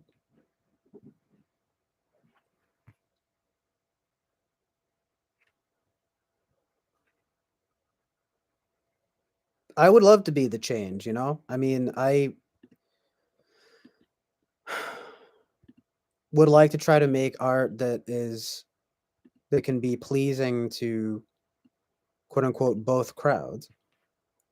Not both crowds as in satanic versus Christian. I mean liberal versus conservative. You know what I mean? Like, or you could even say religious and secular, or trying to find that middle ground, trying to find that like that happy medium where we can all agree. But I almost think, you want to know the truth? I really start to wonder if like um if I won't be allowed to. You know what I mean? To say, no, I'm sorry, you know, you're too subtle and nuanced for, you know what I mean? Like, I'm sorry, we can't have this, you know?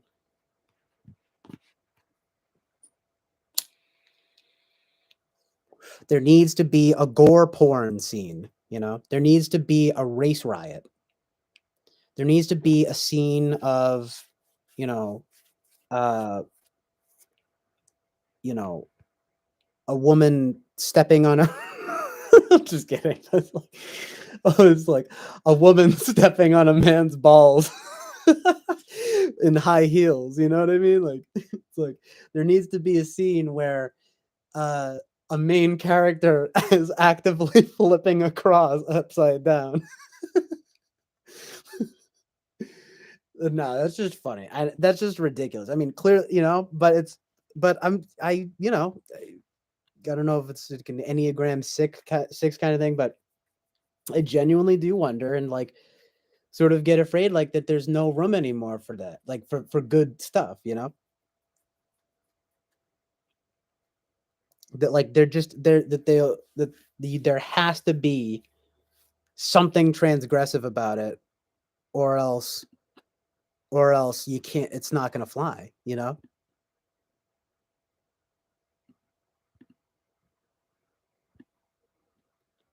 Like I was talking earlier about how much I really like that movie Minari, right?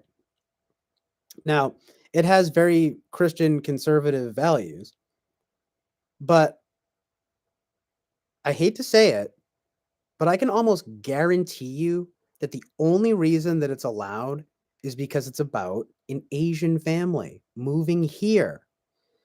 If it was just a movie, I'm sorry, you guys, but if it was just a movie about like a conservative Christian white family having a farm and trying to make a go of it with the American dream. I mean, you might say, well, that's a boring movie. Well, show me the movie there. Someone please point me to that movie because I haven't seen it, you know? It's there always has to be like something in it that's like right. The only reason they get away with Minari is because it's because they're immigrants, you know? I mean, I really like it.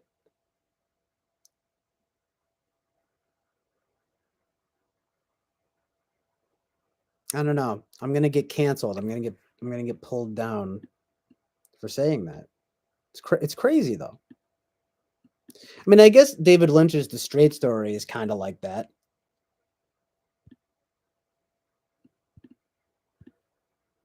I just don't know. Maybe it's just that there's no nuance, you know? Like, I mean, you have John Wayne movies, but isn't he like actually racist? You know what I mean? So maybe it is. I don't know. I mean, my favorite people are nuanced, you know?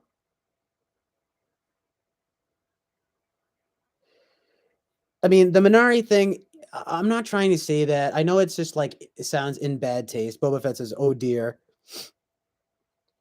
Oh, I don't. Maybe you were talking to me. I don't know if you're talking to me or if you're talking to Bobby Brown. Well, I mean, it's like, yeah, I don't know. I mean, you know, again, we are in a time of it's of a shift where in the pursuit of equality and in the pursuit of like having a more all-encompassing viewpoint, there is a certain viewpoint that has been shifted to the more counterculture stuff to where that's become the main culture, you know. And I'm sort of thinking maybe with some time things will even out more.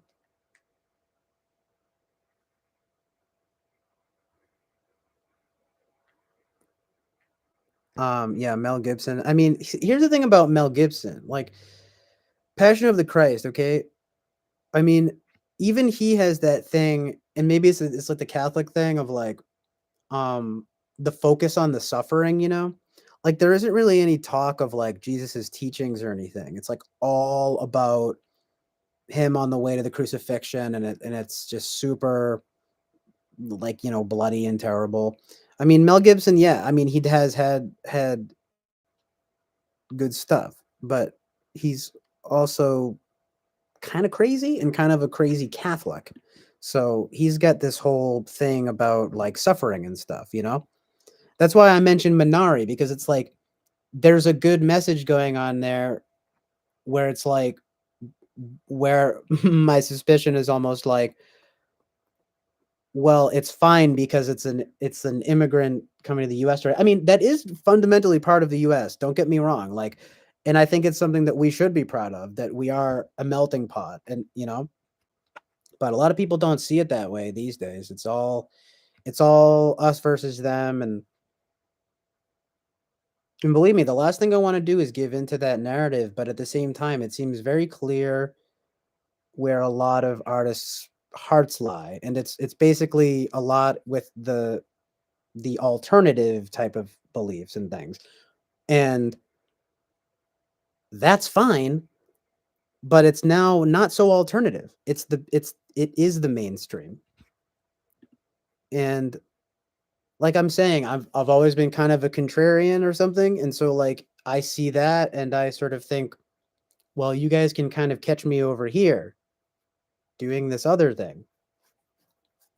And if that means being more quote unquote conservative and more Christian, then I I don't see what's wrong with that, you know? I certainly don't see what's wrong with that. I just know that it's these types of things are they tend to knock people down a peg in the so-called like respectability order when it comes to two groups, right? Artists and intellectuals. But it's also not just Christian. It's also all religion, you know? I mean, I think that if people just even just brought, you know, God and religion more into the conversation, maybe, you know, we could work together. You know what I mean? And, you know, I think if we stopped demonizing, I mean, both sides do it to one another with the liberals and the conservatives, but the the the the liberals see conservatives as like uneducated and unintelligent, and the conservatives see the liberals as, what would you say, like naive and uh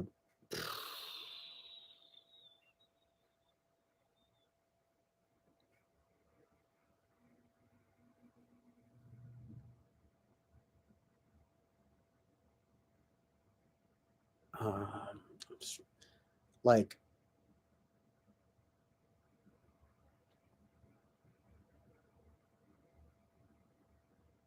trying to think of one word that would sum it up.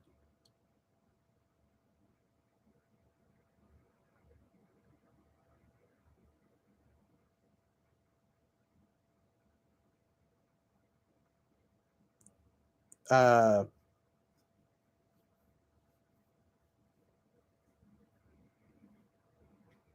Pretentious, maybe? That might be a good word. I mean, idealistic, I know. I almost said utopian, but it's also like but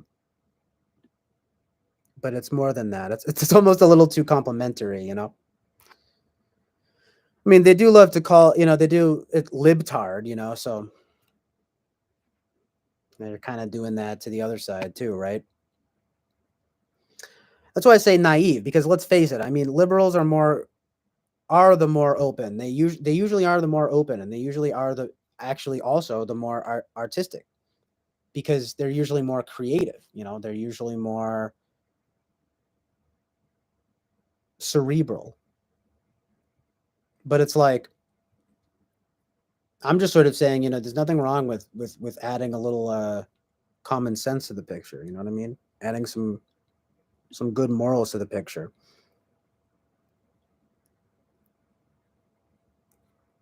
Passion of the Christ was one of my favorite soundtracks. It's still a good. It's like a good movie, but yeah, and it's also it's not about um yeah, I mean you have that thing about like forced diversity kind of stuff where it's like you're saying Bobby Brown, but it's like, you know, I remember Matt Damon got like a lot of pushback when he said something. He was, you know, he was like, it's about the it should be about the talent, not the like quota. And like, you know, the black woman she was talking to was like, wow. You know, people really acted like he was like a straight up racist for saying that. And it's like, I mean, these are just the times we're living in, you know. It's like if you think that people shouldn't be hired for a movie based on merit, and if you think that people should be hired for a movie based on merit, you're racist. You know what I mean? Or you're like exclusivist or something. It is what it is. Whatever the vision of the artist is, you know? Like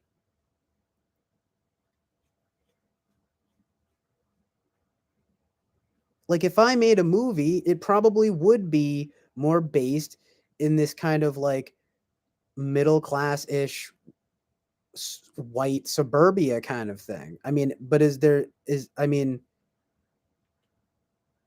but don't they say write what you know?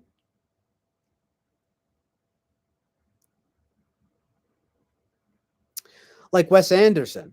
Like people sometimes even say that he's racist because he will have because he does that very thing, you know. I mean, he's more focused on these kind of kind of upper class white people with depression, you know. And it's like people nowadays will be like, where are the POCs and like where are the, but it's like, yeah, well, it's not part of his vision. I mean, it's probably not part of what he knows. Wes Anderson was probably a very privileged kid growing up. And I mean, you know what there just needs to be room for all the points of view. You know what I mean? It's like it doesn't make him racist, like for having maybe a more insular point of view or something. I mean, it's good to have representation. Okay, I'm not saying that it's bad to have like fair representation and stuff, you know. But like, I don't know, man. I just if it's not part of the vision, then don't force it. You know, it just comes off really disingenuous.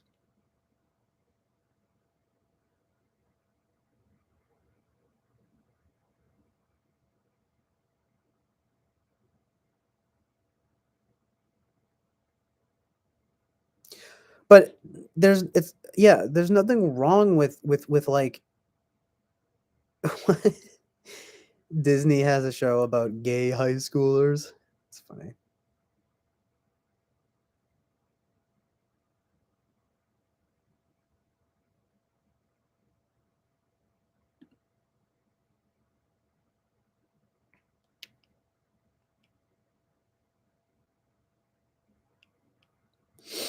I mean, for me, it's not so much that it's a problem if it's like if there's a gay show, you know what I mean? But it is a problem if you're like trying to make it seem like being straight is weird or something. Like I've started to see this sentiment come up a lot. Like and where it's like, "Oh, if you're straight, like you must be boring and like you must be, you know, vanilla." And it's like, whatever happened to born this way, you know? What am I what am I supposed to do, you know?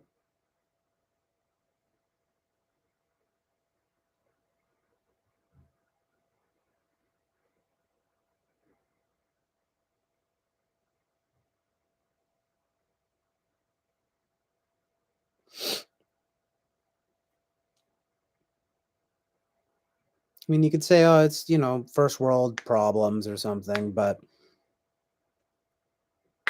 I'm just saying, who knows, you guys? I mean, in the days we're living in, you know, it's like there's a it's just kinda all about, like, the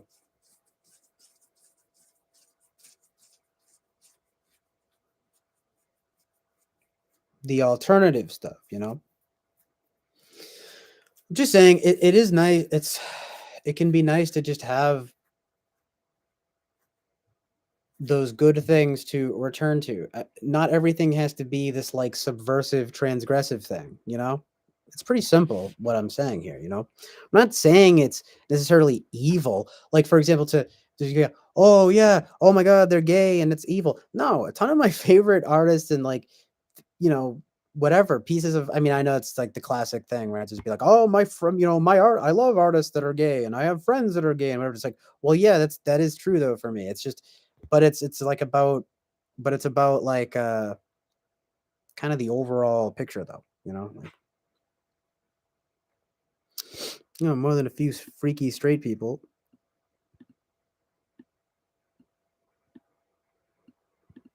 Straight people are freaky,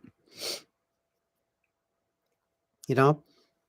I was talking to Bobby Brown about Gregoraki was one of the like pioneers of the so-called like new queer cinema in the 90s, and he made a movie called Nowhere that's really great. It's about a bunch of Los Angeles like teenagers, um and it doesn't matter that gay, straight, bi, polyamorous, they're all degenerates basically. And one of the main aspects of the movie is that the main guy is bisexual. He wants to be with this girl, but she's polyamorous. She won't settle down with him. He's looking for love. And it also has these interesting undertones of like apocalypse. Now, there is stuff in there where it's very anti kind of like televangelist. That is something that's in the movie. Um but I also wouldn't say that it's entirely wrong because a lot of those people are just trying to make money and they have skeletons in their closets, you know? So I'm sure that's how they that's how he got away with it. But I'll tell you, it's nuanced though because um, you kind of see how it doesn't matter who you are, you can be freaky. You know what I mean?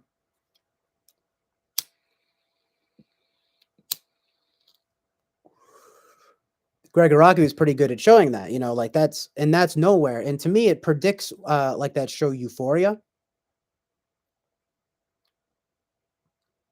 But we all know what how Euphoria feels about things. The evil guy in that show is like a white jock who is like abusive and secretly gay. It's very clear who the bad guy is, you know? Now, you could say, well, that's a reaction to reality. Yeah, there is a why are there so many noises? This Alexa thing keeps going. Ding, ding. Alexa, stop. Fuck. Man. Yeah, but it's like it's not nuanced though. It's like the webcam girl, you know, the girl gets on a webcam and she makes money, you know, getting naked and stuff. I mean, it's not like I'm sure that they wind up rounding things out. The part of the arc, I think, I mean, the Zendaya character, like she's getting sober and stuff. It is ultimately, I guess you could say, anti hedonism, but like I said, I mean, it's very clear though where the sympathies lie. You know, I mean, it's. I'm not saying it's bad to have that point of view, but it's like it's pretty popular show. I mean, and you know, there's stuff in there that, like I said, like Greg Araki in the 90s. I mean, you could say, well, oh, he'd be doing that now. It's like, I don't think so, because I think he was more nuanced. I think people back again, it sounds conservative, but I think people back even in the 90s had more so-called conservative sensibilities, which made them more nuanced. You know, it didn't have to be this thing of like, whoa, you know, a trans person. Whoa. It's like, I don't know. It just seems kind of silly to me, you know?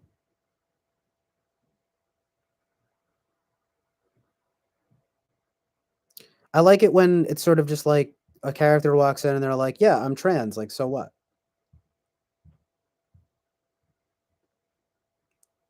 What if they just didn't even address it? You know, I don't know. I'm not trying, but then, you want to be, well, you're being exclusivist. It's like, no, no, no, no. I'm saying I'm just saying, there's always different ways to approach these things, but you'll kind of note though that especially nowadays, that really they don't seem to deviate much from the established formula, which is just sort of like critique everything that appears to be like oppressive or something. You know what I mean? And you can only guess what those things are. It's not like there isn't truth in them, but when you have this like overwhelming influx of stuff that does that, not to mention all the stuff that's like just straight up, dark and gory or whatever, you know what I mean? Like the more evil, like satanic type stuff. It's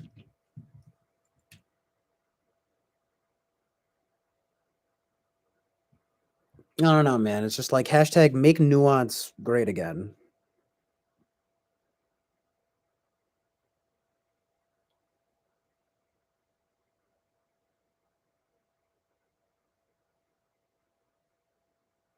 Yeah, and it's like, she's polyamorous. Oh boy, exactly. Like it wouldn't be allowed nowadays to have the main guy be like upset that his girlfriend is polyamorous because he wants her to himself.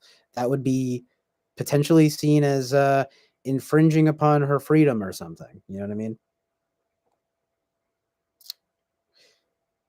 And that's not to say that people can't do what they want. Like you can be I'm not saying it's like if you want to be polyamorous, go ahead. If it I mean, it's but don't that's what I'm saying here though mostly. It's kind of like but then don't demonize monogamous folks, you know what I mean?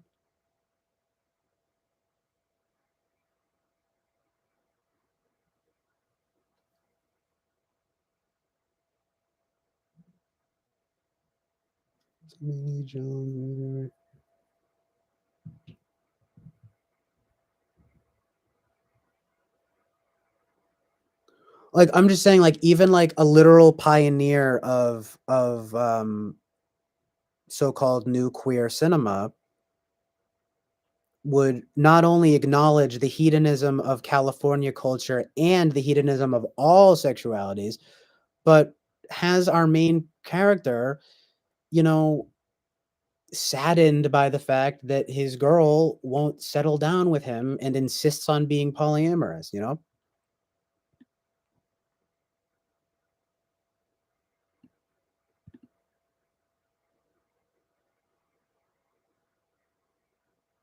I'm just saying that wouldn't fly now because it would be too nuanced, honestly. It's too unsatisfying for these crowds.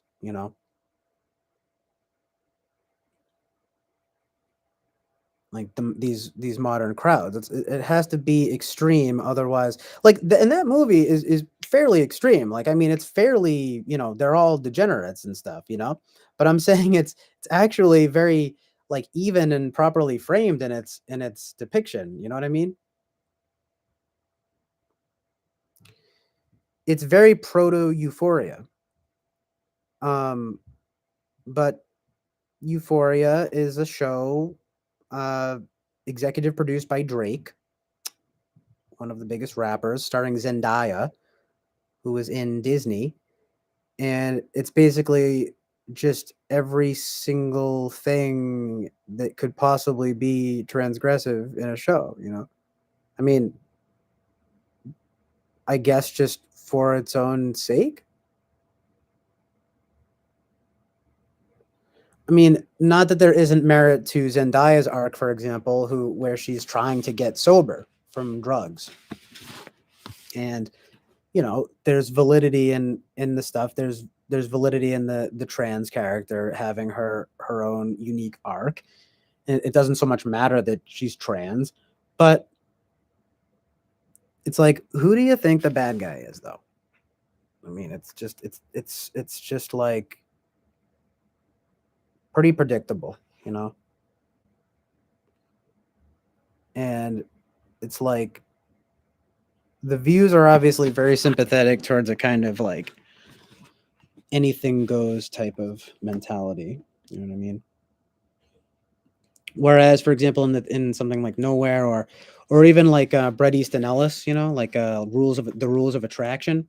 The Rules of Attraction is actually a great movie that was panned when it came out, but it actually is considered to be pretty much an LGBT type movie. But the thing that it does very much so in the spirit of something like Nowhere is presents all the sexualities as unlikable narcissists.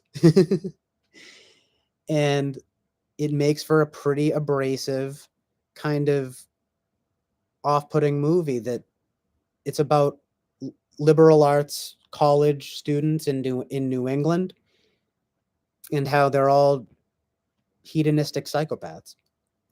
Doesn't matter if they're straight, bi, or if the main characters are a straight guy. And I will say, in Rules of Attraction, the straight guy is the most psychopathic one. He's Sean Bateman, and he's apparently the brother of Patrick Bateman from American Psycho fame.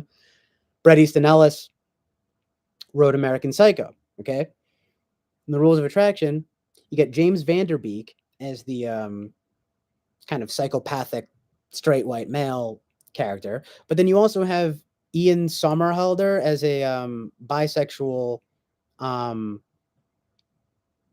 of like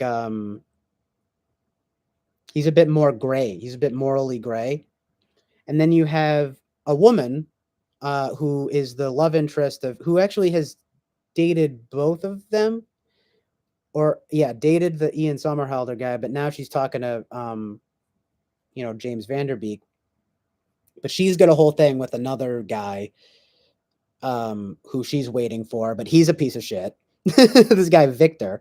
There's this amazing montage scene of just total hedonism where they show his trip around Europe, and it's this like it actually switches over to like this digital thing. Roger Avery made it. He's the co-writer of Pulp Fiction. What's up, Karma's Pimp?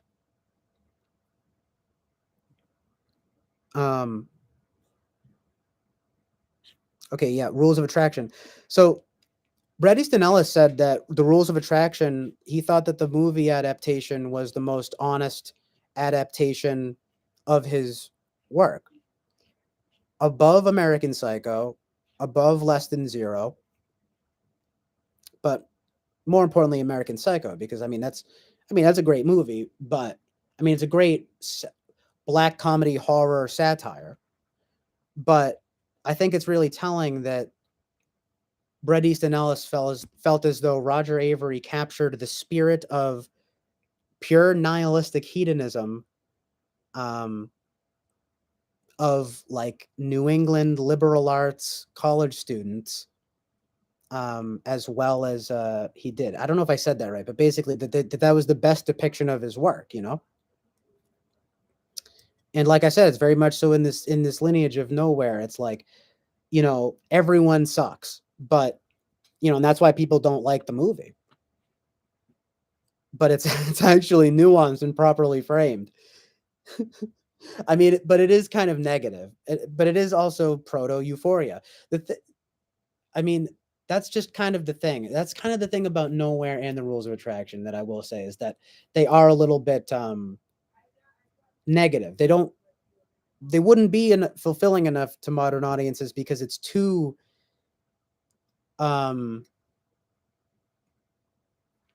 upfront with the debauchery being framed as bad. That's what it is. What do you guys think about all this? The debauchery being framed as bad, even by queer folks themselves. It just shows that there really is nuance to this conversation, and that these days they don't want us to be having nuanced conversations. You know what I mean?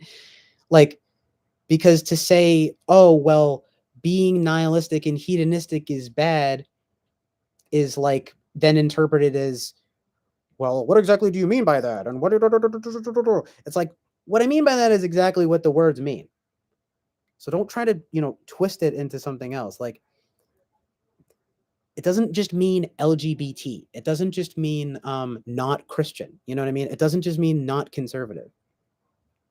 It means like, sorry, I lost my train of thought, but it means having nuance. I don't know, whatever. Dang, I wish I could have finished that off. But hopefully you guys get what I'm saying here.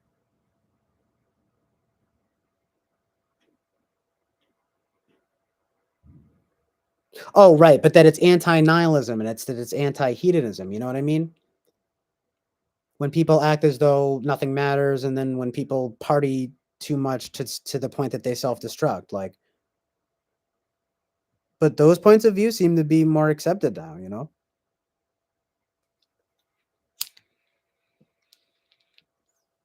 Oh, right, because that's what I mean. I'm saying it does. It's not like it has to do with being LGBT or being a minority or being not conservative or being not Christian. It has to do with like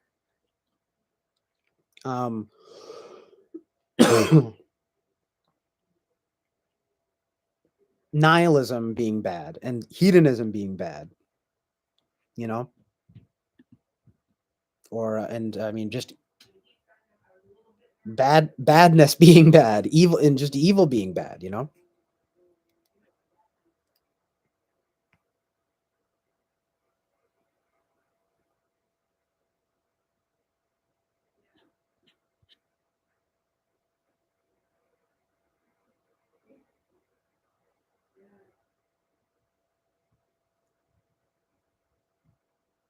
Ian Somerhalder is good in that movie though, because he's like a bi narcissist. The first scene that he's in is actually pretty funny because he tries to get with a straight guy who aggressively kicks him out and spits on him, but then the bi guy just says openly something like, he says the thing that tips him off is that he says that he seemed like a fag.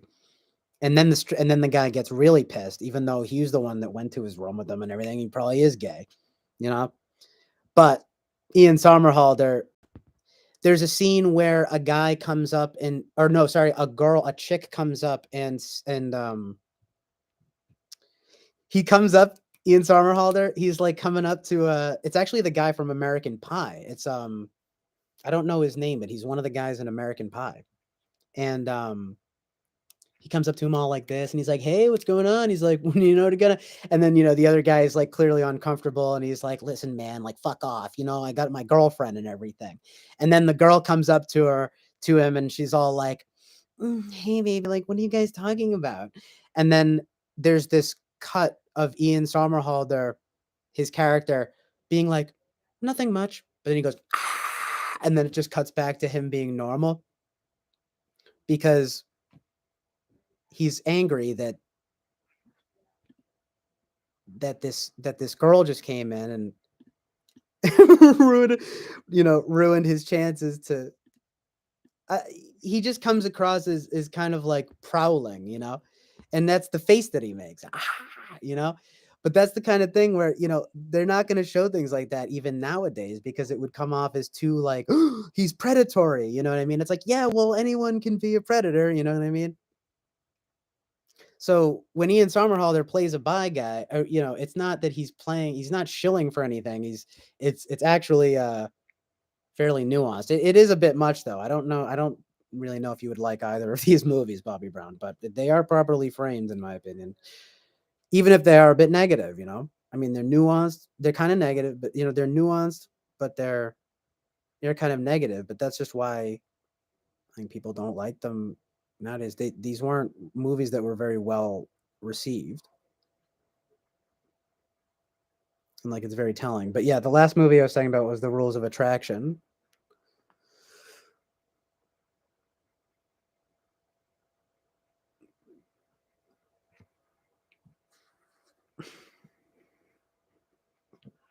Well, then the whole thing is that he like falls in love with the Sean Bateman with James Vanderbeek, but he's like super straight and like uncaring to him. I mean, the thing about it is that the James Vanderbeek guy is pretty nuts. He's pretty like he doesn't really care about anyone, and he's very predatory. But the thing that's interesting is that the bi guy is predatory too, and that the woman totally simps for this guy who doesn't care at all about her, and she's kind of a bitch. And it's like man, that's why people don't like it, because they're not likable, but they're all predatory narcissists though, but it's can you imagine getting that nowadays though? It'd be called homophobic, and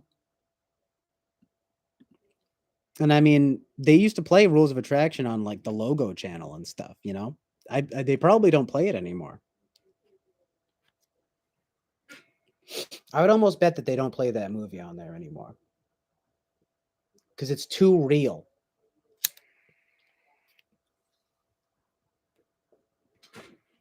And how great is it that it's all liberal arts college students in New England, and they're just all the most debauched, nihilistic hedonists you'll ever find. And it's just so funny. The soundtrack is amazing too. The soundtracks to both Nowhere and The Rules of Attraction are amazing. And there's great cinematography in both. But the Rules of Attraction has this what was it that I was there's something else I was gonna say, but I forget.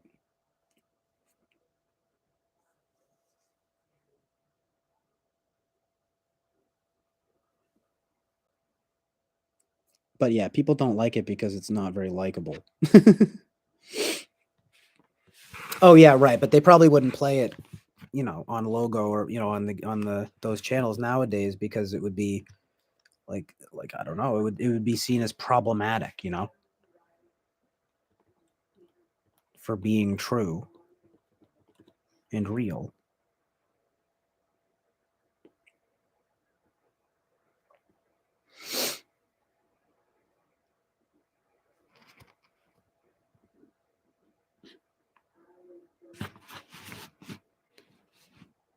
Dawson's Creek, that's funny.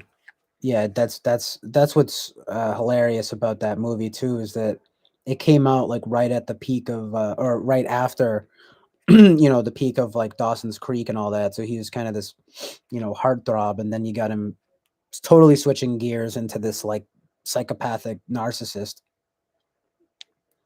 But he's actually really good in it. It's like all of the characters are great, but they're just not likable.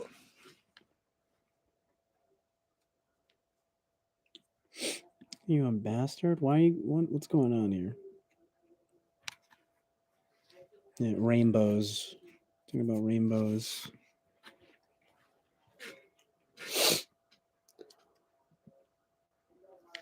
Ugh. Hold on one sec.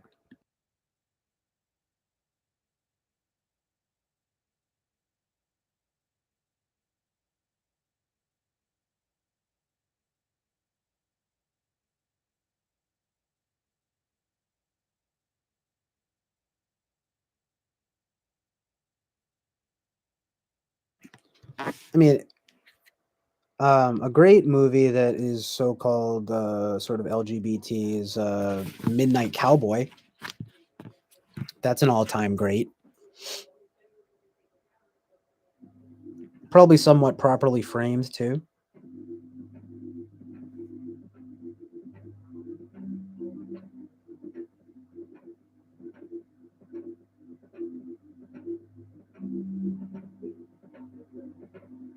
Relatively tame too for nowadays. It's crazy. I mean, it's like, and also I always feel like the gay element is played up way too much. I mean, it's like there is that element, but it's not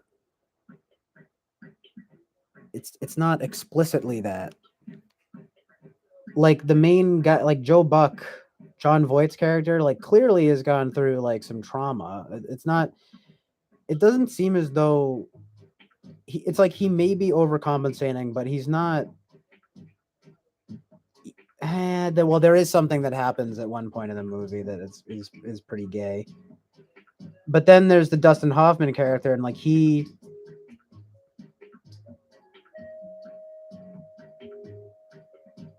there's a scene where like a either a drag queen or a trans person walks up to them, and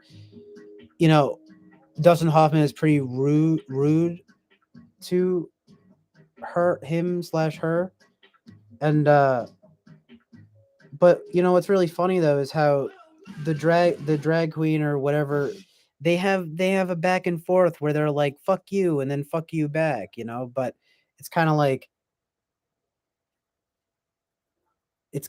not a big deal though. It's hard to explain, but it's not like I'm just saying it. I don't know. I'm not saying it's cool or anything, but it's not like the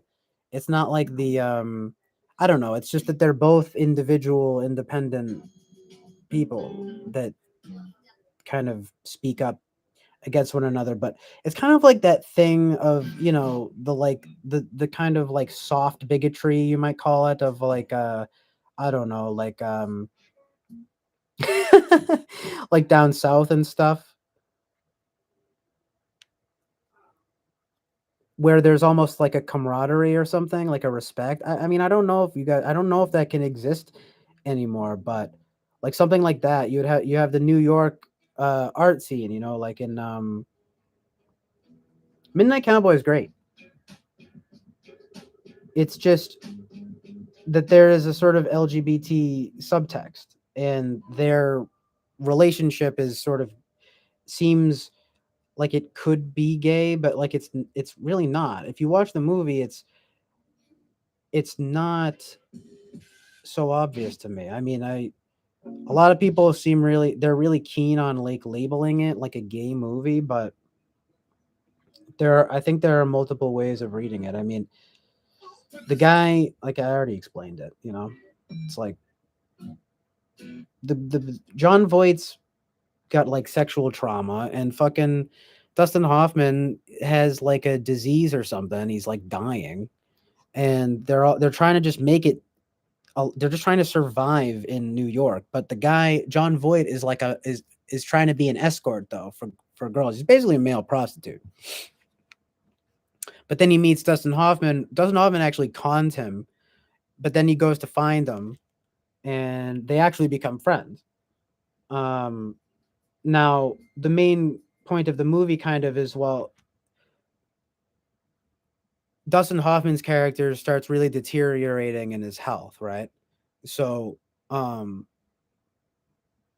Voight is kind of trying to pick up the slack, and like, it's sort of strange because I mean, it's like, to me, like, for example, there are like these fantasies that he has where they are both pursuing girls and stuff like that.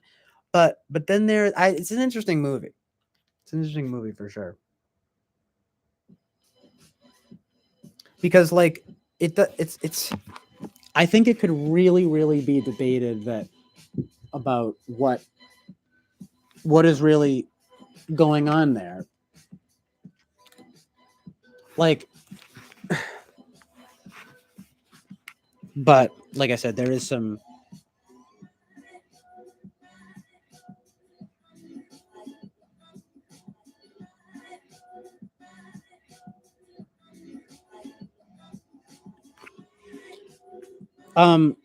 I don't know what Boba. I don't know what was being taken personally.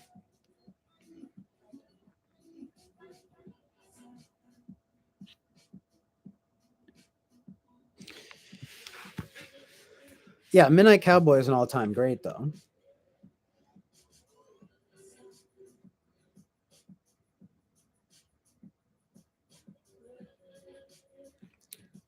Boba Fett says, just a bit of friendly sparring, AFAIC. I mean, as far as I'm concerned, okay, yeah, I didn't notice anything too bad or anything. Bobby Brown asks, "Is Midnight Cowboy officially LGBT, or is it just the LGBT liberals projecting?" Well, that's what I'm saying is kind of interesting. There is pretty explicitly there is gay subtext. Okay. Um, I mean, he's projecting what they want, like liberals saying Bert and Ernie are gay. No, it's not like Bert and Ernie at all. It's much more grounded in reality. I just don't want to spoil the movie, but it's just that essentially it's up for debate. I mean, I don't it but it doesn't seem to me that Voight and Hoffman's relationship is inherently gay. It's just that, like I said, John Voight is a male escort, and he's trying and he but he's tough. He's not it's not for women, but it's not going as how he planned. He gets conned by Dustin Hoffman, right? Dustin Hoffman's like a dying man, basically. He's like very sick and dying. And I don't know, he has like polio or something. And they kind of they become friends. That's where he goes, I'm walking here. You know, he's a tough street type guy, but he's like sick and dying. So they start living together, right? And they're in the uh they live in this like shitty like apartment, and it's like as Hoffman's getting sicker, John Voight is kind of caring for him, you know? So with tough times come tough decisions and so forth. So there's some stuff that happens, you know, it's kind of gay, but there's also other stuff like a girl does question his sexuality, for example, at one point, the John Voight character. But then right after, he presumably, I mean, he implicitly has sex with her though. So it's not like and you know, in the end, without spoiling anything, like I said, it's essentially that John Voight is just sort of has gone through some trauma and back in his hometown, and that maybe he is a little mixed up, but he's not exactly gay. And in all the fantasies that he has, basically the big goal of the movie is that they're gonna go to Florida, right? That's the big dream. That's like the thing that's going on here. It's he's taking care of him, and there's this dream that they have, right? It's like, we're gonna go to Florida, man. We're gonna go there. It's gonna be sunny. There's gonna be ladies everywhere, and there are all these fantasies that are actually quite cartoonish and, you know, in sort of like charming, that John Voight has, right? Where he's wheeling Hoffman through the it's actually honestly quite touching, like all of it. Because he's wheeling him through and there are all these ladies that are like, hi guys. You know, there's just like this fantasy of that. But this is Voight's fantasy though, you know. I mean it and so anyway, the end. It's just you got to watch it, man. It's the ending. It's sort of a tearjerker. It's moving. I mean, you got Harry Nilsson's "Everybody's Talking" comes from that movie. Beautiful song, beautifully used. I'm just saying that it's not. It's a little bit complicated, you know. But the gay subtext is warranted, but it's not. In my opinion, it's not what people act like it is. If you know what I mean.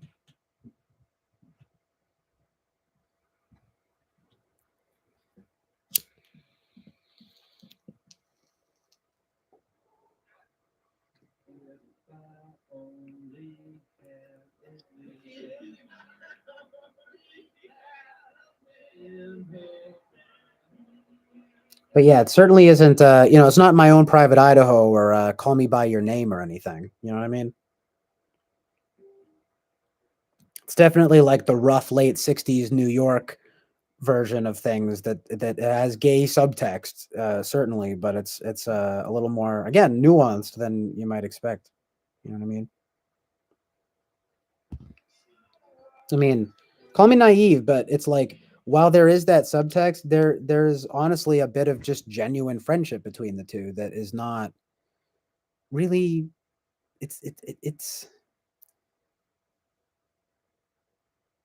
an interesting movie. I think it's up for interpretation. Like to me, the Hoffman character seems more gay than the John Voight character. But The John Voight character. I mean, he's just sort of questionable from the beginning, right? Because he's like an escort and all that. So, I mean, it's an interesting movie. But I do think it's pretty great. I think it holds up because it's moving, you know? I mean, it really is. But anyway, let's see what's going on in the chat here. Yeah, I want to project everything is gay. So when shame men that way. It's like it's girl saying do this one.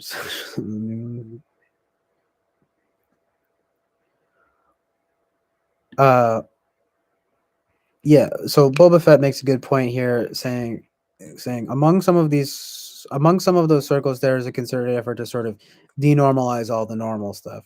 And there's pushback from within that community, so that's also good. Yeah, I guess that's, what I would call nuance, right? So, it's interesting, yeah.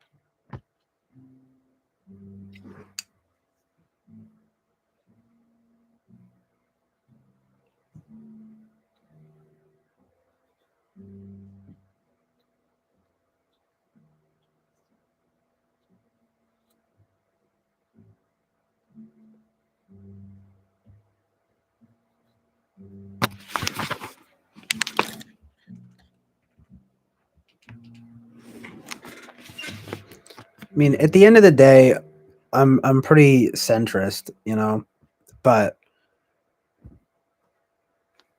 it's like when people want to be like super anti-conservative and stuff, it does make me want to be like more conservative, when people are and it's like, and I hate to say it because I know that it shouldn't be about this, but when more people are like what you might call, basically at worst, right, anti-Christian, it just makes me want to be more Christian, you know what I mean? But that's just how I roll. And it's like, you might say, well, I'm lucky I didn't have religion forced on me or anything. I didn't have, you know what I mean? And I'm lucky I'm not, that I haven't really faced oppression and marginalization and so forth, But I'm just saying, when you see this stuff, it does kind of make you want to, like, make me at least, I don't know, it's the contrarian in me, I guess, but but it doesn't seem to be a bad thing. I mean, it's just about nuance, I think, Anyway, Boba Fett says people will decide for themselves. If your kid is gay, they're gay, not a bad thing. What the fuck is anyone to judge? I do. You do what? But also, I do agree, and I mean, it does. I don't know. I mean, I've talked about this before, but I do think it probably comes down to more like masculine and feminine type behaviors. So, like, and I mean, that stuff does sort of begin to display very young. It's a tricky issue, and it's not really one that I feel super qualified in talking about, but because there's the whole nature versus nurture debate, you know. But again, I'm pretty centrist on it. I think it's probably both. I mean, are we allowed to say that? I don't know. You know what I mean? I mean, even I know it's anecdotal, but even my friend who's gay said that. It's not like it didn't have a It's not like nature and nurture don't both play a role. You know what I mean? So that's kind of its own topic, isn't it? It's interesting. Says no. The I do was in response to what you were saying, not my previous comment. Oh yeah, no, it's fine. You say you just you understand what I'm saying. I appreciate that because I would sort of hate to come across as like alienating or something. I just don't really think that, especially right now. I think I'm doing a pretty good job of being like not alienating, not alienating about all of this. So, I mean, you guys can let me know if you think otherwise, but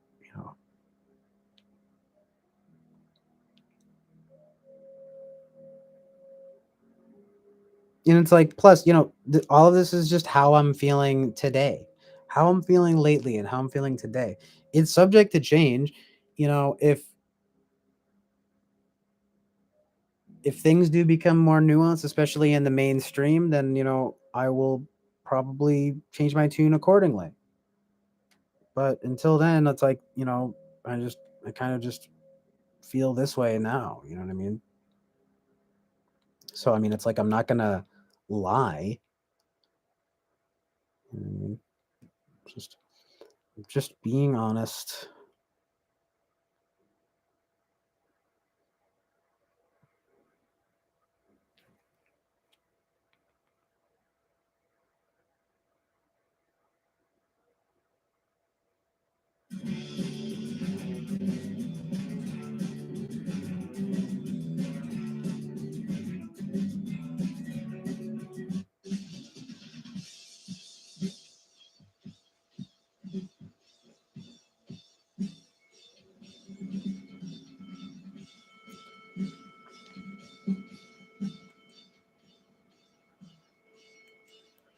It's also, I think, maybe a matter of geography and um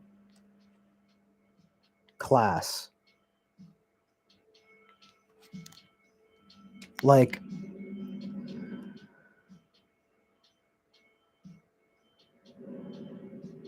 personally, growing up, I had the opposite experience of a lot of people where I feel like in Massachusetts, it's like practically, it's like so many people, it's you're a progressive, blue state, Democrat, liberal, LGBT, abortion, like all this stuff is just completely fine. And, Christianity is like questioned. It's atheist, lots of atheists, tons of atheists. And media has always been very atheist. I was brought up on Jon Stewart and The Daily Show and The Colbert Report, and and it's like that's not everyone's point of view. I mean, but that's what I came up around was a lot of like, you know, atheistic liberals, basically. So it ought to be remembered that I can only go by, like I said, like I'm kind of getting in here, my own little bubble, I guess. And I mean, it is local, but you do see this stuff though playing out everywhere. But I'm just saying it's both local and global. I don't know. It's difficult, but it's sort of just like, yeah, I mean, that's what I came up around mostly. It wasn't like Christianity, you know what I mean? It's not like I was around really strict, getting my ass fucking kicked by Christians and stuff, and like super conservative, strict, like anti-gay, anti everything, anti whatever. It's not, that wasn't what I came up around, It's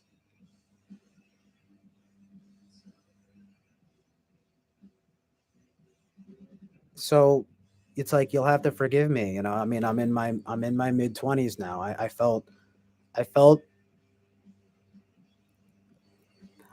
I don't know. At heart, maybe I am still. I might just be kind of like a disenfranchised, quote unquote, liberal, or maybe you might say more accurately, some kind of lib left something or other. But at the end of the day, I'm pretty centrist, and when these things, the more that like people push back on the conservative thing, the more that people push back on the Christian thing, the more it just makes me want to be a conservative Christian. You know what I mean? So that might be a little bit immature or something, but um I don't know. I don't know, because it's not the only reason. It's not like there aren't some good reasons to be those things inherently, but again, I'm just saying, you know, you come up around this thing and you notice, well, everyone seems to be like this, right? And it's like, um,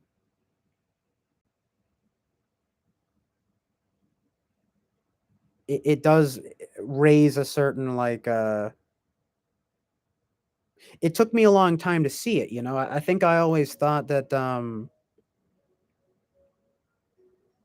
we were part of the enlightened or something, you know? Like like that sounds really bad, but I think like as a teenager, maybe I took more pride in that or something. Like it was kind of like, yeah, that's right. You know, we're the true blue Democrats or something, you know, some like this old school notion of what it meant to be Democrat. Like my grandparent, like I was talking about my grandfather, my cop grandfather, you know, it's like we would vote blue because it was pro union, you know? And, you know, by the way, I don't know much about unions, but that is kind of like a workers thing. And I mean, yeah, it used to be different, you know? But yeah, you know, I came up in that time of the culture shift, you know? I mean, and I'm not going to lie, things did seem pretty peaceful during the Obama years. Um, it's only in hindsight that you have to sort of wonder about what was really going down. But I mean, those were good times. Um, but again, I think it started to kind of turn. I mean, in the Trump era, it was kind of like,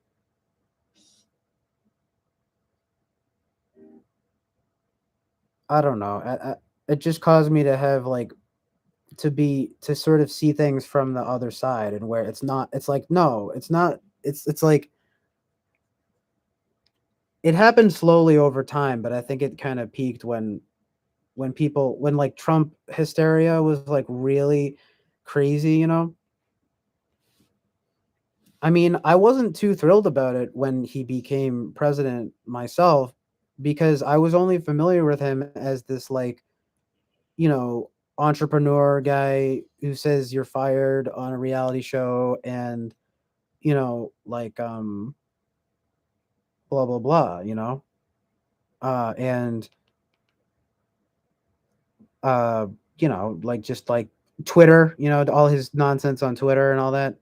But then but then people just were like, you know, like passing out in the streets, you know what I mean? Like people are like really haunting, you know, Trump was haunting their dreams, and it's just like, what the heck? What the heck is going on?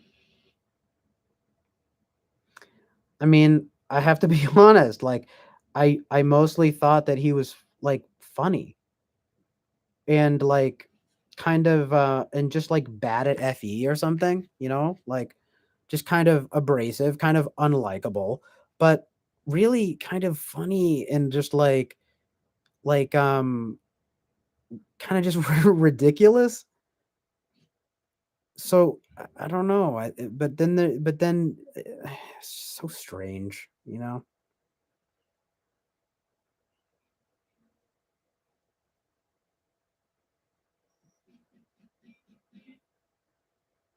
It's just the overreacting was very intense. But you know, there were things though that were disagreeable about not just his countenance but also his policies. Same with Mike Pence, you know. I mean, again, these are not really very likable personalities per se. I mean, it's like say what you will about Obama, right? But he had that it factor. He had that charm, you know? Trump is just like, fuck you, you know? But really, it was very surprising to me the complete and total lack of sense of humor that people had about it, especially around here. I mean, granted, like I didn't like some of the comments either, you know, especially when he's talking about, oh, they'll let you do it when you're in Hollywood. But first of all, that's true. You know, the stuff, I mean, that's, well, it's not necessarily true. Let's not get carried away. But I mean, but you might say, well, that's a Hollywood thing, you know? But anyway, there's also this thing of, I don't know, just him not being FE presentable like that or something. But I mean, that's always been my main critique. I mean, but I also understand people having their FI ruffled or so or whatever because of like, you know, maybe being part of these more marginalized groups and stuff. And really I don't doubt that like their sincerity at being um worried by his presidency or something, but I mean I will say he was a brand of conservative that maybe we hadn't quite seen before. I mean, again, he's an entrepreneur television personality. So, I mean, he took those sensibilities to the White House, and naturally, people were, you know, skeptical. I mean, I didn't think he was actually going to win, so I was shocked, but over time, it became much less shocking, and I became much more numbed to the endless echoes from all the same people and all the same so-called enlightened types parroting the exact same jokes and agendas, and it just kind of made me feel very centrist on it, you know.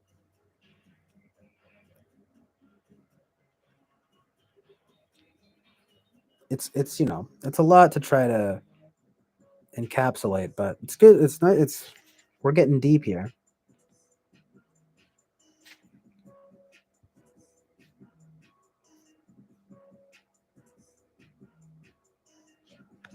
Yeah, Bobby Brown, you should watch Midnight Cowboy and tell me what you think. I mean, it's not it's very much so there, but you didn't see it, or wait, did you see it or not? He said he had to imagine it was a girl, and then something happens after. I couldn't find a clip of it, but I think he hit the guy when he ended the money. Yeah, exactly. There's a lot of stuff like that. It's interesting. This one, by the way, go watch the camera. Let's go. Yeah, it literally looks great. It's great. Yeah, it's the changing of the tides. I mean, it's like I first started noticing it like on Tumblr, and there were a lot of like crazy types of girls that stopped being friends with me for really arbitrary reasons. Like,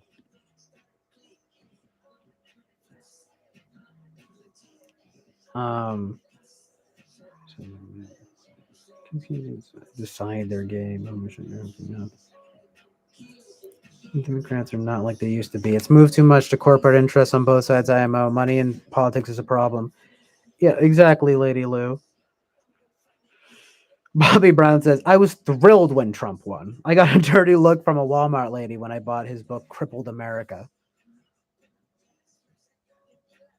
That's a poetic book name. Seriously expecting Clinton to win and for bad stuff. Thank God it didn't happen. Yeah. Well, it was surprising. I mean, I think it was like, you know, she was projected to win and everything. So that was part of it too. That was part of it being surprising too.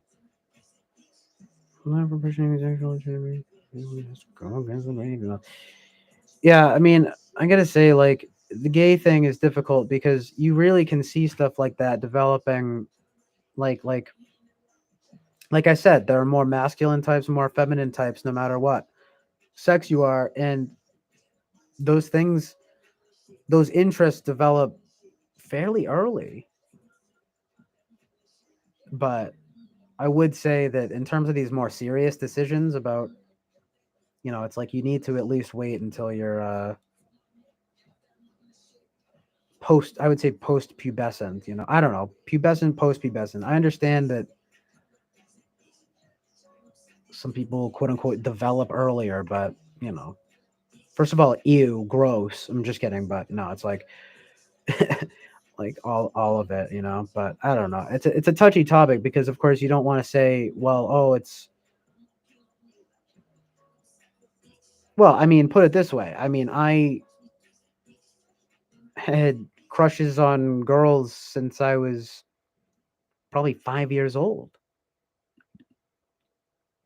So what does that mean, Distant, possible, definitely does happen. I mean, yeah, it's like, it's possible. Mike Pence was a weird choice. Maybe Pence was his dead man switch. So they want to impeach him. Yeah. Pence was a tool to blunt the Trump edge. Yeah, well, because Pence was like more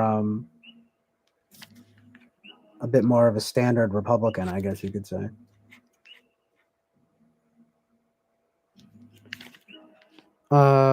Right. Karma's Pimp says, I have always been drawn to women. I don't know if I was born that way or from observing others, though. I mean, I'm not trying to flex or anything, but again, like, my mom herself has always said that, like, for as long as she could remember, I was like more interested in trucks and construction. I wasn't interested in Barbies and dolls and stuff. But I have a friend who's gay, a good friend who's gay actually, and he from like very young was interested in that stuff. Now, like I said, it's the same person I was talking about. It's there's nature and nurture in these things, and even he's said that himself.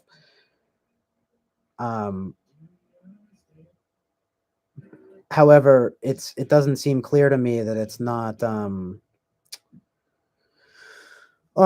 these things, I mean, that he was, that's you're either more masculine or more feminine, at the very least, when you're, you know what I mean? You can be, and that stuff can start when you're young. I don't know. I mean,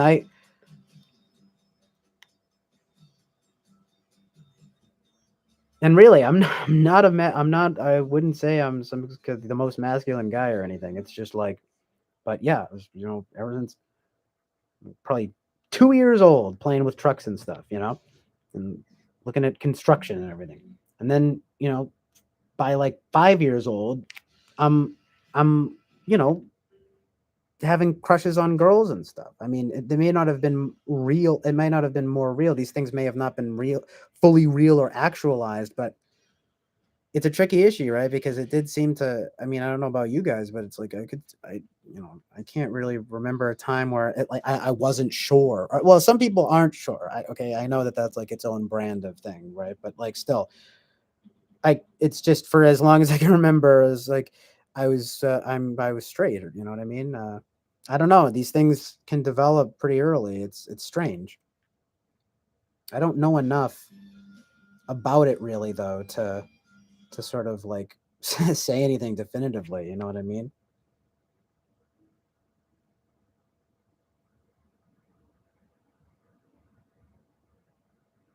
I think it's even 1 4-year-old.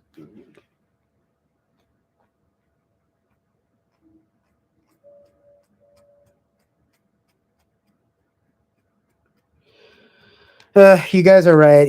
Fly Guy said this too. It's a hole in my theory. I really was banking on this masculine feminine thing, and it just seems to not be working out. It's like, I understand that, but it is interesting though, right? That it does seem that there's a duality thing, like usually in a gay relationship, right? Like there's going to be the one that's more masculine and the one that's more feminine. So like that's interesting. But it is true that it's not the same spectrum, so to speak. I mean, that's how has as Lady Lou puts it. I mean, Boba Fett says gay men are not necessarily effeminate all the time, and Lady Lou says also the spectrum of masculine slash feminine is not the same as hetero slash homo. And it's kind of like, yeah, you can't. It's definitely not as simple as maybe. It's really just like it all, right? It's really maybe not as simple as we'd like it to be, but I would say it probably does come a lot down to just individual differences. You know what I mean? Maybe it's not something you can quantify so much. I felt I was thinking, I was hoping or something that the masculine feminine thing would kind of like would be like a could like a would be like a nice middle ground or something, but it definitely doesn't seem to hold up. Unfortunately. I mean, that is to say, like you say, it's like, as when I say unfortunately, I mean in terms of not being able to simplify it in a more black and white fashion, you know what I mean? I mean, Lady Luce here says, I'm a masculine presenting woman who is attracted to other masculine presenting women. So that doubly goes against the idea here,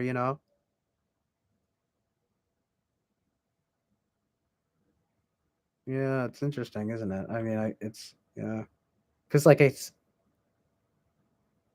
just you want it's human nature, I guess, to want to sort of easily categorize things like that.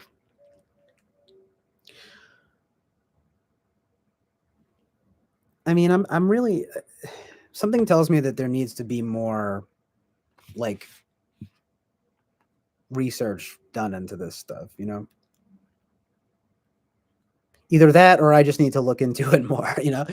But it doesn't seem to be very definitive, does it? Worked under a gate. Yeah, Lady Lisa. Sorry, your theory devolved. Sorry, CJ. Nothing's black and white. Exactly. Was in the school. Carson says some things are for sure black and white, but also a lot of color. I don't think it's one or the other.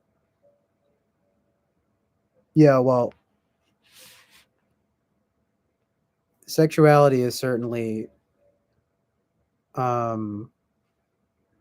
complex.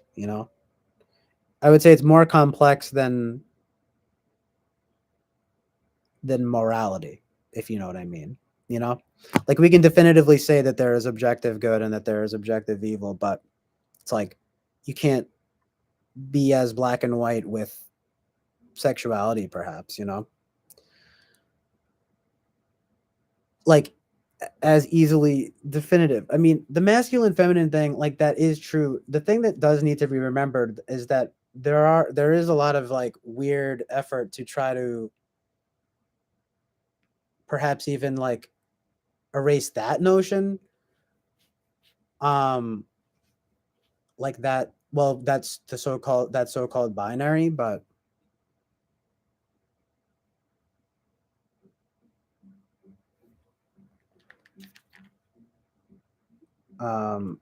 otherwise though, I mean, I suppose the gay and straight gays LGBT stuff is a bit more complicated. So I definitely don't have any kind of like definitive answer for it. I don't really know if any of us do. I mean, but like I said, I mean, it's like in any case, I'm pretty quote unquote libertarian about all these matters. So it's just like individual differences. I mean,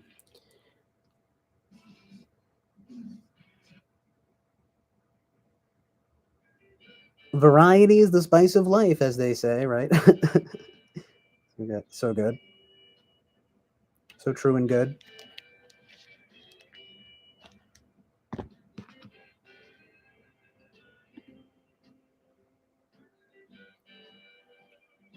Lady Lou says, and my ex-husband is a pretty femme guy, and at that age I was more femme presenting. Shrug emoji. Kirsten says, yes, in this specific talk, I agree. I don't know if you were talking to me, but yeah. Wolfa says, and I'm super straight with very trad sexual leanings.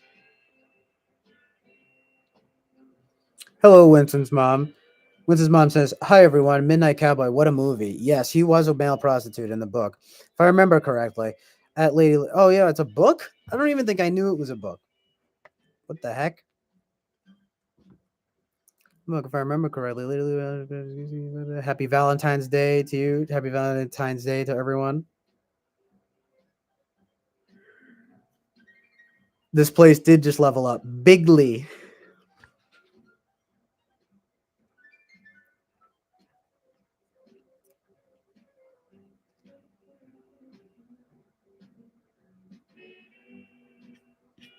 Who's Adrian Dalton?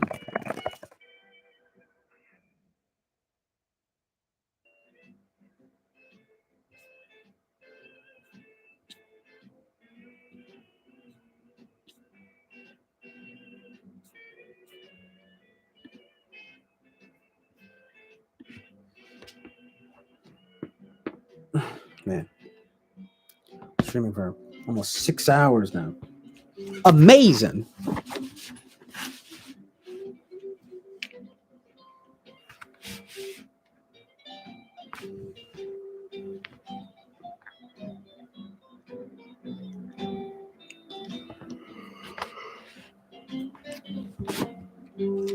Oh man.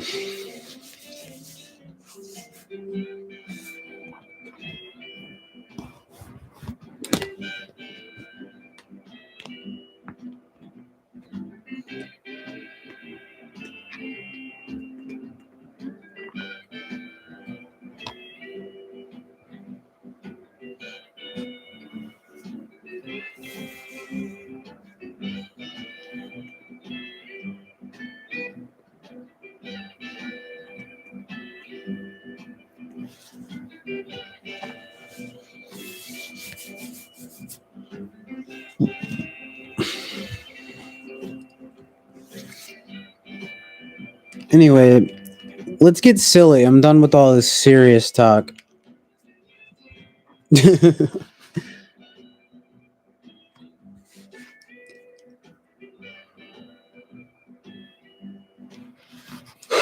No, I'm just kidding. We can talk about whatever, but it's just like, you know.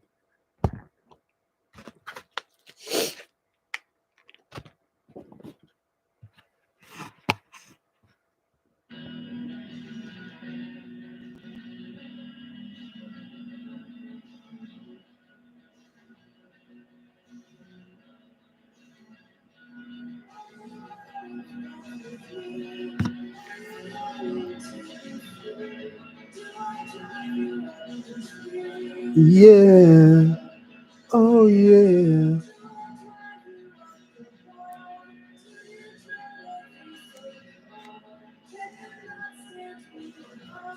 Yeah.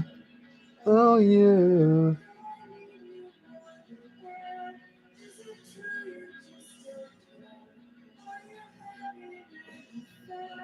Yeah. Oh yeah.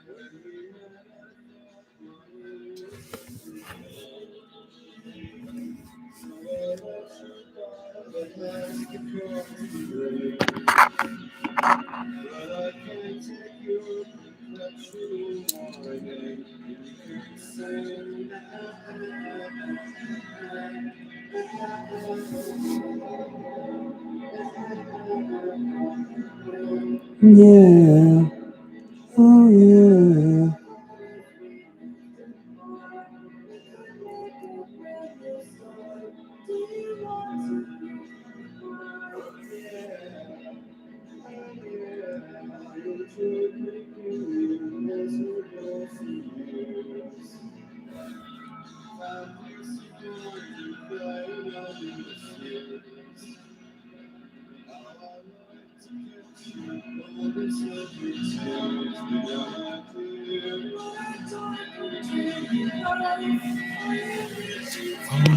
Life.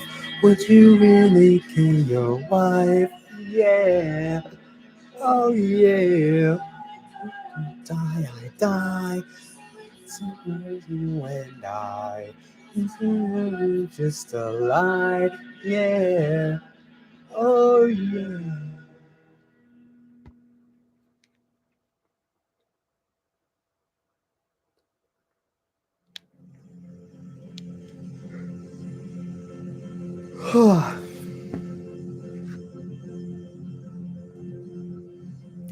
Winston's mom, I love that comment about the country music there.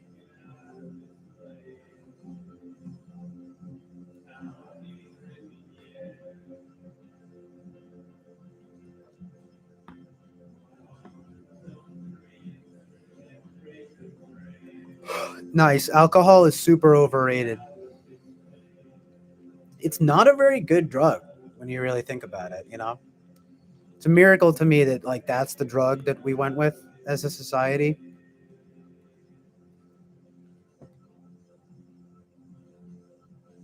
It doesn't really make sense, you know? You're like basically just poisoning yourself. Yeah, alcohol is pretty bad.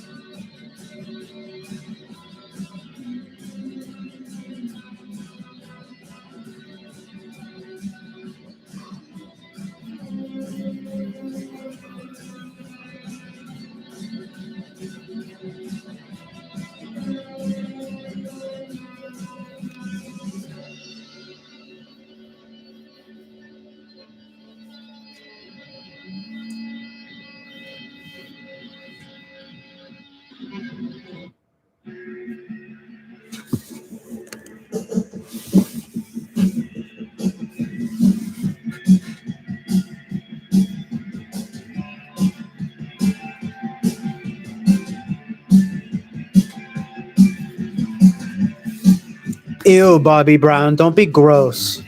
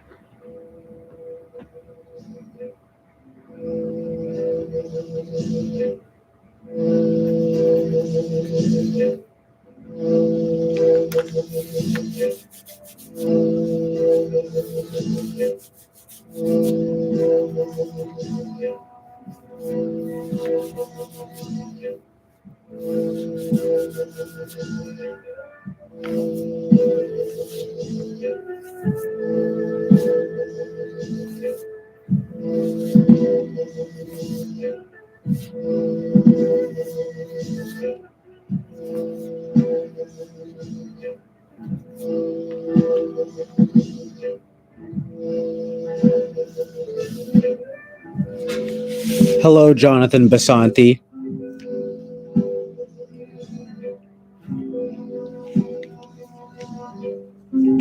Thank you for being here on the Chill Island Oasis of truth and reality. Thank you all for being here.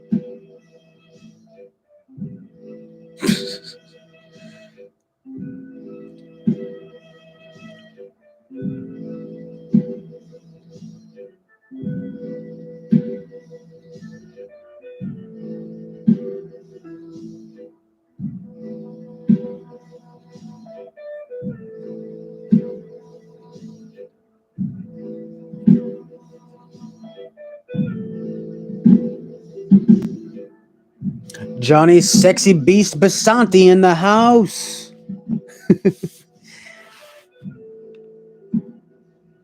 Credit to Boba Fett for that one.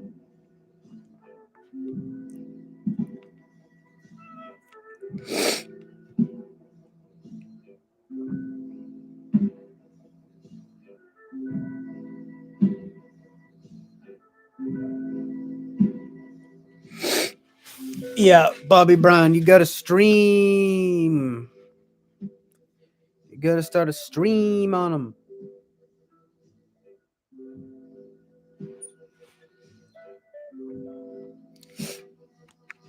Well, you know, to be fair, it's like, don't be gross to Winston's mom, please.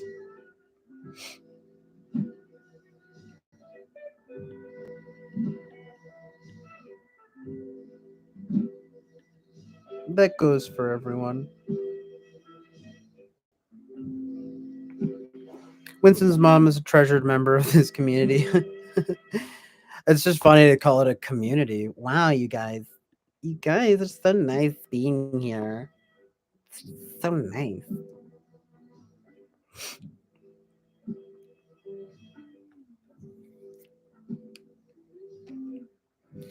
We all want Leaf to start streaming. I should just call him Leaf from now on, you know? I mean, that's how I first met him. And then, you know, now he's Bobby Brown. The many incarnations of Leaf Blower. Anyway, thank you, guys, all of you guys for being here. This is more like it. It's all my favorite people here together.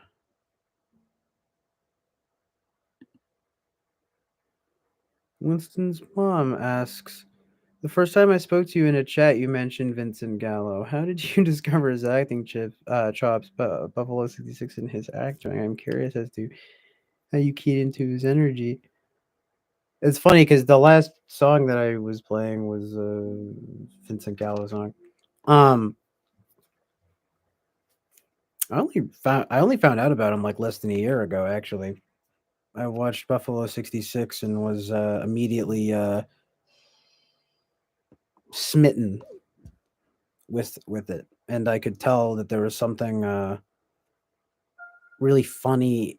I thought Gallo was really funny in how irritable and kind of abrasive he was. Um, as the movie progresses, I mean, the soundtrack is amazing. It looks great. Um, and it is ultimately about him maturing, you might say, and kind of becoming a bit more because you wind up learning that his family life is terrible, and there's all this like stuff when he because it's a strange movie. I mean, the point that what he does essentially is he gets out of jail after he places a bad bet on the the Buffalo Bills, and he uh he gets in trouble. He goes to jail, and we join the movie. He gets out of jail, and he's going back to meet his parents, and so he like unexpectedly basically kidnaps this Christina Ricci character, who's like this younger girl, to kind of pose as his wife, and that's sort of the first half of the movie. But as we go along, we learn, well, okay, he's got this terrible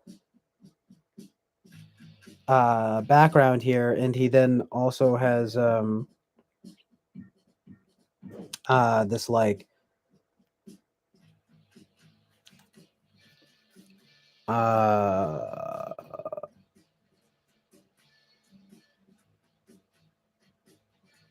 sort of like it's kind of like a weird relationship with women, but then the Christina Ricci character is very like kind to him, and the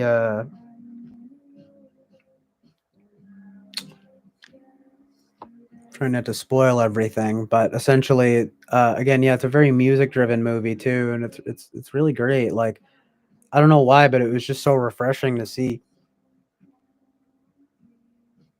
But he like I was kind of trying to think of the other. Oh, right. Well, then there's also this arc where he's trying to get revenge on the guy that messed up the field goal kick that got him thrown in jail, and it's all part of this arc. You know, I mean, it is very much so about this guy kind of maturing in many ways. I mean, I think that in like an archetypal way, that's what makes it really work. That and the fact that it's just incredibly unique. But all the music sequences are literally chill inducing. And I don't know, yeah, I just found his energy. I immediately I'll be honest, I about 15 minutes into the movie, I was like struck by his character, and I was like, let me look up his astrology, because I want to know if he's an Aries. Cuz like, I mean, I'm an Aries sun. And then I looked it up, and he was an Aries, and I was like, that's hilarious. Um but yeah, he's got a unique thing going on. He's sensitive guy, asshole dichotomy, you know? Sensitive artist, jerk dichotomy. he has very back and forth relationships with people. It's just fascinating. I had no idea. I just knew immediately. I was like, there's something there's something interesting about this guy and this and so I looked into it and it's just a treasure trove of really interesting kind of controversial stuff. And it intrigued me, especially because he did all the music to the movie too, and the music is pretty great. His music is pretty great. Um, but I was very surprised to have not heard of him until recently. And then almost as if strangely enough, now he's in this new movie called Shut In with by it's from the Daily Wire. It's the first movie he's been in like 10 years, and it's from the frickin' Ben Shapiro's movie company. How funny is that? But apparently, I saw the trailer. It doesn't really look that good, but it is really funny that that's what he's coming back to do. I mean, but yeah, and the guy's pretty conservative. He also has some iffy things about him. I mean, his past, I don't know. He's obviously had some trouble. He's probably kind of a troubled guy, but or at least he was in the past. I don't know. I mean, he's like I said, you might say he has like a almost this Jekyll and Hyde thing with people, but also in general. But I couldn't help but be just fascinated by that dichotomy, I guess. It just fit in with a lot of the kind of interesting people that I just like interesting people. So that it was cool. It was just funny. But yeah, it was only like less than a year ago. It's just sort of a recent intro. He sort of piqued my interest less than a year ago. Um, every so often there'll be some artist or someone that comes along that really piques my interest, and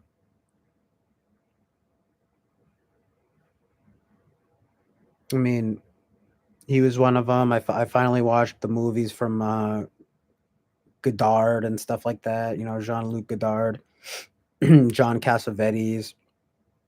When I found Vincent Gallo, and I was like, "Oh man, this guy is interesting."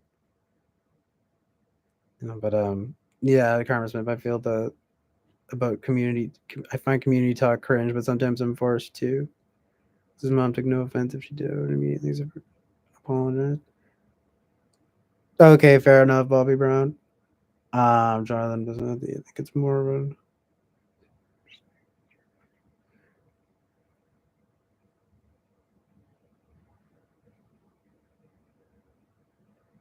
But that's true. Karma Spamp. I've technically been around from before the stream years, I guess.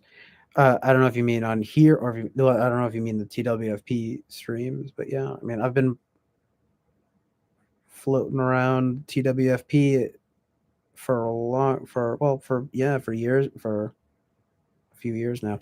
But yeah, so funny. Winston's mom says the curious case of Vincent Gallo's hidden movie and why we need to see it in 2010's mysterious promises written in water. Do you know this movie of Vincent's, and did it make the video? No, it's his you know unreleased movie, but apparently it premiered at some film festivals and wasn't well received. See, the thing about Gallo is that after Buffalo 6, he did a very infamous movie called The Brown Bunny. And to put it quite simply, the actress Chloe Savini in that movie, uh, to put it lightly, basically gives him oral pleasure, but it's for real. And it was like a big part of the backlash against the film, to the point that people even, for some reason, um, thought that he may have forced her to do it, but by all accounts, that's not true, and they were creative collaborators on this project. I'm not saying it's the most tasteful thing in the world, but anyway, Roger Ebert said it was the worst film that ever premiered at Cannes, and then Gallo claims that he hexed him with cancer, and then it seemed to have come true. But then he was fine, but it wasn't what killed him ultimately. And he did also later say that it was a joke, but he was also very, very upset by Ebert. And then weirdly, they actually wound up becoming friends, believe it or not. And he gave the re-edit of The Brown Bunny a favorable review for whatever reason. So it's really just weird, fascinating stuff.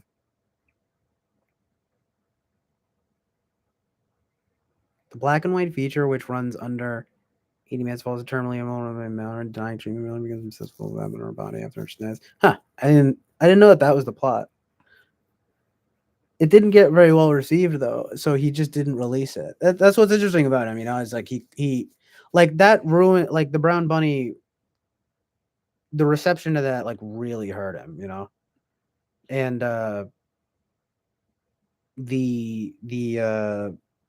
yeah, and to the point where he didn't Promises Written in Water wasn't received well, so he just didn't release it. So I did the same thing with Eric Roberts. He did with Vincent. Later, I even crushed enough to fly into Manhattan to meet him after a play. If you meet your hero, try to meet his sweet wife first. Interesting. Yeah, Gallo's also not married either. I don't think he's never been married or even had kids. I don't think. Yeah, he's an interesting character for sure.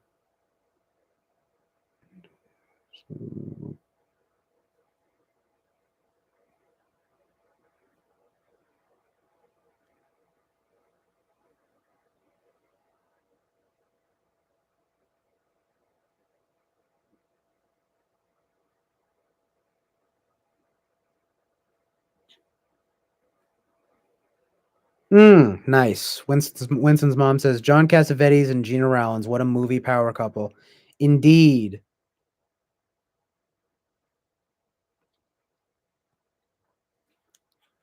Revolutionary.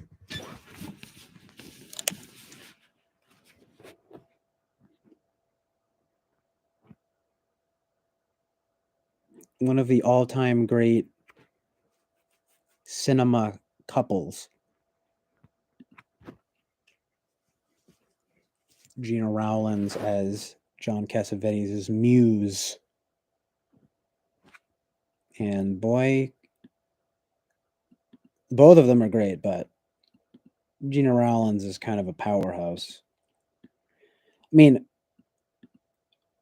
John Cassavetes is an amazing like man of many talents kind of thing, but like Gina Rowlands is just an exceptional actress. You know what I mean? I feel like she's pretty versatile. Winter's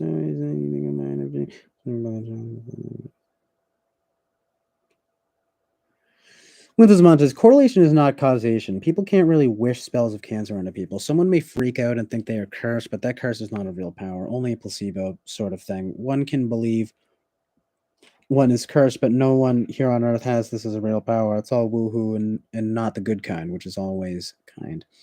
Interesting. Yeah, I mean, he talks about it on Howard Stern. In fact, I was almost surprised with which the very very casual like him and Stern start talking about it like in a very open way, like where Vincent Gallo is like, "Oh, it sounds bad, but I noticed that like if I've ever wished for stuff that like it happens." And then Howard Stern is like, "Me too." And then Vincent Gallo's like, "Oh, you have powers too." I mean, they're clearly being kind of tongue in cheek, but at the same time it is sort of, I mean, it is a little bit alarming, right? I mean, a lot of people maintain that Gallo is just not a good guy, but I definitely find him interesting, and I think there's a lot of like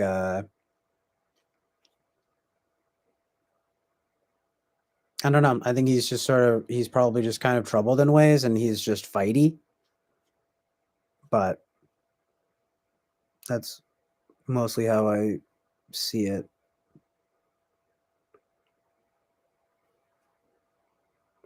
But yeah, you're probably right. I mean, because I don't think he would know enough to. I think what probably happened is that he just wished him ill, or or wished that he would get cancer. As bad as that sounds, um, to which Howard Stern, of course, is all like, "Oh, I've wished cancer on all my enemies and stuff." I mean, like I said, the man winds up he winds up befriending Roger Ebert after that. It's like ridiculous. And then um, what was the other thing? He called Francis Ford Coppola a fat pig, but then he wound up doing a movie with him. I mean, he insulted Sofia Coppola too. I mean, he's really he's kind of said a lot of bad things to people. But then he makes up with them. Like, he would clown on Quentin Tarantino for years and years. And then finally in 2018, he said something like, Quentin Tarantino, I'm sorry for clowning on you all these years. You're great. Tarantino's an Aries too. In fact, I actually share his birthday, March 27th. So I was glad that they patched things up. He even said he was nice. He's just really funny. He's but the freaking Tarantino thing I thought was particularly funny.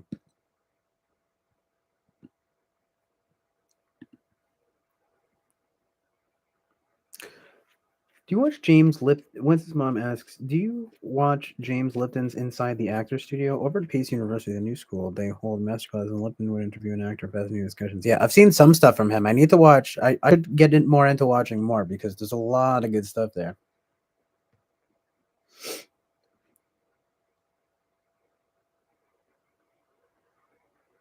Vincent Gallo is pretty conservative. Yes, he supported former President Trump. What about the actor James Woods? Do you like his work? I love James Woods in Videodrome. James Woods is interesting. He is actually pretty good in a bunch of movies, but it's not like he's ever really impressed me or anything. I mean, he basically just plays himself, kind of, you know what I mean? He's also in The Virgin Suicides, which I just watched and I was pretty underwhelmed by.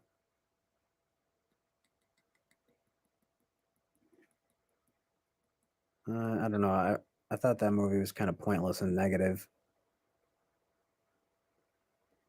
Again, that's Sofia Coppola too. So, it did give me a laugh to hear, I don't know. I just thought it was funny, like Vincent Gallo taking the piss out of, like, I mean, he was giving it. He's, Spike Jones and Sofia Coppola and all these people, these kind of like this age of. He did also say something about. He did also say Wes Anderson sucks, but I think he should take that back. I wish that he would, because he's pretty great. But what's the thing about Anderson? I mean, he's like.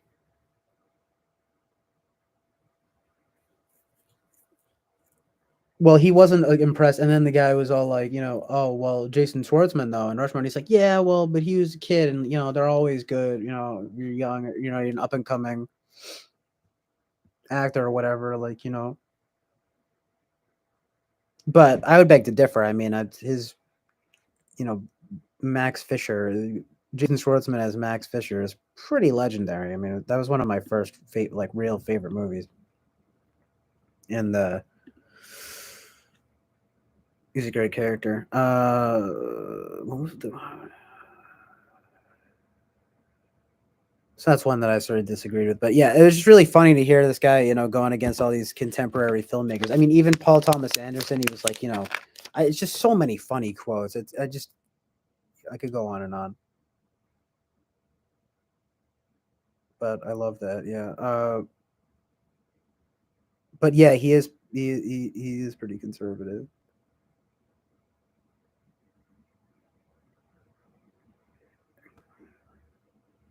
He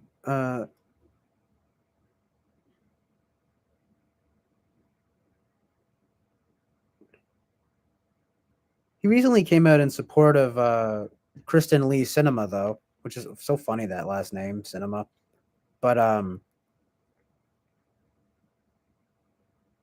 that was pretty funny because he was like, "This is the first Democrat in a while that I support." Because she resisted something, there's something Customer journey builder. that she did that was vaguely conservative for a modern Democrat, and I guess he must have liked it. That's funny. So that's funny, and it is very funny that her last name is Cinema. Like, what the heck? With an S, though, kind of weird, but still very funny and interesting. So he's kind of all over the place. That's kind of the thing. I think the enduring enigma of Vincent Gallo is kind of like he's a man of many. He's a bit of a contradictory type of guy, But I kind of like that. It's I can understand it. I can kind of relate. It's interesting. It's unique. I mean, but he definitely is pretty conservative, yeah, and very un-PC, to say the least.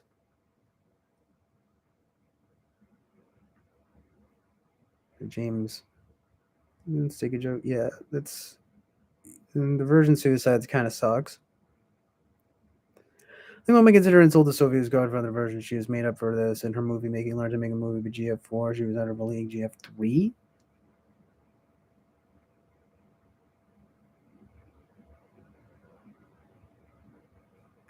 Yeah.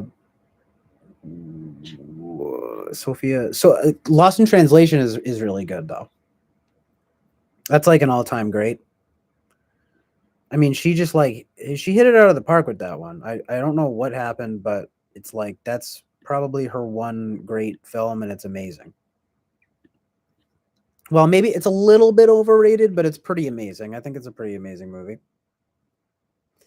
It looks great. The soundtrack's great. Bill Murray and Scarlett Johansson are amazing, and they carry the whole thing, and it's just an enjoyable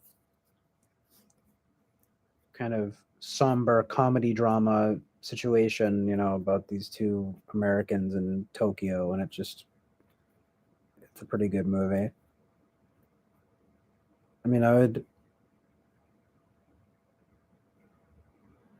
it's a pretty amazing movie, but it's so like not fitting with the rest. It's like it's so randomly good, like sticking out from the rest of her filmography. Like The Virgin Suicides kind of sucks. Then her other movies, like Somewhere and The Bling Ring, they probably suck. What else did she do? Oh yeah, Marie Antoinette. No, thank you. The same with Somewhere in the Bling Ring. There's something else. She's probably gonna do something else. She's probably something else I'm missing, but whatever. But again, Lost in Translation is amazing. Very, very strange how she just knocked it out of the park with that one. You know what I mean? But it's really good. What is your favorite word? What is your least? Oh wait, James Lipton uses Bernard Pivo's questionnaire at the end of each inside income questions. Oh yeah, that's interesting. What is your favorite word? What is your least favorite word? What turns you on? What sound you hate? Wow, that's a lot of questions. Oh yeah, the heaven question is amazing.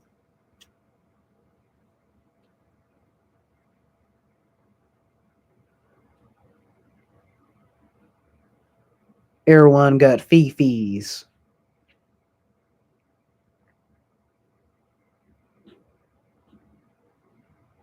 I couldn't even begin to answer all those questions.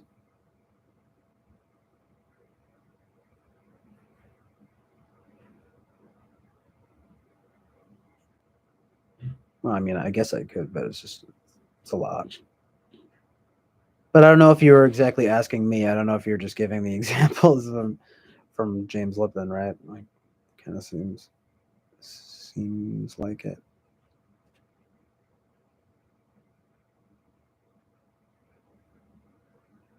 It seems like it.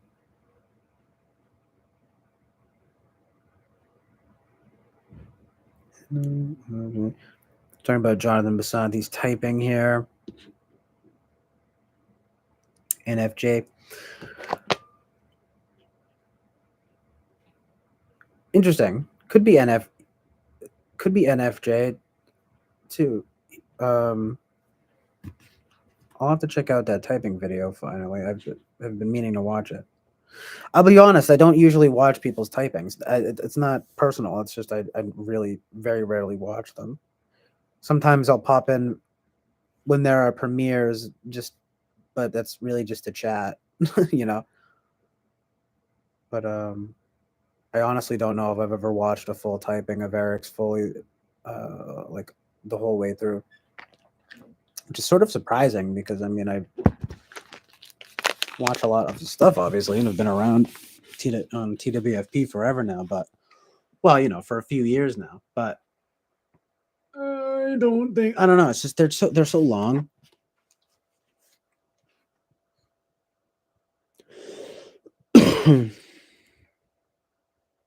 I'll just usually watch like a few minutes and I'm just like, okay, whatever.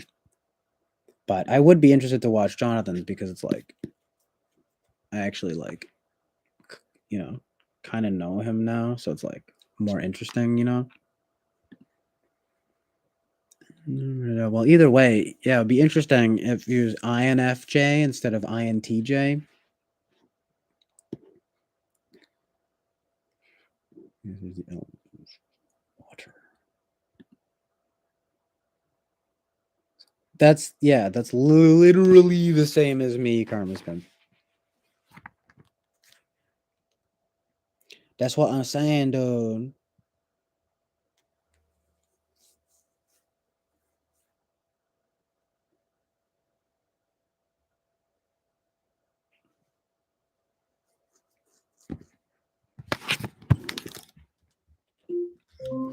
Connected to Bluetooth. These fucking spam bots. Get the fuck out of here.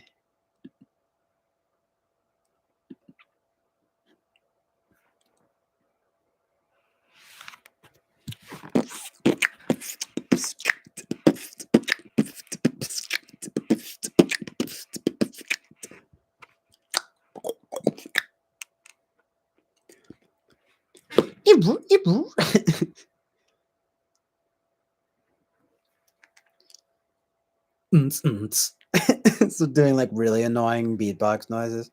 Boing boing.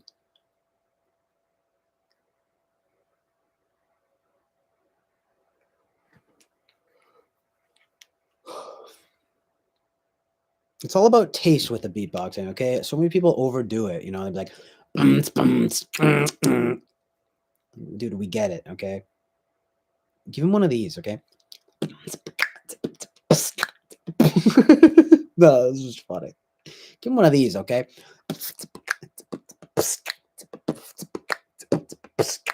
I'm Justin Timberlake.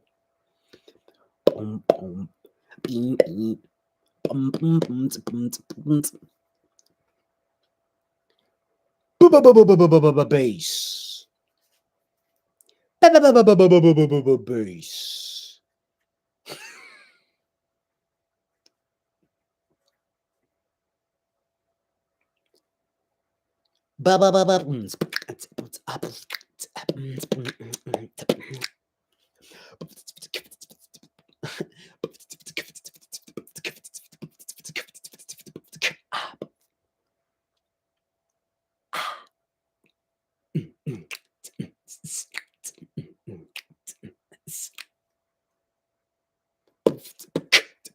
Bass.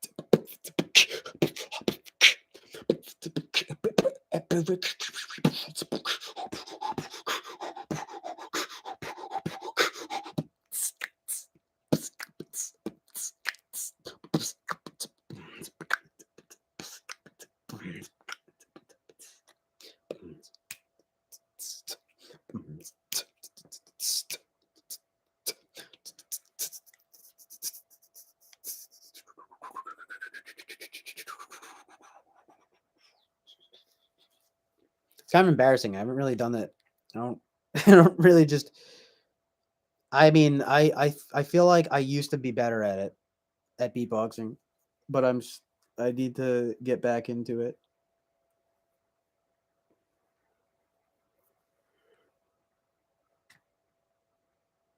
I bet you can do a decent beatbox, Jonathan Basanti. I can see it.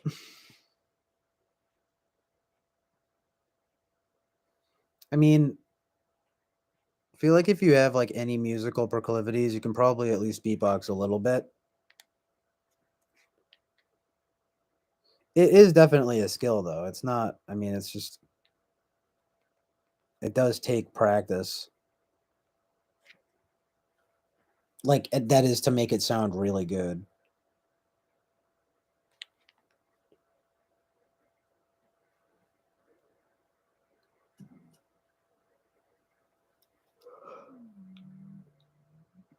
But yeah, when I was a kid, I would just do it all the time, constantly.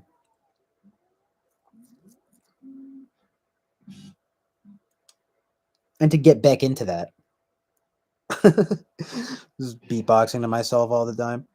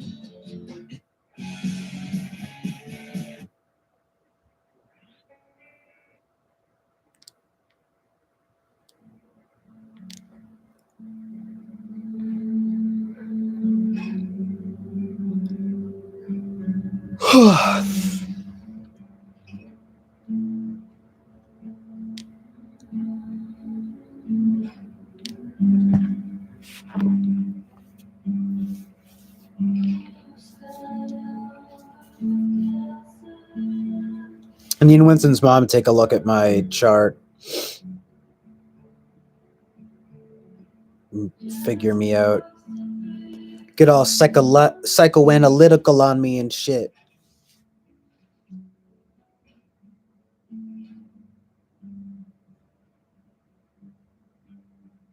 I mean, there's just such a language to it that I don't quite know how to discern myself, Boba Fett. I mean, I know some of it. I know bits and pieces, but to be honest, it's mostly just the stuff that applies to me personally. Because I'm completely self-absorbed. I mean, it's interesting stuff, though. Definitely. I think there is some validity to it, too. I mean, it's interesting. It's definitely interesting.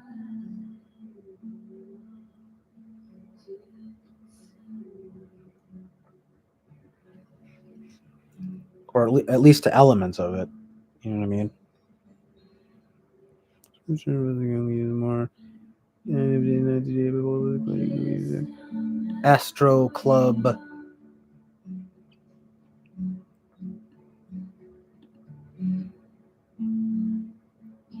What's no fair?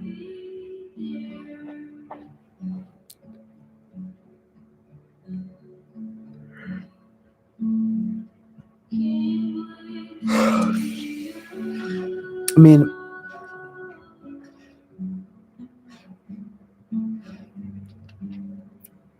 it's too much to get into right now, how I feel about astrology, but it does seem like there might be some validity to some of it, at the very least.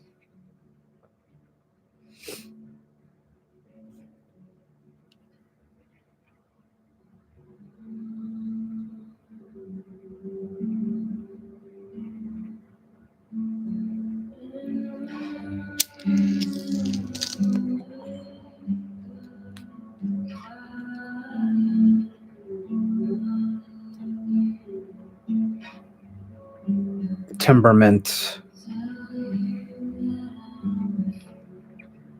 Yes, the humors and temperaments.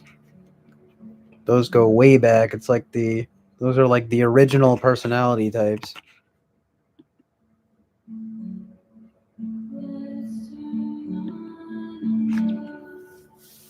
Yeah, those are basically the original personality types.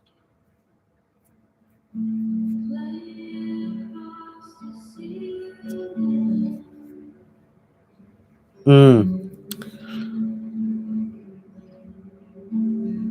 Well, that's what that guy Mark, who would go by not host Mark. I mean, he said that. I was telling Bobby Brown that recently about Mark, the Orthodox Christian, and he sort of felt like all of that stuff, especially. I mean, he's talking about Enneagram in particular, but yeah, they can, or as you said, or rather, they can. Basically, Karma Spam says MBTI, like astrology, possesses a person. I agree, or rather, they can possess you, and that's true. I mean, it's basically like magic and spells, but it's not.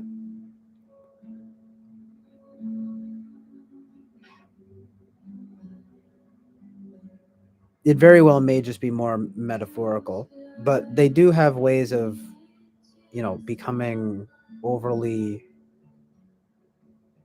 Basically, yeah, you become overly attached to yes, these so-called types. Basically,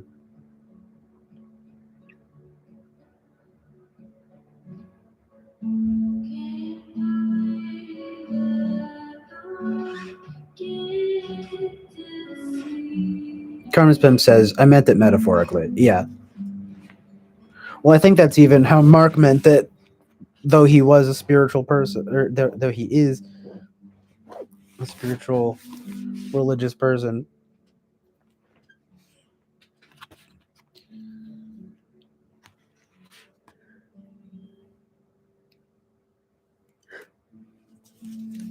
Indeed, an Orthodox Christian. His idea of it, though, was basically to try to just use the words that the types and whatnot are trying to describe, or more accurately, what the cognitive functions are trying to describe. I thought that was pretty good advice. I mean, but these things are just such useful languages. But yeah, I don't think, I think it is basically metaphorical. The Enneagram, though, can get pretty spiritual. I don't know about how you guys feel about astrology, but MBTI less so, I think, because it is more. It's kind of like it's closer to like big five traits. It's not like these things. Um, they're measurable. These are measurable things. I think it's when it gets more esoteric, right? That it gets more spiritual naturally. You know what I mean? But like particularly with Enneagram and astrology, but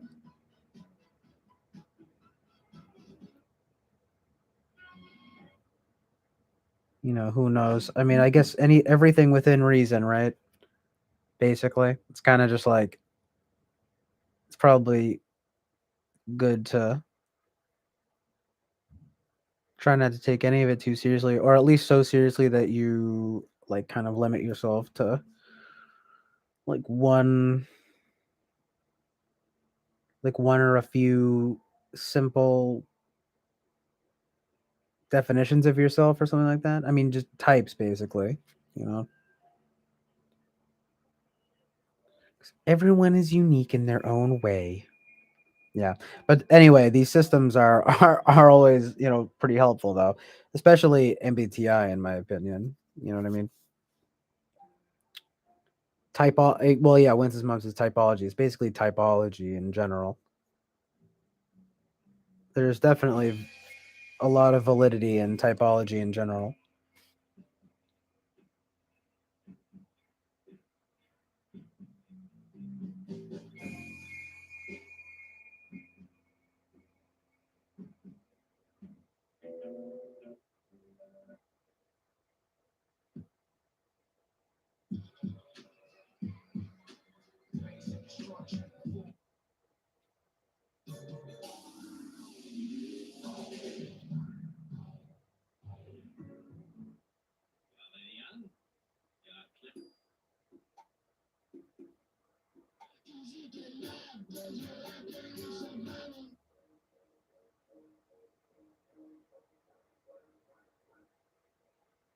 Well, NI seems to be very clearly the most difficult function to describe.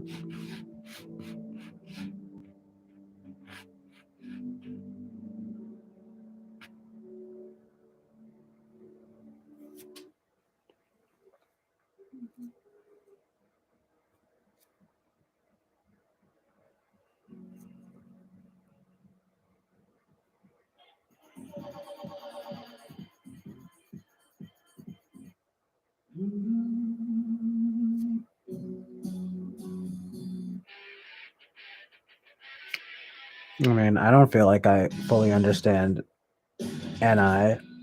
I do in a way.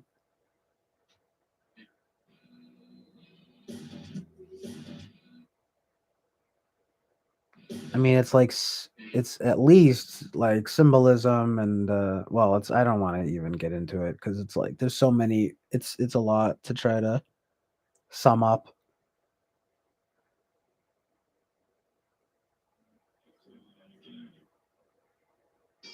But yeah, it's by its very nature, it's pretty elusive. You know what I mean? You might say it's the most ethereal function. I think ethereal is probably a good word for it. Because it literally seems to be coming from nothing or mind you from God or something like that. You know what I mean? As opposed to some external input. You know what I mean? That's why it's so baffling. But yes, as Karma's Pimp says, I'm not sure even Anidom's really do CJ. Yeah, that seems to be the case. But it's very interesting that like okay, so Winston's mom says it really isn't difficult to describe. It is simply that most people can't think in pictures or connect patterns, and most people are not looking back at life as I do now. So for me, the clue lies in understanding how NI apprehends images, connects patterns, and thinks reveals an ancient symbology. All right, well, thank you for that input, Winston's mom, because I was sort of hoping you might explain that because I remember you saying something about like thinking in pictures and so forth. Like and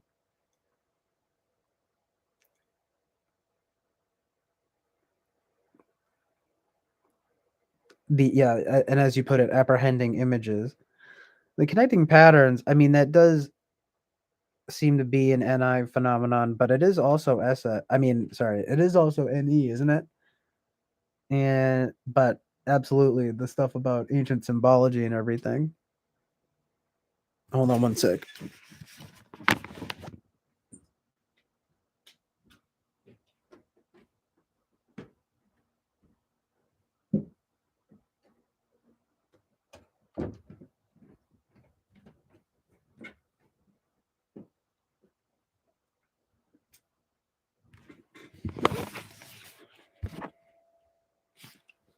But I basically think in words. I mean, it sort of depends, but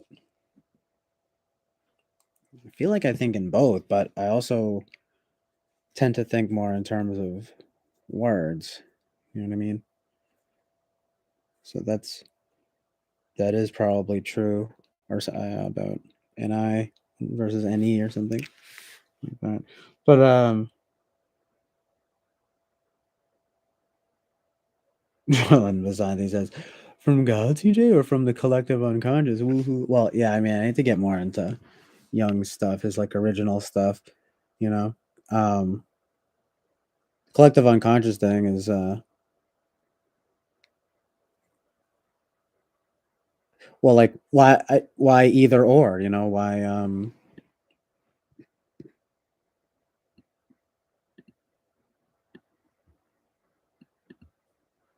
don't know, you might maybe there some I don't know. God made the collective unconscious. How about that? I don't know. I'll have to read more about the collective unconscious, or well, Jung in general, but particularly the concept of the collective unconscious. I mean, I understand it, but I also don't. It's I guess the same with NI, but that is very NI though. Yeah, I mean, collective unconscious too. You could say that too, definitely. I mean, Jung himself basically said that, right? about NI.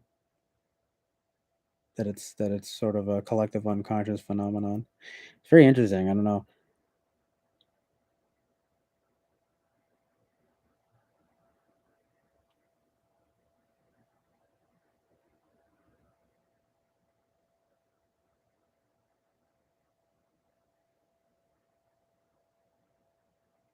Hmm.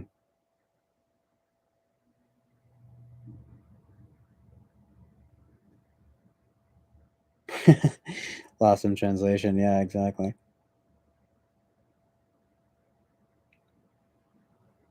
The ancient language of symbology is our first language. Very amazing.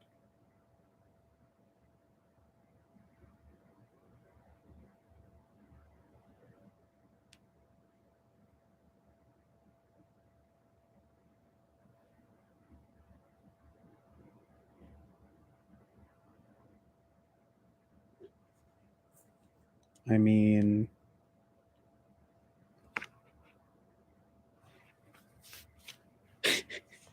why did Mary J. Blige fall? I didn't see that.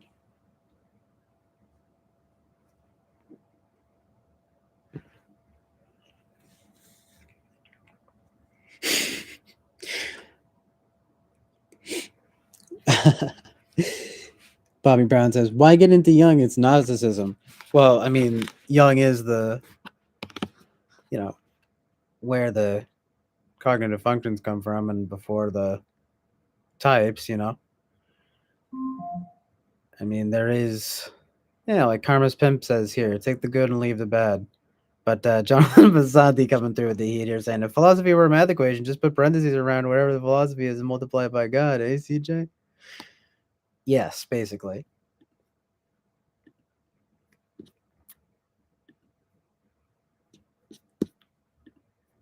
Probably.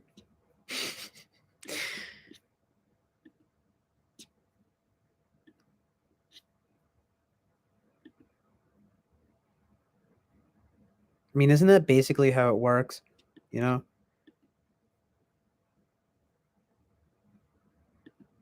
Or that is how it would have to work, in order to be consistent with it.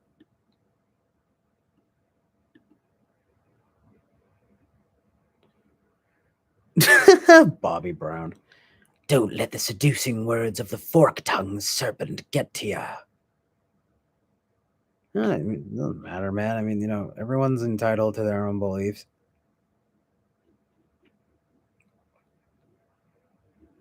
It's not like I don't understand skepticism. It's just, I don't know. But yeah, I guess God did it for everything, right? So funny. That's pretty good. Pretty good and true, to be honest. Winston's mom says the idea in the collective unconscious is that we carry forth the memories of how to survive and how to reproduce. It is ancient wisdom that still speaks to us in symbology. And I groks. Take the good, yes, take the good and leave the bad. Symbol hidden, woman Jews need to see people.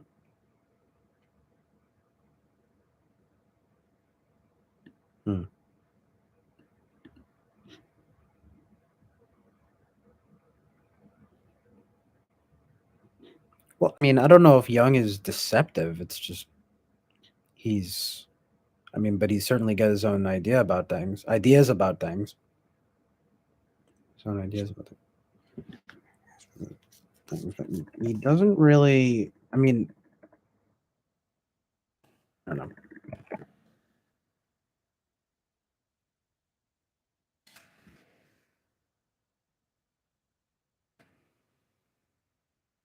I mean, they do say there is, a fair deal of Gnosticism in his background. That is why a lot of people, or I should say, some people are kind of almost against his,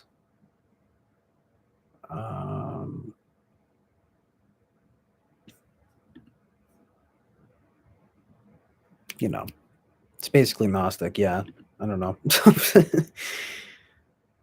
That's what that guy Mark would say too. Oh, right. That's why a lot of people are like against him. Not just because of Gnosticism per se, but Well, I guess that's basically it, isn't it? I guess it basically is because of that. So funny. It's definitely very interesting, though.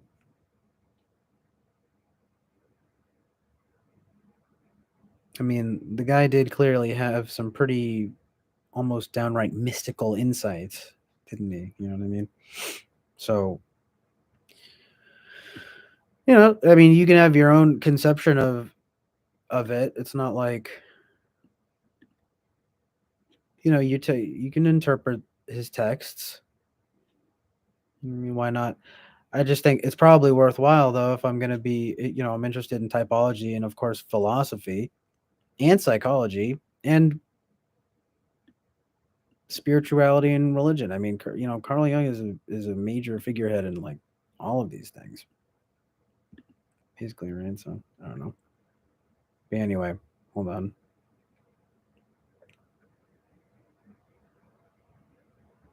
Well,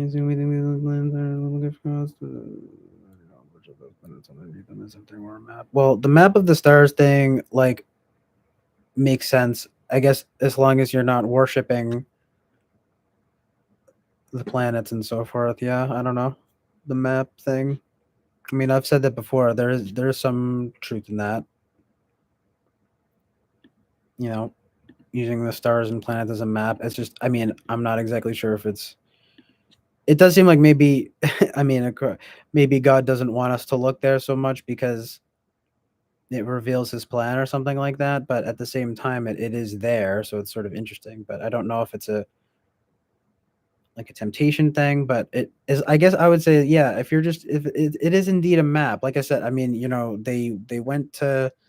It's like the three wise men went to Nazareth to see Jesus being born because they use the stars as a map. I mean, that's good, right? So I don't know.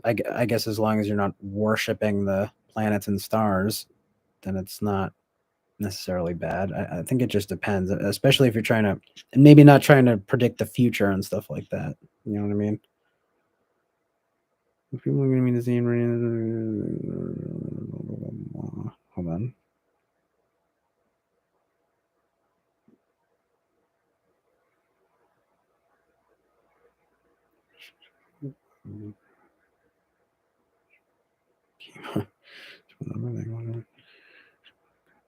Bobby Brown, bro, I love the voice you use to read my comment. I'll add the theatrical feel for it. Appreciate that, yeah, because that's funny. Because like I was kind of doing a dramatic reading of your message there, but apparently you enjoyed it, so that's good. 2 thumbs up. Hold on, a sec.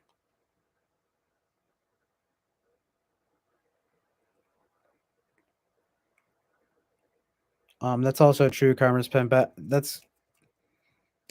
didn't know if I could say that definitively, but it does sort of appear from my cursory knowledge that he may not exactly have been a true Gnostic.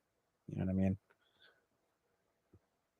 Like, I don't think he was exactly committed to Gnosticism in that way.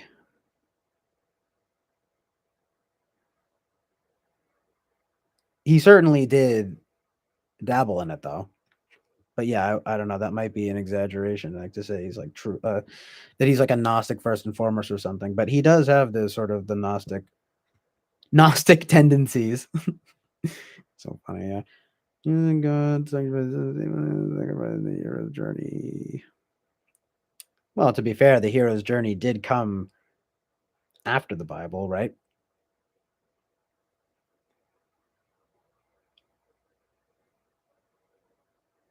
Well, I guess you could say it goes back to the early religions even before Christianity, but Joseph Campbell's like the hero's journey archetype, that's like, something that originated in like the last 100 years. You know what I mean?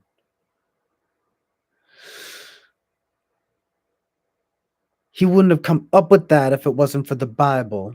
You know what I mean? Kinda, though, to be honest. And you could say, well, it's all religious texts, but like, yes, that includes the Bible.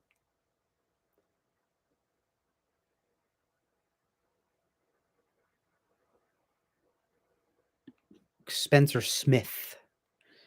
Now, is this? Hold on, let me see.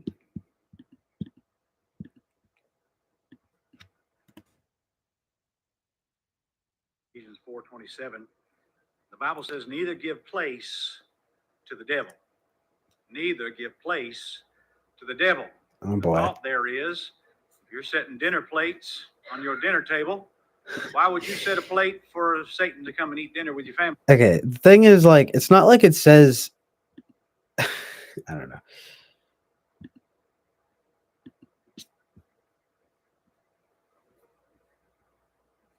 The Bible doesn't say, to my knowledge, it does. The Bible doesn't say anything about the Enneagram specifically. It's just warns against divination and so forth, you know. Now, Enneagram is bizarre. I don't know the whole picture, okay, but it is very deep, as I've said before, and it is very what I've seen described as, I guess you could say, almost like psycho spirit, quote unquote, psycho spiritual. So it's something, but I don't know if it's going at anything necessarily evil.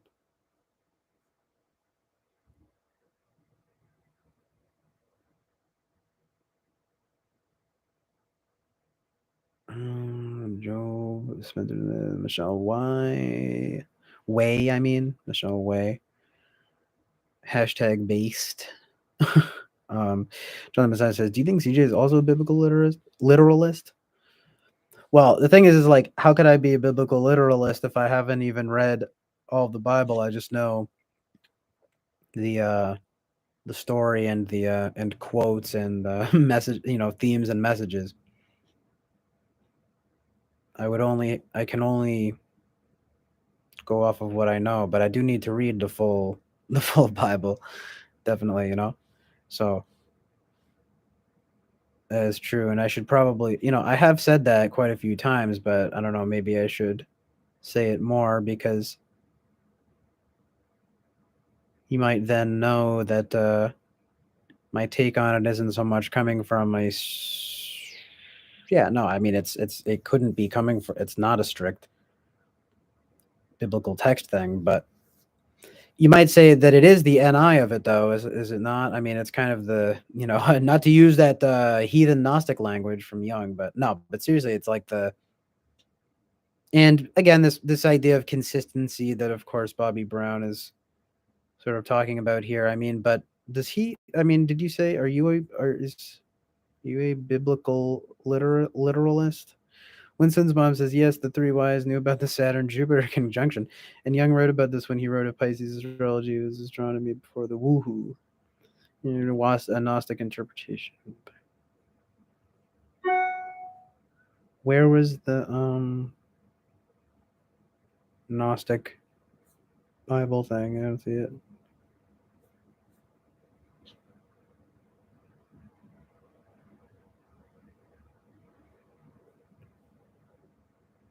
More on this.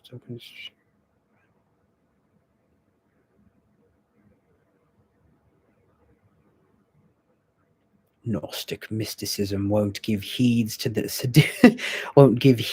seducing spirits.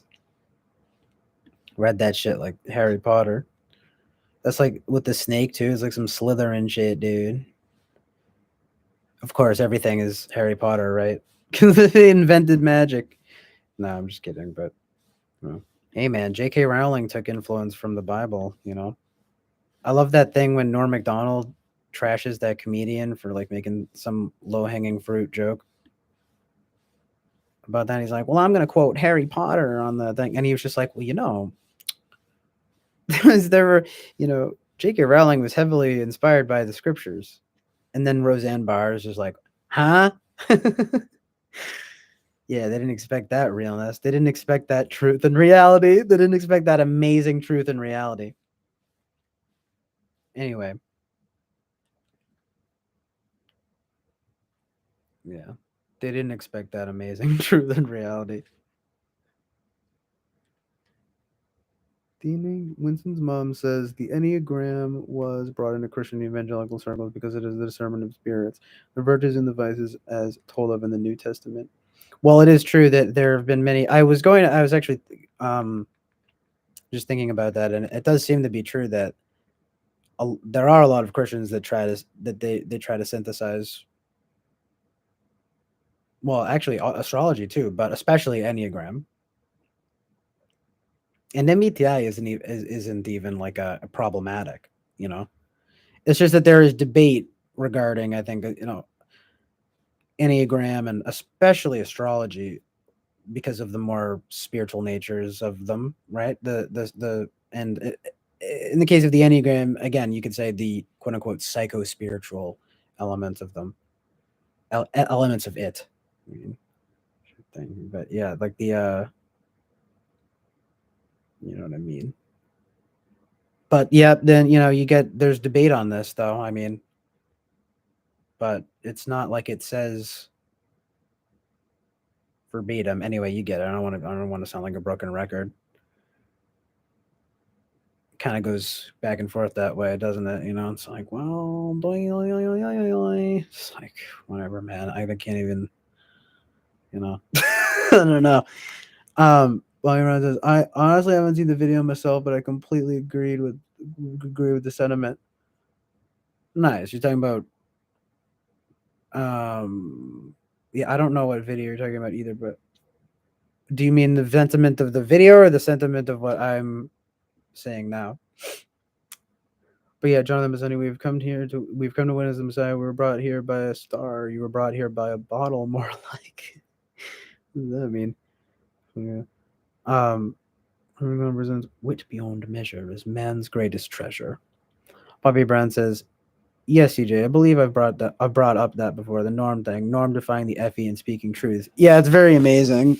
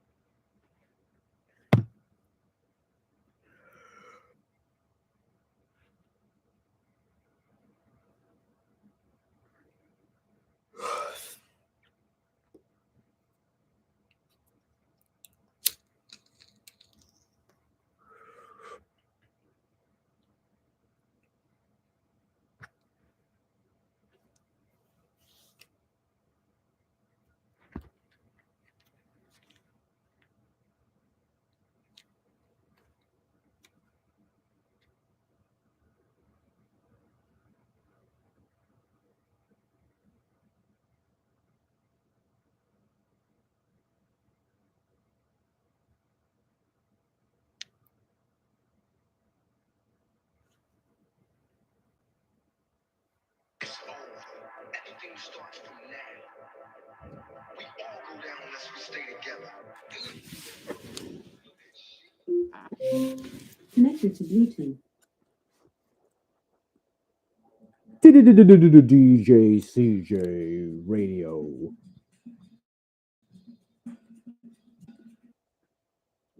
Mix 77.7 FM.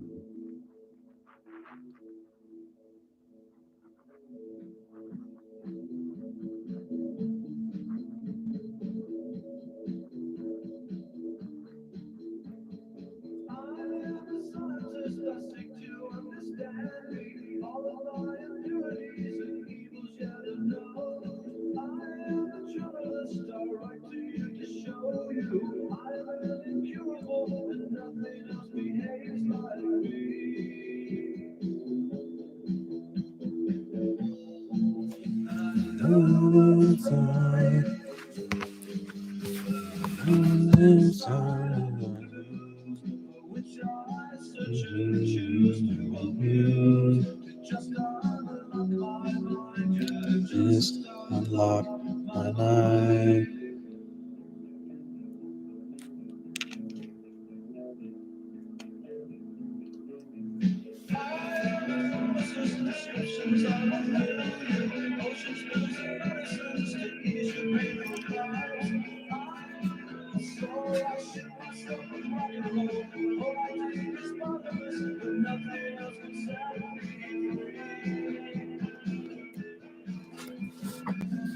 Talking normie.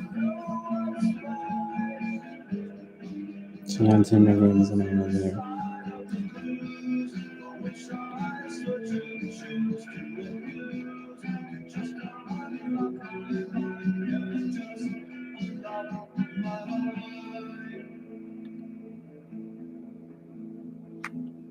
Lovely, lovely, lovely stuff.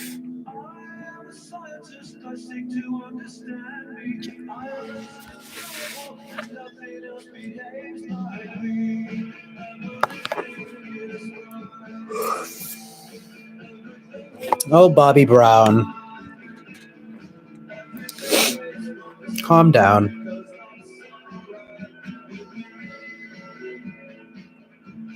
Yeah, the thing that's a problem is getting messed up with copyright. There have been some issues. It all it does is just messes with the freaking it doesn't do anything bad. It just limits the publicity and so forth. But yeah, it is kind of a problem, so I need to take care with that. But it's too good. It's too crucial, you know what I mean? But thank you, Winston's mom. It's like that was I Am a Scientist by Guided by Voices. Yeah, I'm glad you like it though. It's a great song.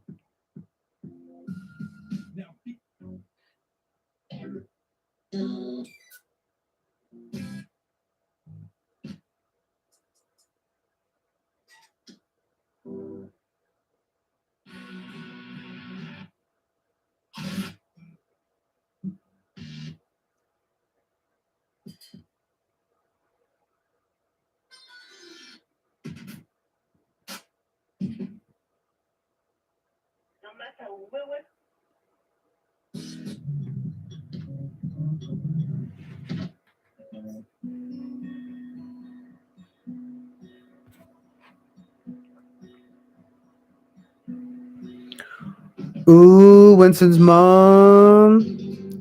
Ooh, says she has read more than one Bible. She says, on average, I listen to Center Place lectures 4 hours a week. I've read more than one Bible and can argue the cosmological essays. Can you?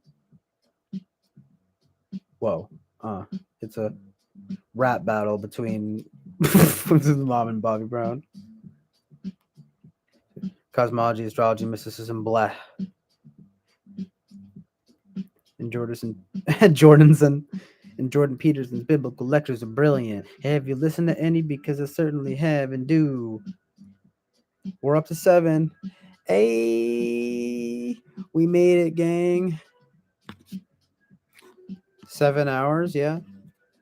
And also 7 people, possibly, if that's what you're talking about. Because we're fluctuating here. It's like six people here now. Love it. Thank you guys for being here. Yeah, it's been fluctuating between like 6 and 8 here, which is pretty freaking great. Pretty amazing and good. It's amazing and true.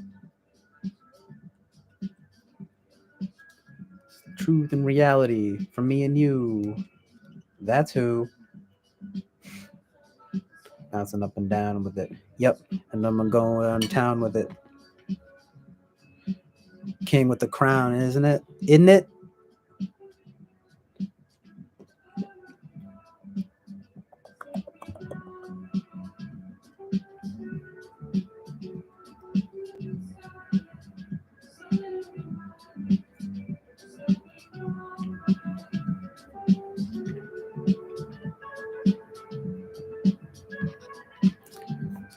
Wow. So many tabs open. So many good times.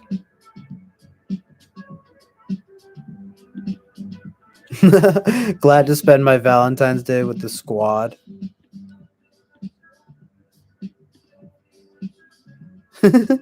Really though, appreciate you guys being here today.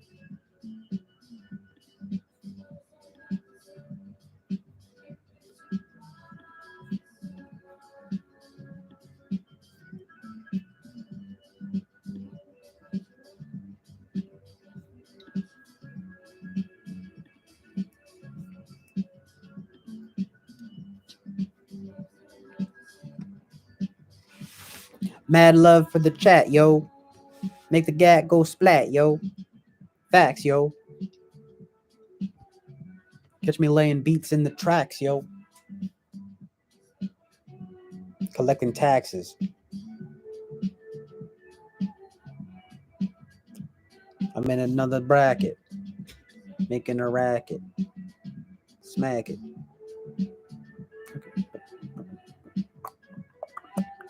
JP is not a Jungian.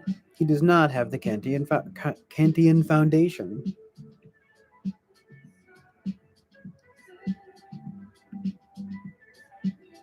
Jordan Peterson just fucking blows my mind, okay? He is kind of like a gateway drug, in my opinion, you know, into new realms of truth and reality. Once his mom says, leaf is our cactus on the Oasis of truth and reality here to Joe Gall's corner of Boston and Rye. Nice. Is that like Eric? Like Rye. Turn left on Vincent Callahan. No, right. Go west. Young men. ... Young men. Capitalizing M.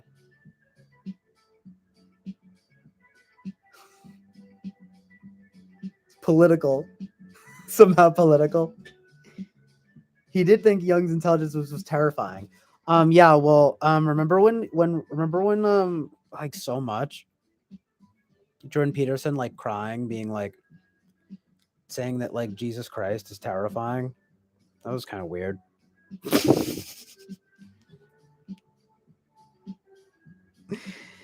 Everyone's terrifying to him, you know.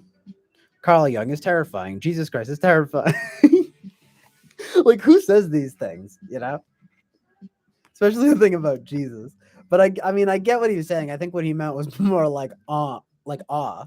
You know what I mean? It's kind of an Owen Benjamin thing too, you know. He gave him such a hard time about all that. But I mean, you know, I feel as though Jordan Peterson is like some kind of I think he's a reluctant Christian or something like that. Do you know what I mean?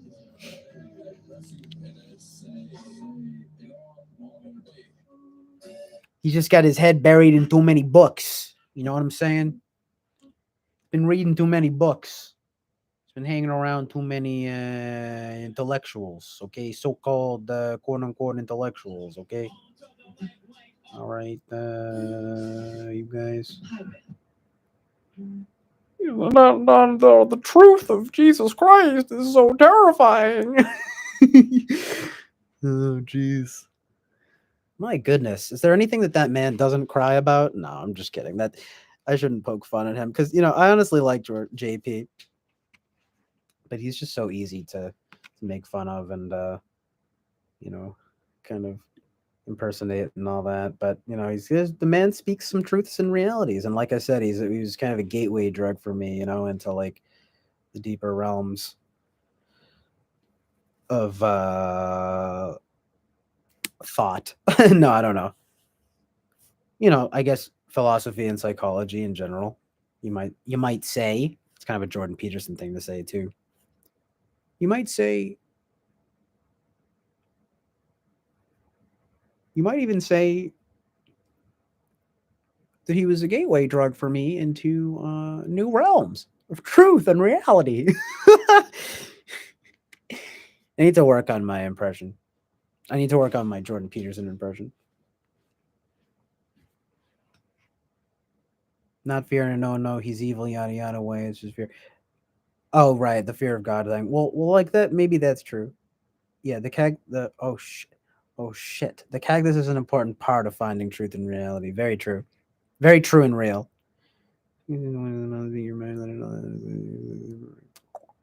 Yes, the fear of God is real. The fear of God is real, though. Not fear. Oh no, he's evilly on the other way. It's just fear.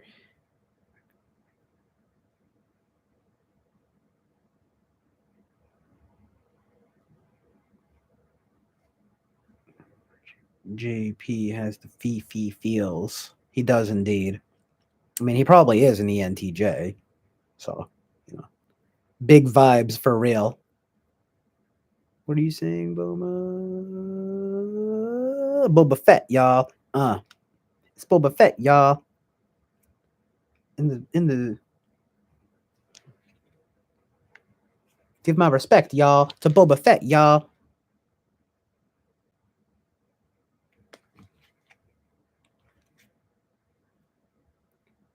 Too much truth and reality today on the Chill Island Oasis of Truth and Reality. Only on the CW network. The WB.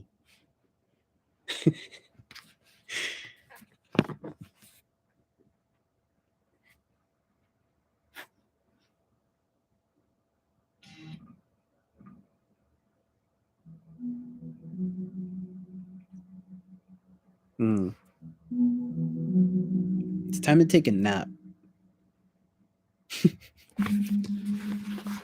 Oh. Thirsty too. Oh boy, I'm parched on this Chill Island Oasis of Truth and Reality.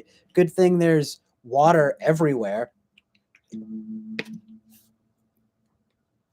Get the heck out of here. It's empty.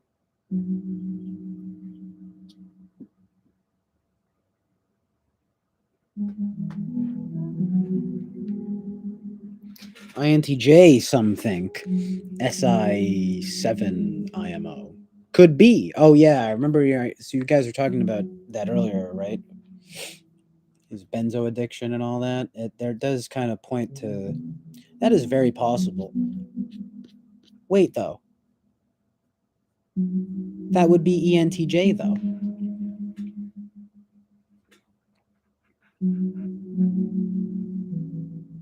Polar SI.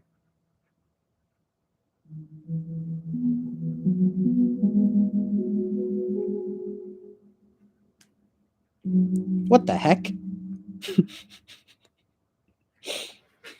The heck? The heck are you guys talking about? You guys are crazy. You guys are so funny. That's gonna be the new thing that I say. You guys are just so funny. Isn't that the worst? Super condescending and demeaning.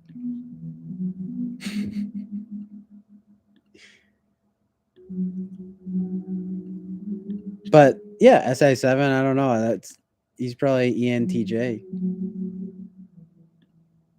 My guy, works himself to the bone, and he's got the fifis, and he's polar SI, and he just gets all fucked up. Poor guy. Especially given the circumstances, with his wife and everything. I mean, I think it did a number on him. He's a relatable man for sure.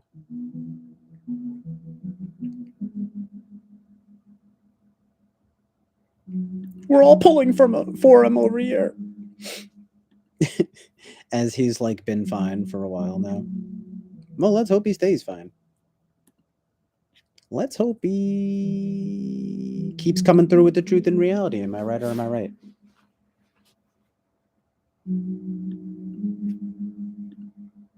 Boy.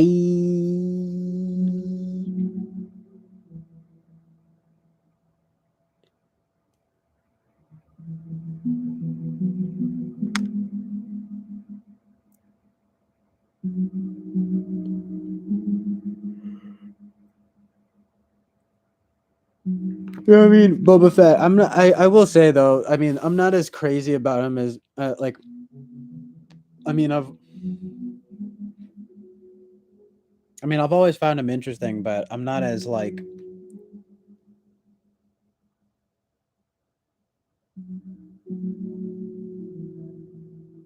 Into him these days. I don't know how else to describe it, Rick.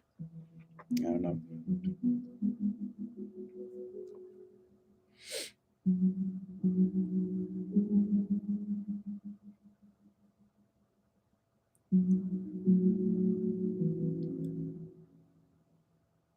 But he definitely still seems better than a lot of people, that's for sure.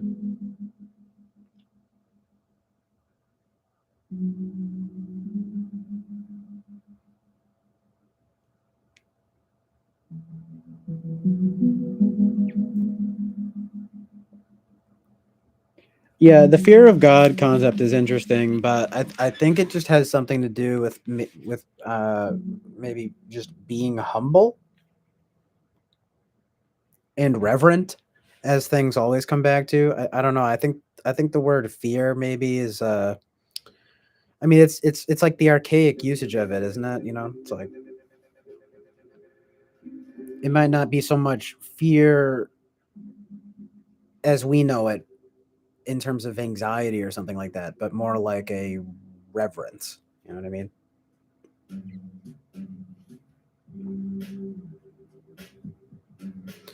Like a humility and a reverence. You know, a reverence. You know what I mean?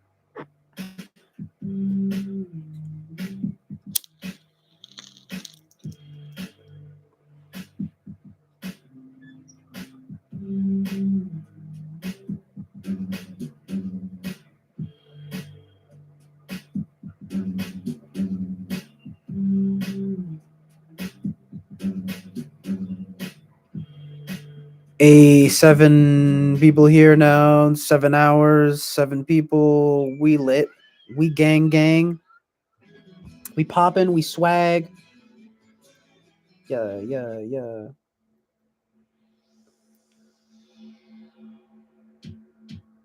Very swagged out and miraculous and fantabulous.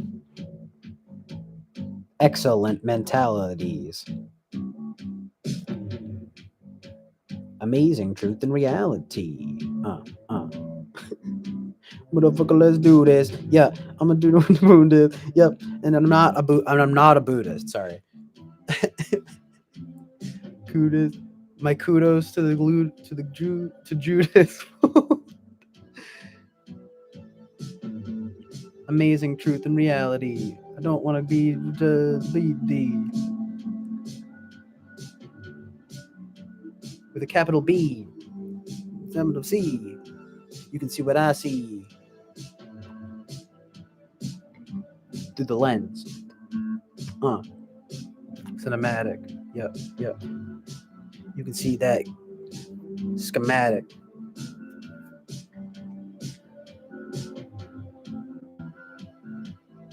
It's automatic. Yep. It's so classic. I'm a classic man and a classic can. Yep. And I'm never gonna show him my hand. Yep. Yep. Y'all stand me. This is the bandy. Yep. Put a band-aid on it because I'm Brandy. I'm Randy. Like a beach gets sandy. Yep.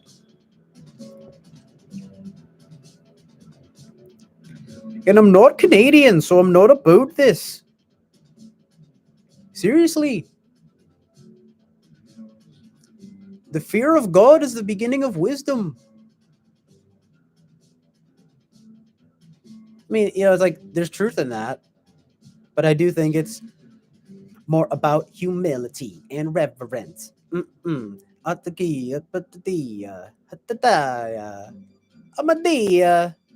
That was Italian.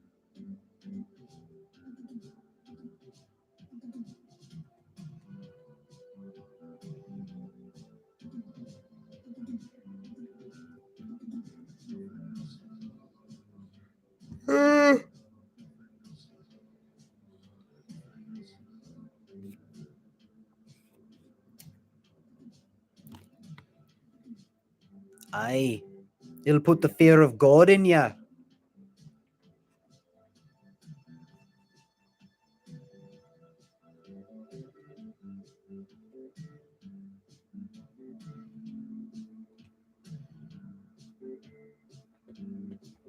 I think we need a true definition of fear, you know?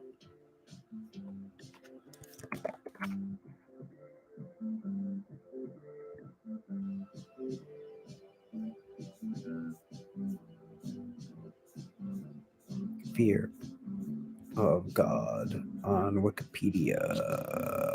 Because we all know that Wikipedia is the best thing to ever.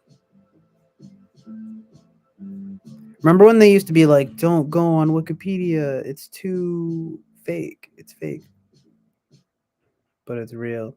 Oh wow, it's still from the film Carnival of Souls. It's a great movie. Amazing. Exactly, you guys, okay? From a theological perspective, the word this is from the Wikipedia on fear and under religion. See also fear of God. Okay. From a theological perspective, the word fear encompasses more than simple fear. Robert B. Strimple says that fear includes the convergence of awe, reverence, adoration. Some translations of the Bible, such as the New International Version, sometimes replace the word fear with, get this, reverence. So it is what it is.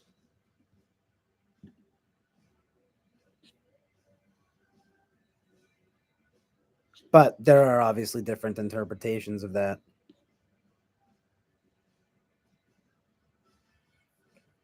But that was the hunch that I had about it. I don't know much about these things, but that was the hunch I had about it. Was that it means more like, again, humility and reverence.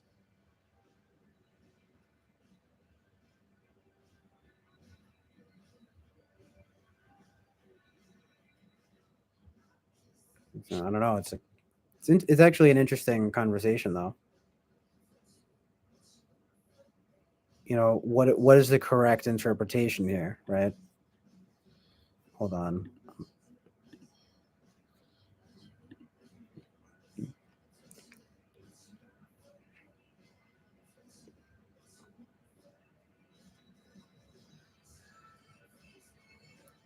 Rudolph Otto.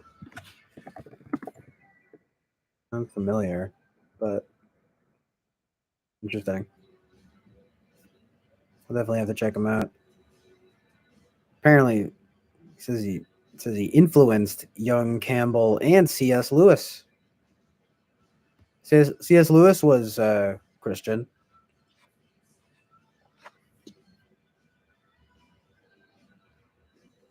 Strauss, he's German. Oh, Eric Strauss. That's Leo Strauss.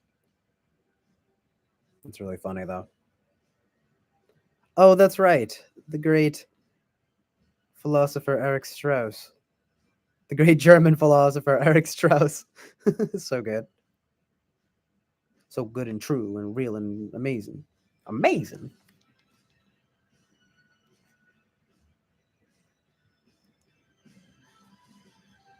Just do a little Sky Ferreira here, one of my all-time biggest crushes.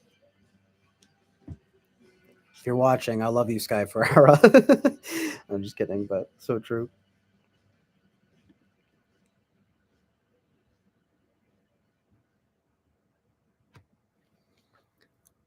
Jordan Peterson might refer to the fear of God as our conscience. He very well might, actually, yeah.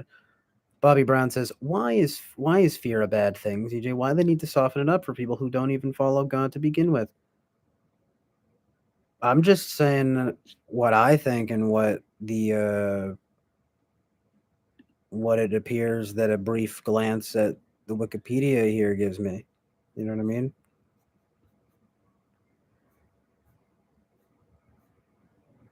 I mean, like I said, there are different interpretations of it.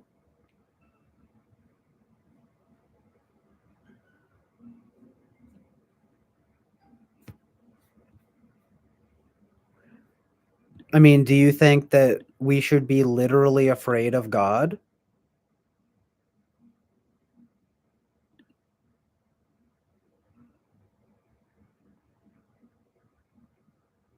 I mean, there is some validity to that, like, but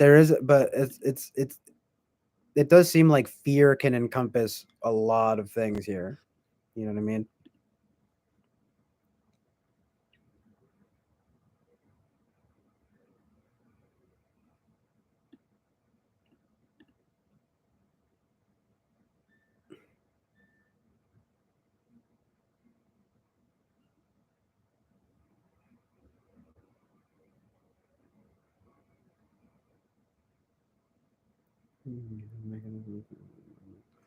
Kermit says yes, it can, CJ. Well, yeah, thank you, Kermit's pimp.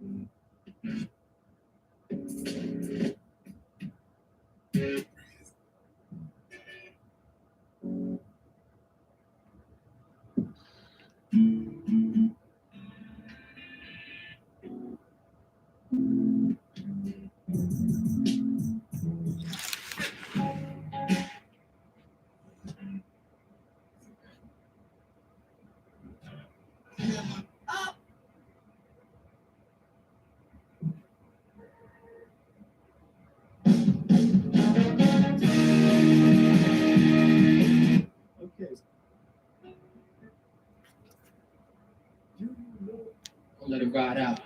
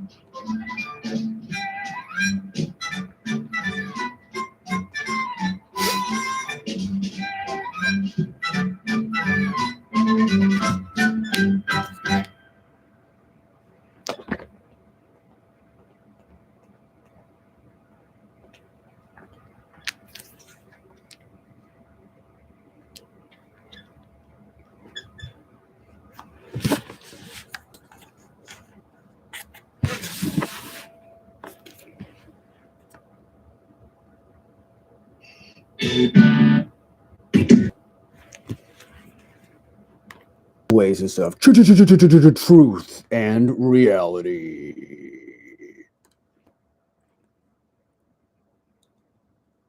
Coming to you live from the basement. Yeah.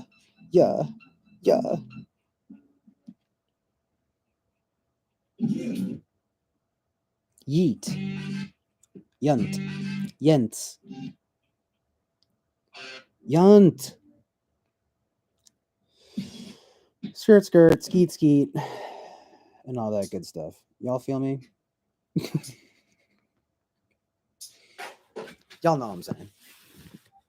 Y'all pretend like y'all don't know what I'm saying, but y'all know what I'm saying. Okay? For real. Real, dog. Y'all feel me, dog? Bruh. Bruh. You have no chill right now. Bruh. Bruh. Dude, bruh. Yents.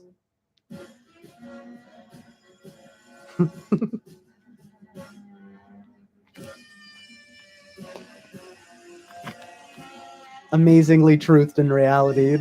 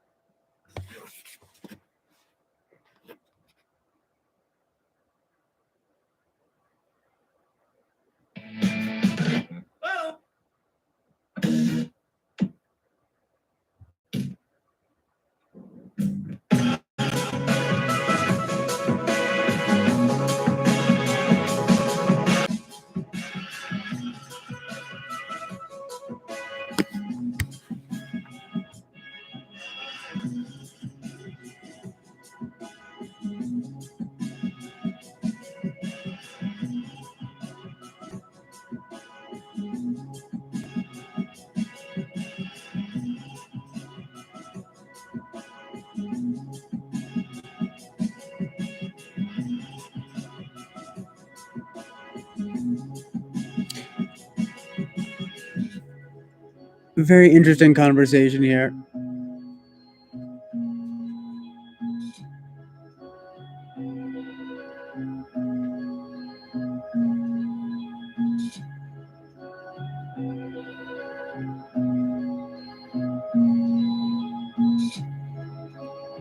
Winston's mom is correct here. You need a black light and some old headshot posters. Janice and Jimmy, Bobby and Martin. Has anyone seen my old friend John, long time passing? Where have all those young men gone? Indeed. And where are the protest songs? Long time no SE. Yeah. Bobby who? Martin who? We have a Jimi Hendrix poster up here. Or are you talking about Jimmy? Oh no, yeah, you're definitely talking about Jimi Hendrix.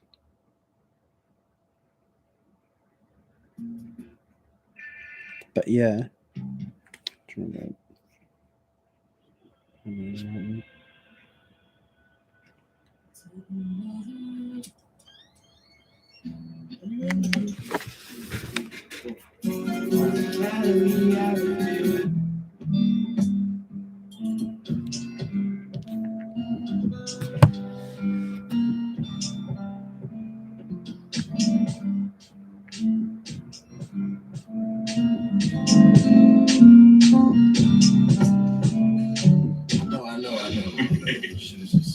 Yeah. Let's do it. Scribe is a guy who thinks he's fly, and also known as a boss. Always talking about what he wants, he just sits on his broke ass. So, but no, I don't want your number, no. I don't wanna give you mine, and no, I don't wanna meet you nowhere, no. I don't want none of that, baby. Scrub checking me, and his game is kinda weak, and I know that he cannot approach me. Looking like class, and he's looking like trash. Can't get with the deadbeat ass. So I don't want no scrub. Scrub is a guy that can't get no love from me. It ain't hard to see.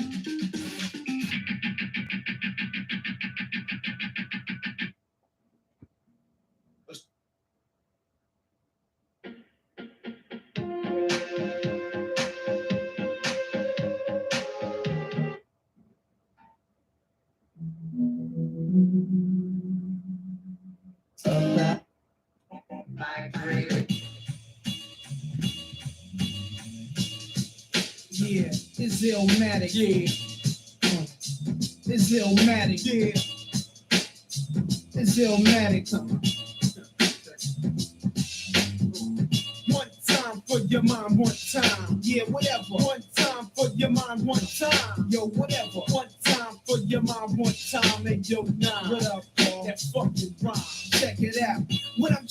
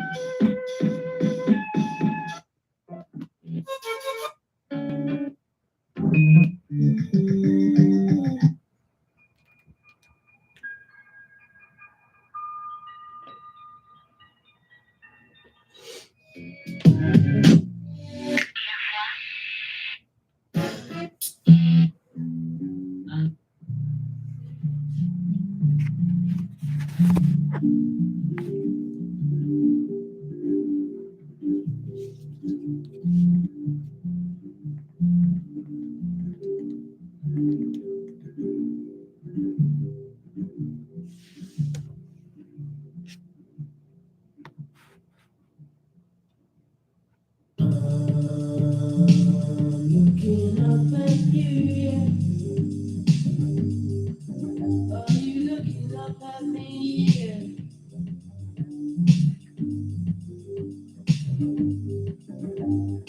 Oh, shining, shining,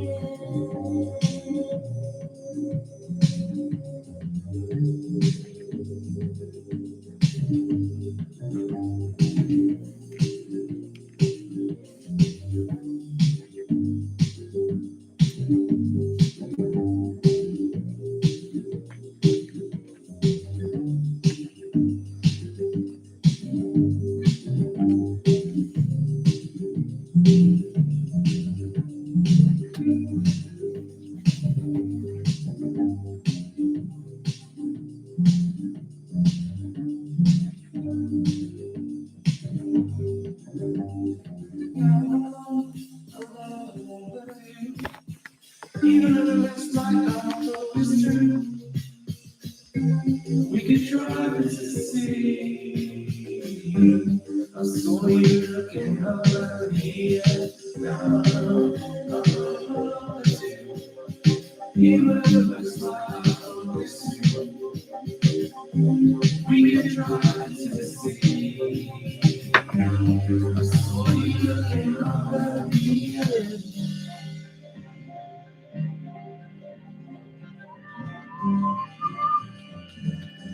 Are you looking up at me? Yeah.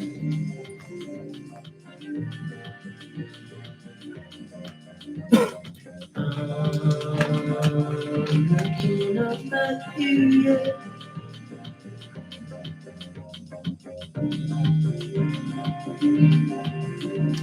I'm looking up at you, yeah.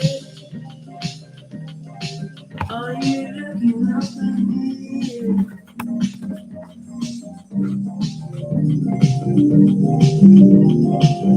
Yeah. Are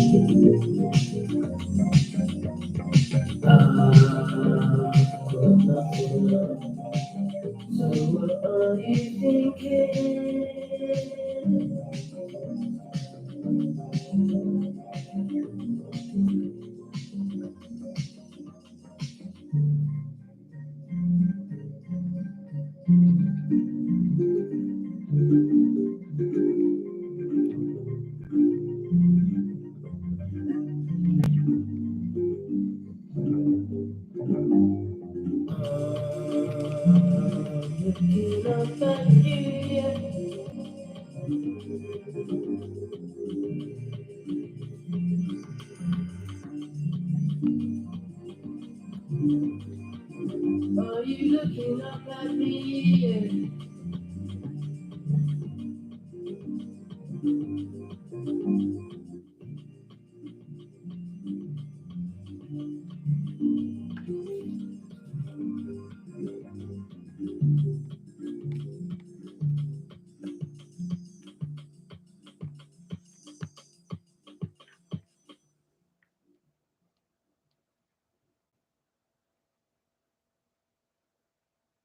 Mike.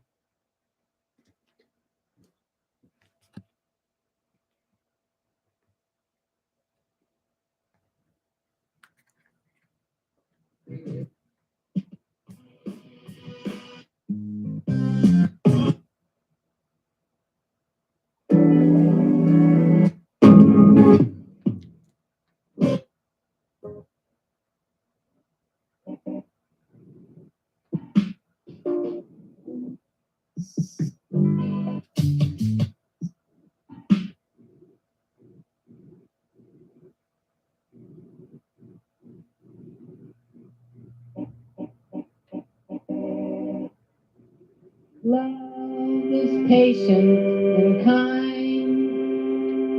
Love is not jealous or boastful. It is not arrogant or rude. Love does not insist on its own way. It is not irritable or resentful. It does not rejoice at wrong, but rejoices in the right. Love bears all things, believes all things, hopes all things, endures all things. Love never ends.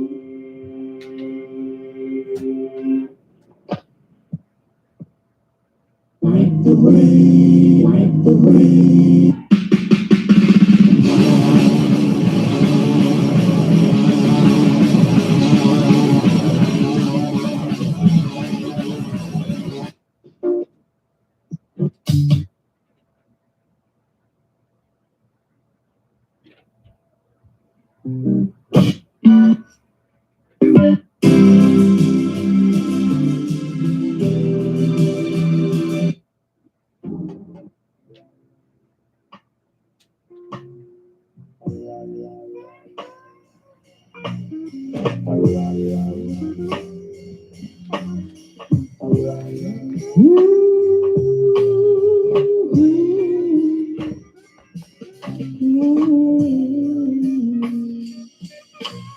Oh yeah,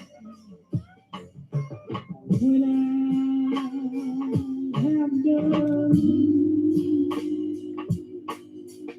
all I can do,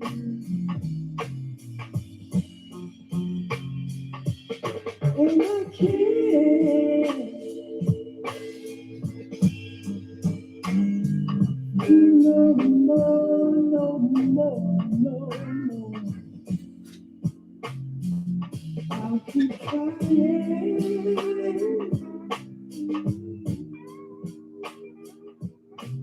till dawn about. I'll keep trying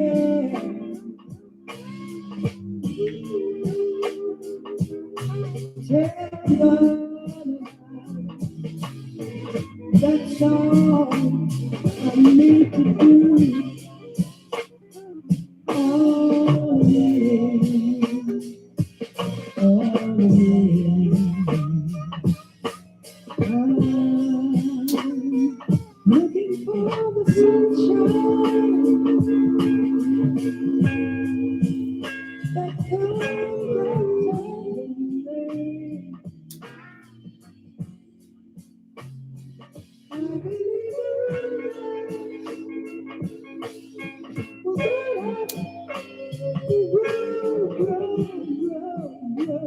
yeah. Until then, I'll keep trying.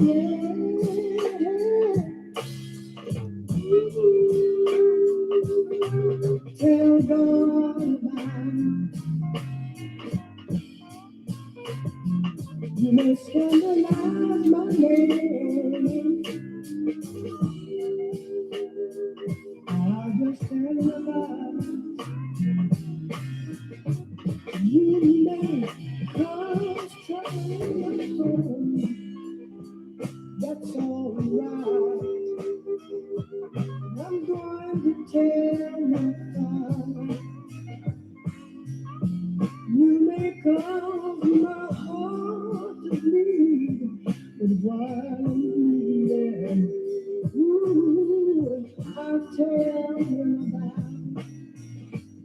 I might have to moan all night long, but while I'm gone, don't you know I'll tell my father.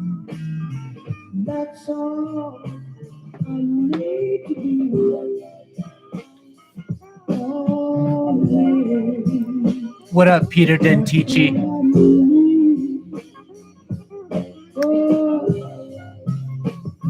Nice recommendation, Winston's mom. Let's check that out. Sounds good. That's all I need. Sometimes I steal away and tell you about. That's all. That's all I need. Sometimes I get.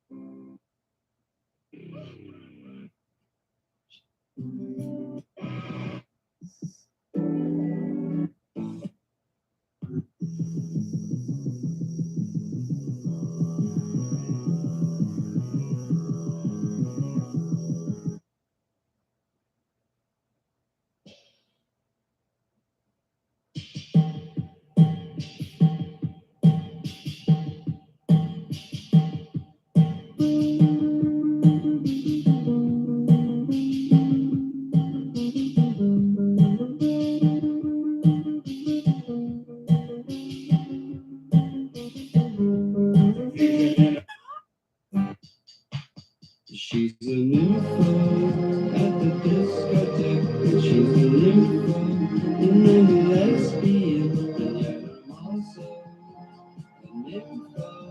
She's a nympho at the bibliothèque.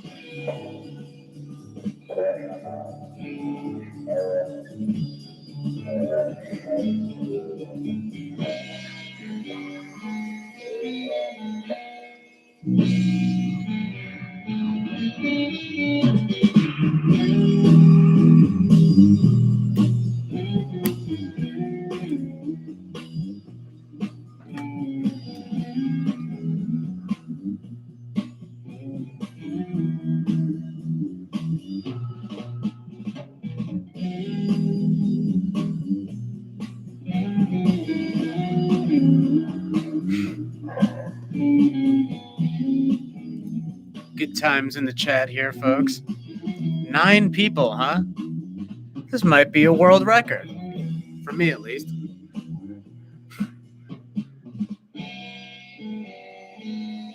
Just a world record in general. Oh, now it's 8 people. R.I.P.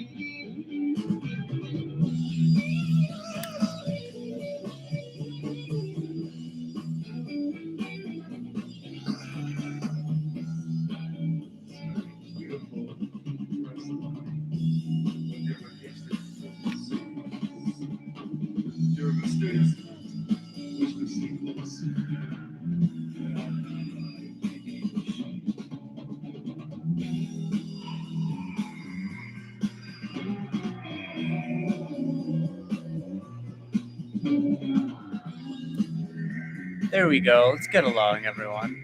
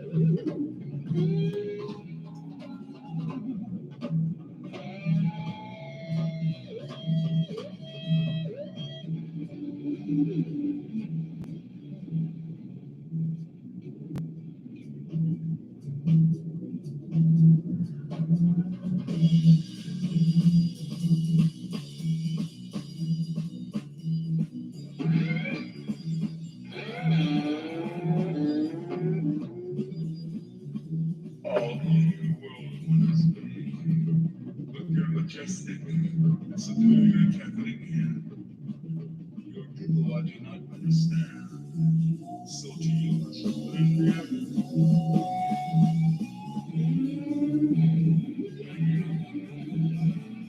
never hear surf music again.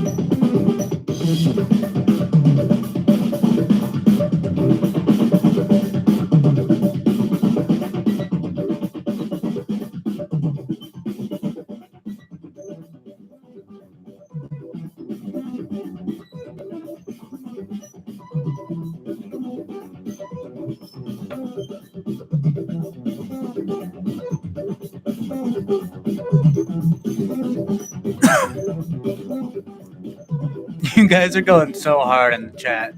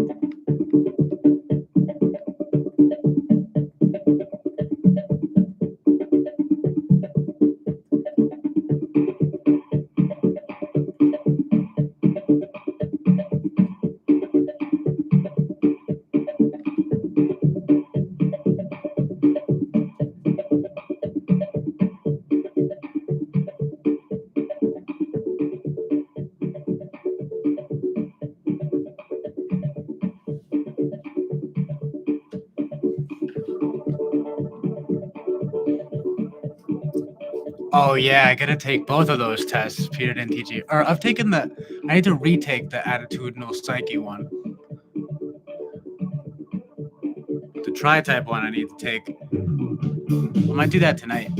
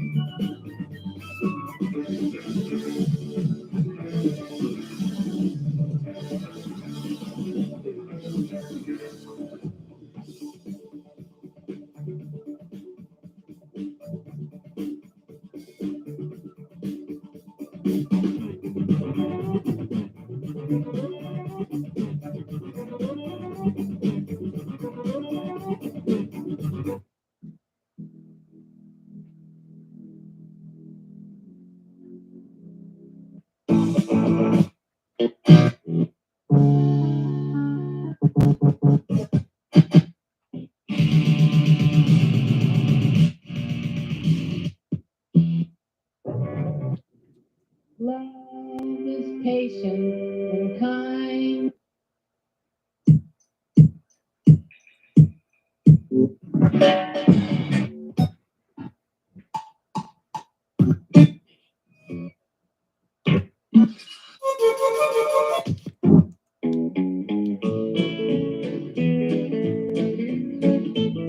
To the river of Jordan, our Savior went one day.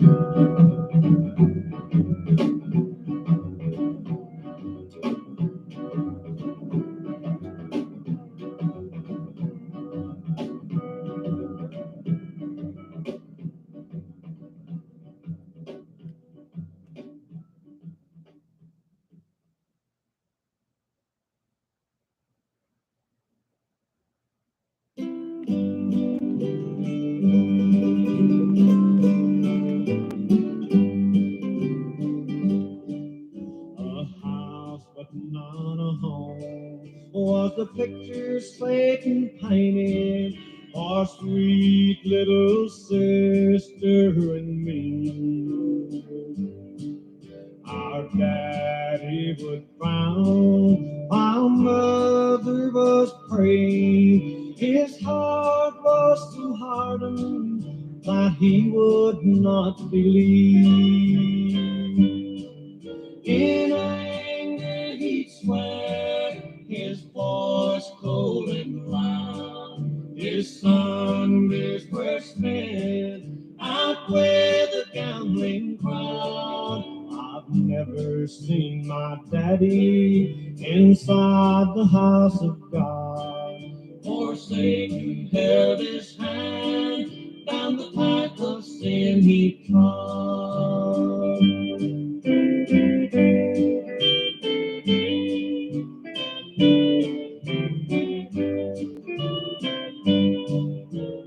Not long ago, our circle was broken when God called our mother one night.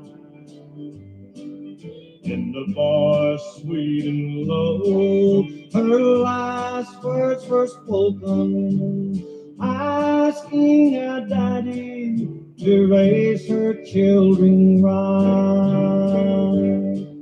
The angels rejoiced in heaven last night. I heard Daddy pray, "You God made it right." He was smiling and singing with tears in his eyes, while Mother with the angels rejoiced last night.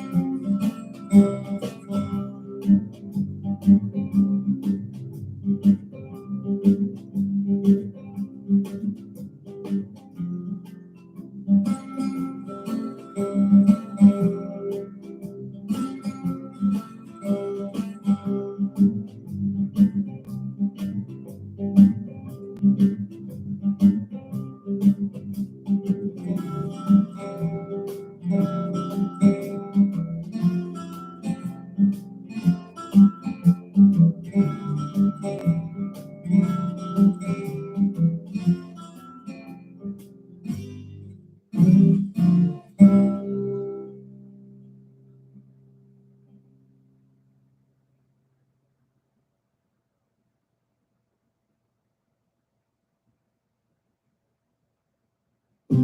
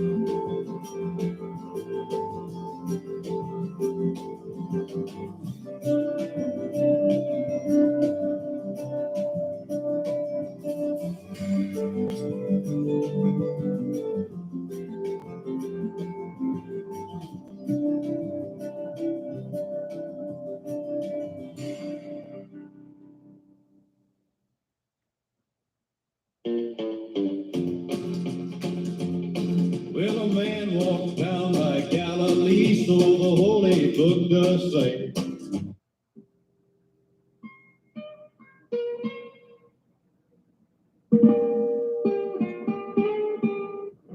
Get yourself together or fall apart.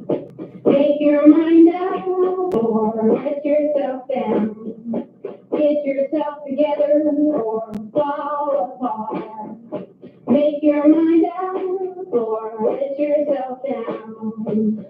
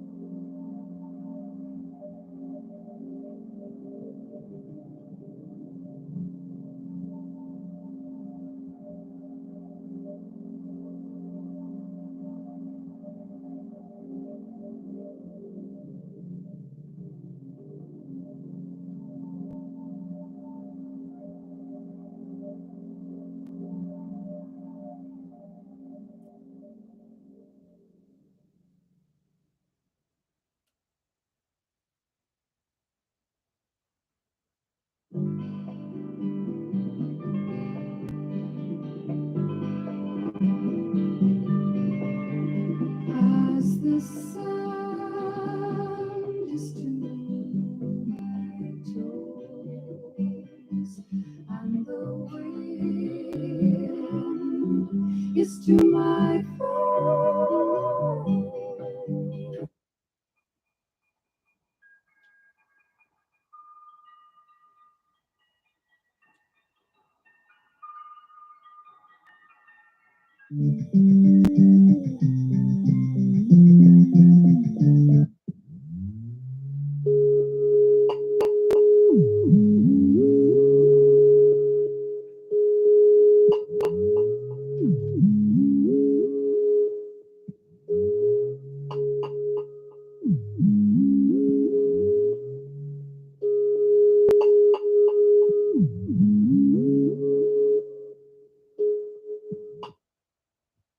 Migrate.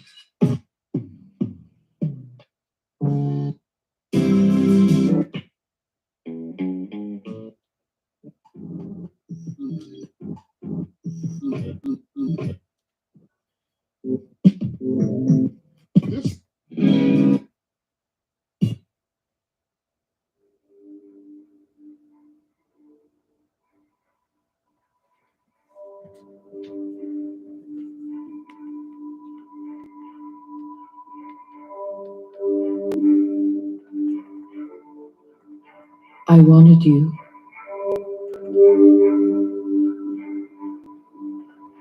And I was looking for you, but I couldn't find you. I wanted you, and I was looking for you all day, but I couldn't find you. I couldn't find you.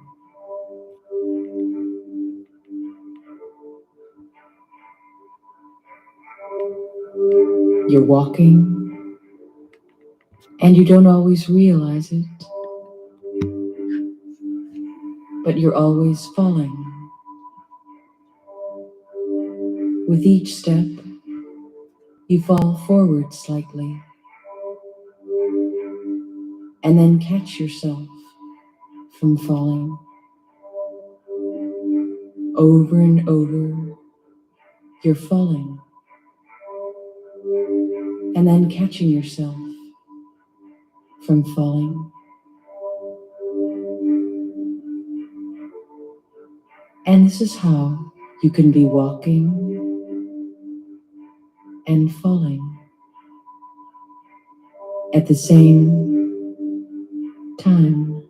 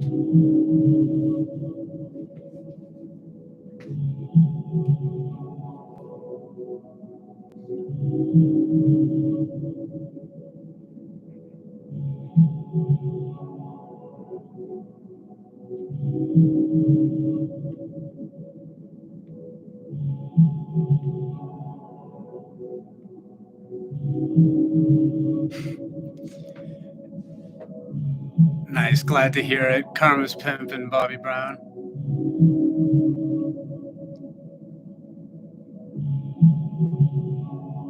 It's very lit right now. Thank you guys very much for being here.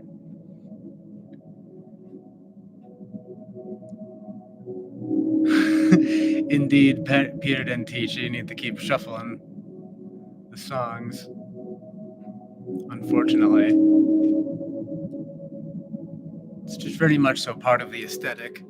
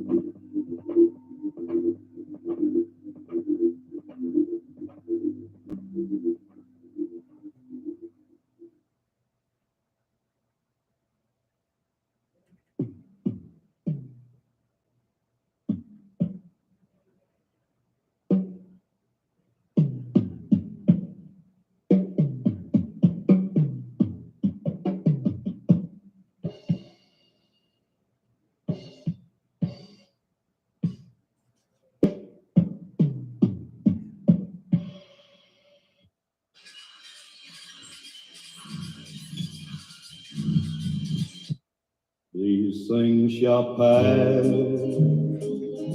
and some great morning we'll look back and smile at heartaches we have known. So don't forget, when shadows gather, the Lord our God is still the King upon his throne.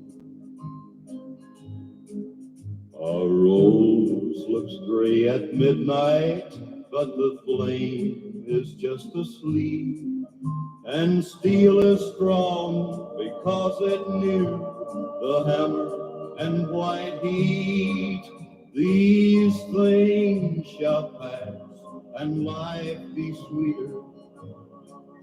When love and faith are strong, they cannot long endure.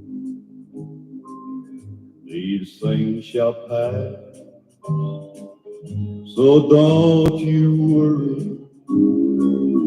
The darkest time is just 1 hour before dawn. So hold up high and face your trouble, and don't despair if you must face them all alone. A rose looks gray at midnight, but the flame is just asleep. And steel is strong because it knew the hammer and white heat. These things shall pass and life be sweeter.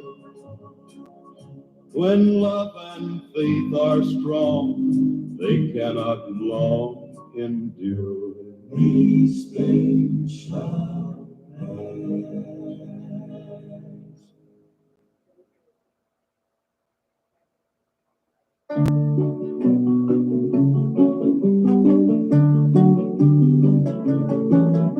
Come wind, come rain, we're off again. Our muddy boots blot down the lane. The snow has snowed, now the grass has grown, and it's time that we were on the road. The air is short, the miles untrod between us and the land of God. We're on our way, and every day is another 10 miles and an hour of hay. Hey-ho, the wind and the rain, it's another 10 miles and a bucket of grain. La, la,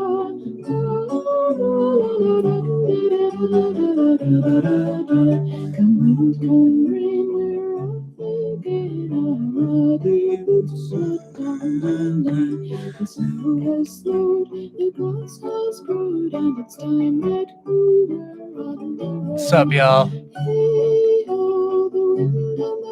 If Eric is streaming, that's cool, because I was probably going to take a break for a while. I might sleep for a while.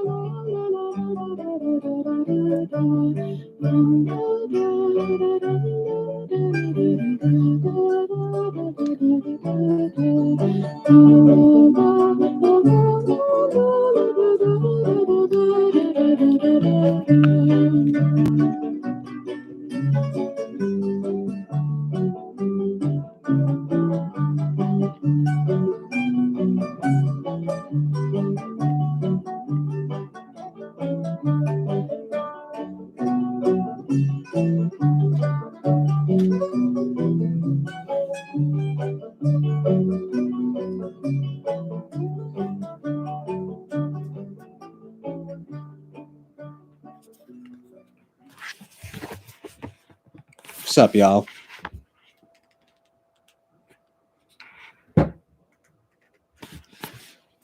It's the Chill Island Oasis of truth and reality. We're still at it on Valentine's Day. Happy Valentine's Day to everyone. Almost 9 hours in. Ridiculous. But yeah, I've been winding down for a while now.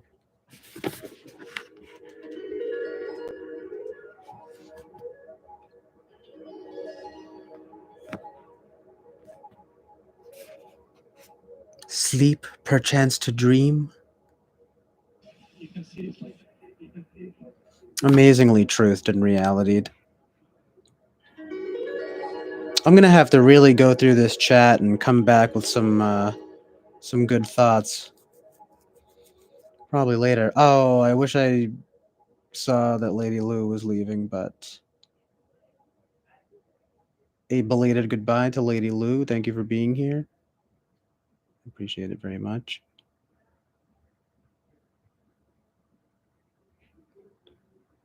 Peter Dentiti doing something.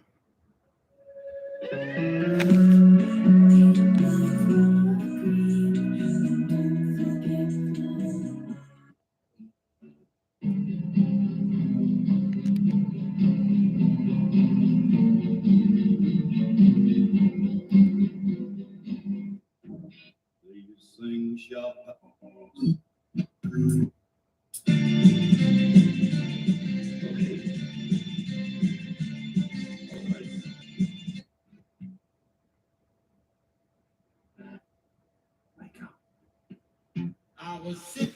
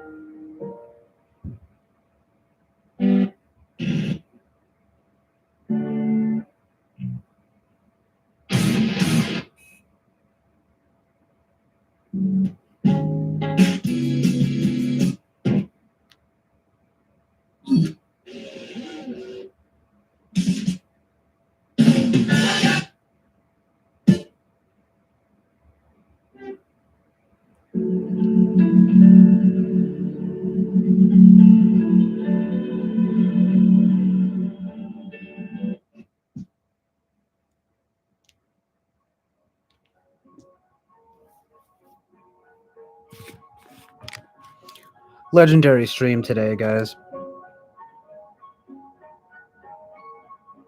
It's just an upload, CJ? What does that mean? Oh, I see.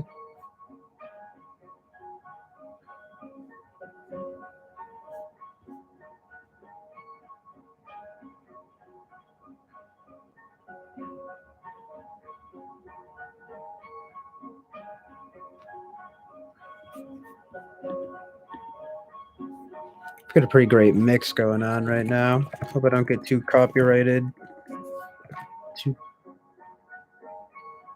Too hit with the feds.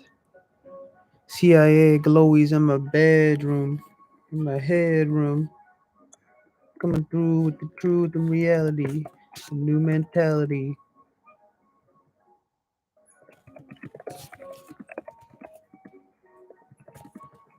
Need water. I'm very thirsty. We've just been rocking out here, going ham, going hammy. Mad philosophical, mad fucking topical, tropical on the tropical island of, of chillness.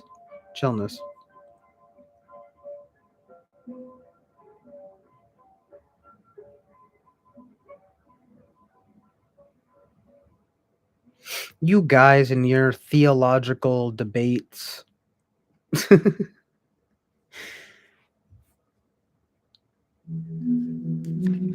Boy. Yeah, I'm definitely gonna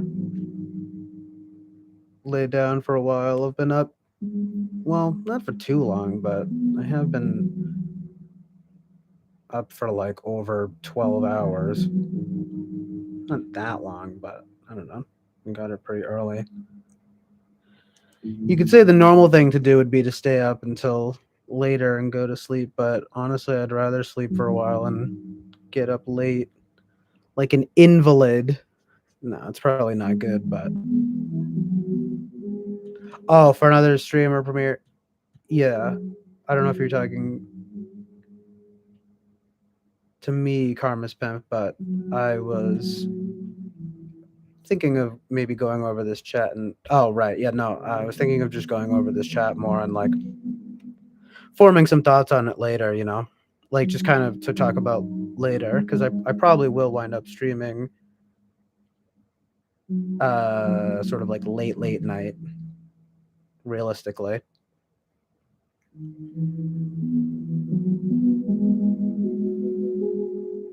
Thomas Aquinas. I really need to read his stuff. In fact, I'm gonna look into his stuff now. You guys are giving me some homework over here. Gonna do that tri-type test. I'm gonna go over the chat. I'm gonna check out some Thomas Aquinas. And then I'm gonna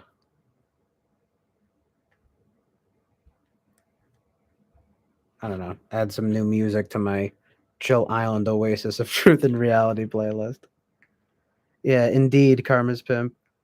There is a lot. Karma's Pimp says, sounds good, CJ. There is a lot to go through in this chat. Well, yeah, definitely. But I appreciate the lively chat. The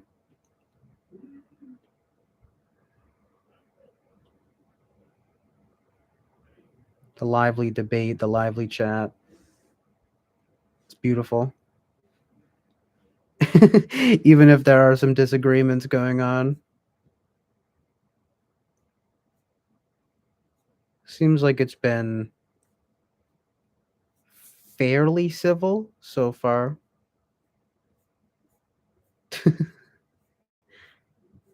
Seems to have maintained a certain respectful tone. After all, we getting into some heavy stuff today. You know, and getting some politics, some religion. I mean, what else is new? But you know, hey, what else do you expect on the Chill Island Oasis of Truth and Reality? This is indeed where we discuss truth and reality as it stands.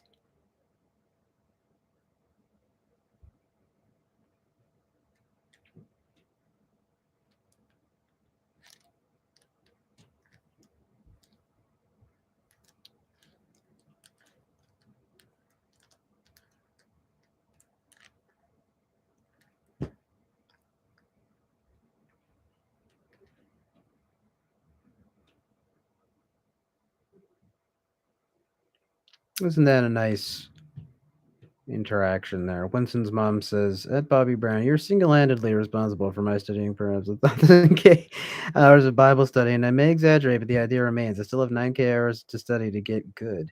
And Bobby Brown says, well, I'm absolutely honored by that, Winston's mom. Thank you plenty for sharing that with me. Very beautiful. It's too bad Eric's Eric's premiere is over now, but whatever. He'll probably stream again soon, and then I'll probably wind up streaming after him. So, but I really need to go get some water and just lay down for a while and go over the chat. I might try to do that Favre tri-type test now, Peter Dentici. So I'll get back to you guys for sure.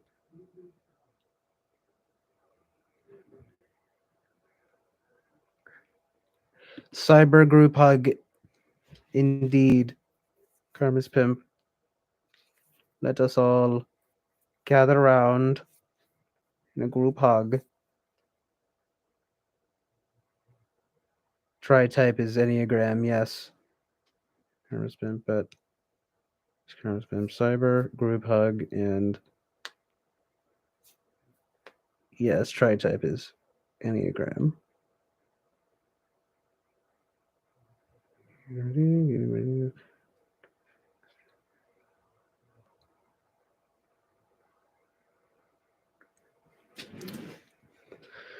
Well, my homies, it is indeed about that time, but I will probably be streaming later, but it will be it definitely will be later at night. I am going to add that song, Winston's Mom. Thank you very much for the request. That sounds pretty good. All right, you guys. Good stuff today. Thank you guys very much for tuning in. Happy Valentine's Day. I'll talk to you guys later. Peace out, fam.